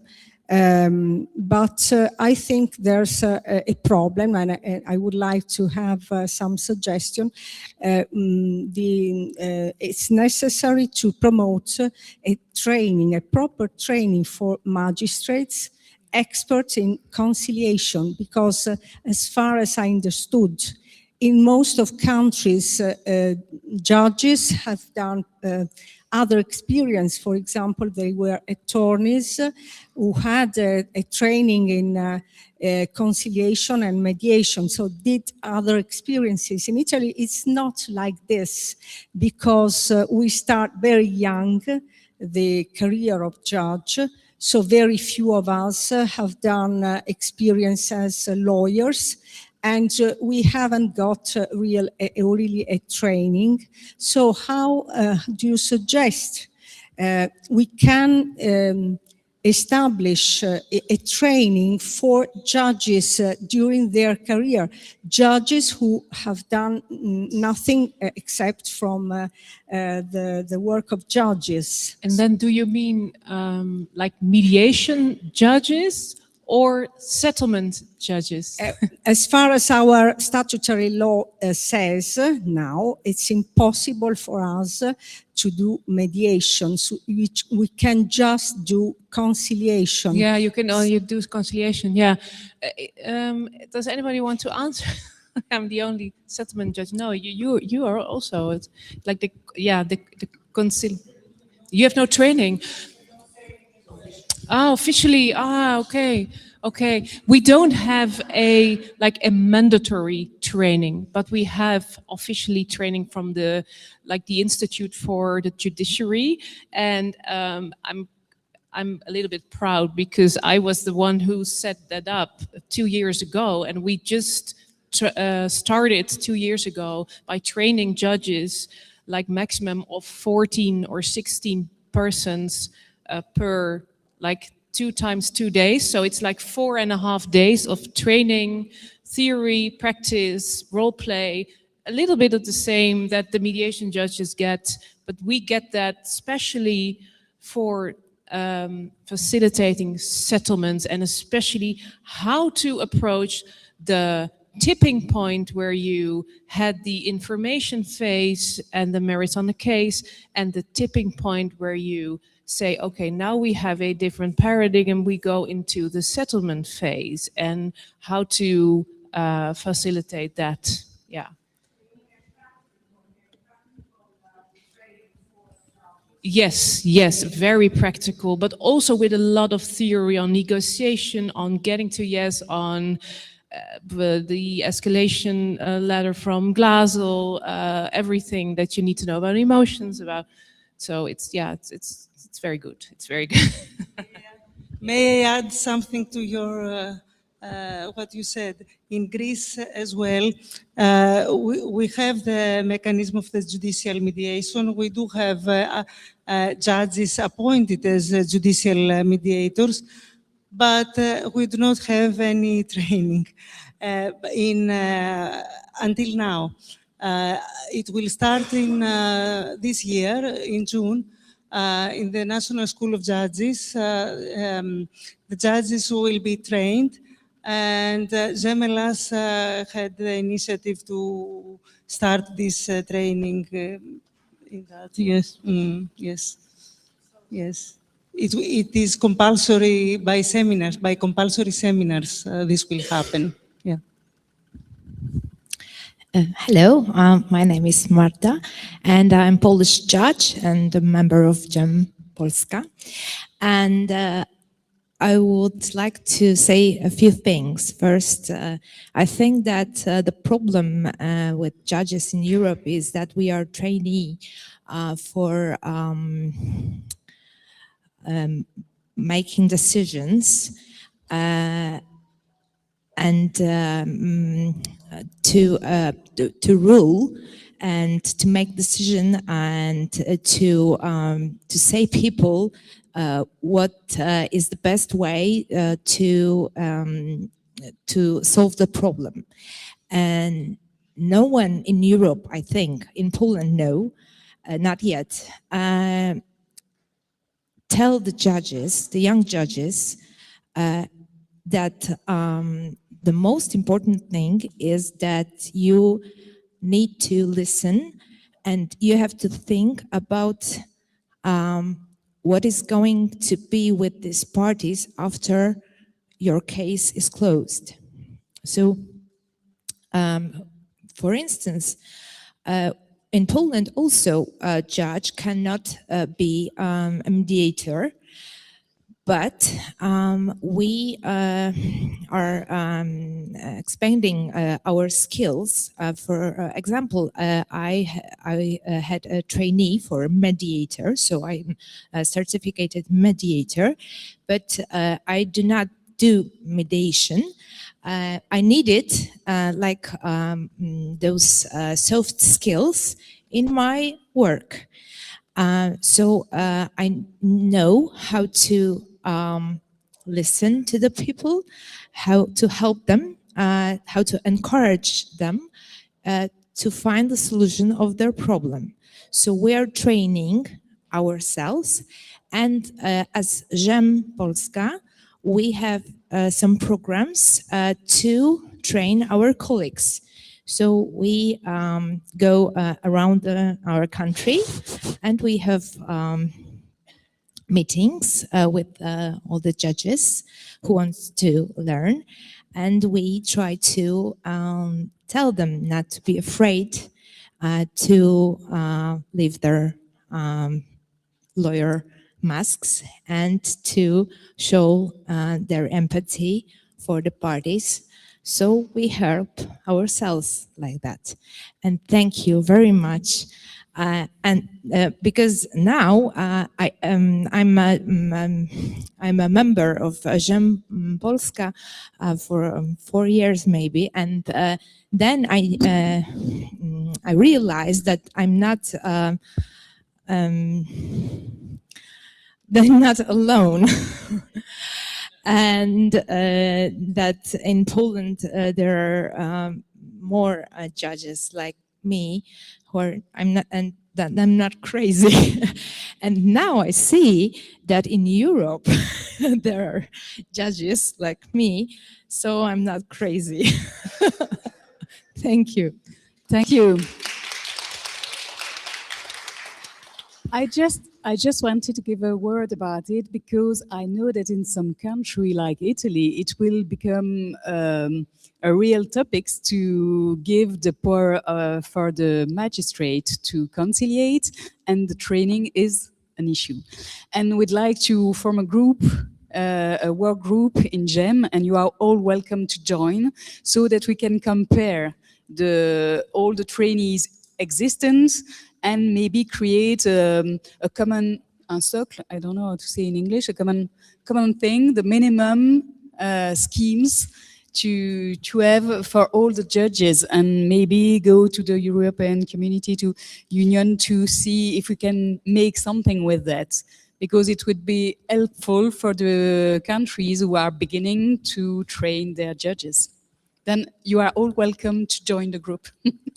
So thank you. So just few more words. So conciliation and mediation is here to stay. And there is still huge confusion between the good law solution and good solution for the parties. Very often it is not the same, like you said. So please, all of you who haven't yet mediation training, no matter can you mediate or not, finish it. It will change your life. And be brave, be persistent, and you are in charge in your courtrooms. And for last, very short story, what judges can do even when they are not conciliators and mediators. So maybe you know some of them, that. So imagine a couple, divorced one. They are fighting for the custody of the son, 12 years old. And it is a huge war in the courtroom. They yell to each other, they offend each other, lawyers are there, and they want to make the other side incompetent parent. Can you imagine that? Who do that? We as a profession. And at one point they lost temper, and judge too, and he lost temper and said, "Stop talking, please." And they calmed down, and he said, are you aware how do you behave right now? So before we proceed, I want to ask each of you one question, okay? Mrs. I don't know, Frédérique, as a mother, I would like to know, as a mother, do you love your son? And he said, of course I love him. And okay, and Mr. Frédérique, do you love your son? Judge, what kind of question is I would give my life for him? Okay, I realize that both of you, as a mother and father, love your son. But me, I don't love him at all. So I cannot understand why you put the destiny of your son in my hands. So they go out, they make agreement, and I made decision with what they want and not what I want as a judge. Thank you very much. Thank you, panelists. Thank you, Sedan.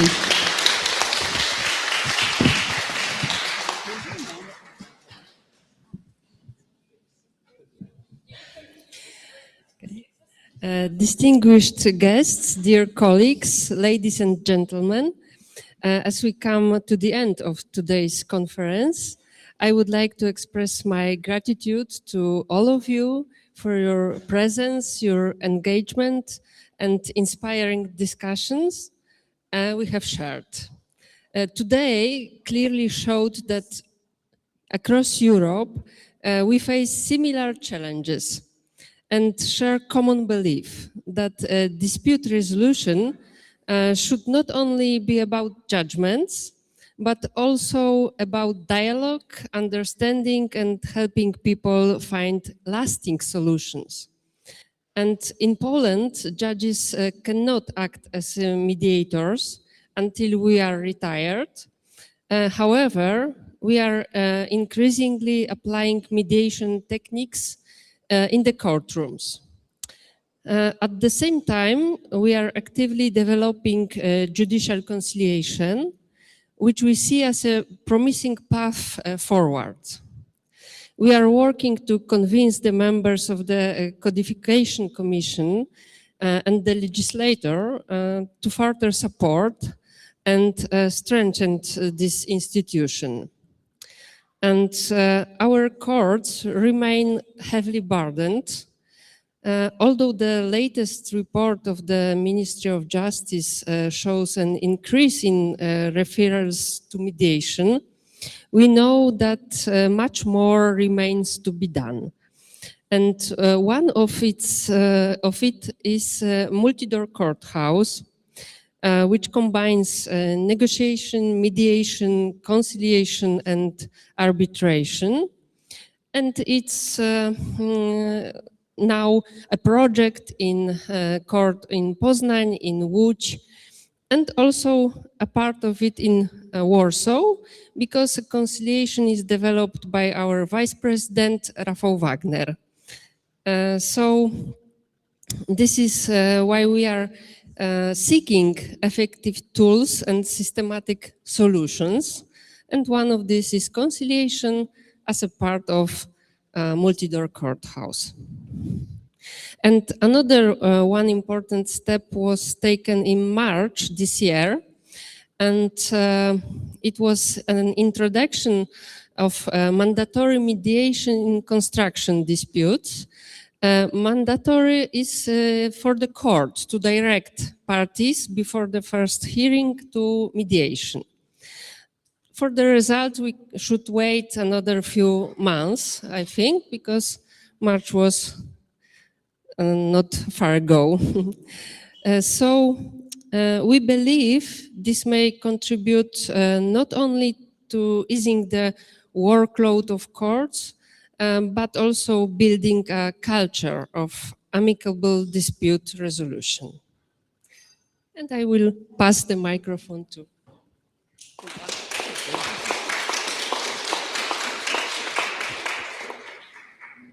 So dear guests, let me just add a few words to what Karolina has just said.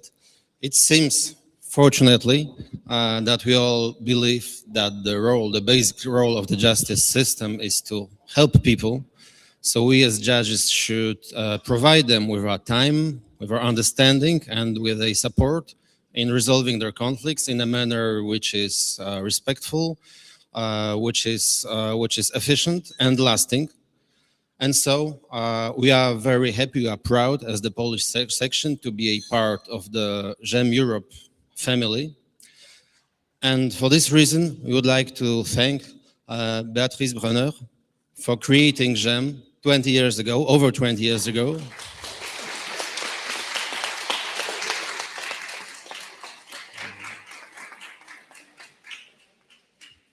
For inspiring generations of judges across Europe. Alors, merci beaucoup Béatrice pour d'avoir créé GEMME, de nous avoir inspirés.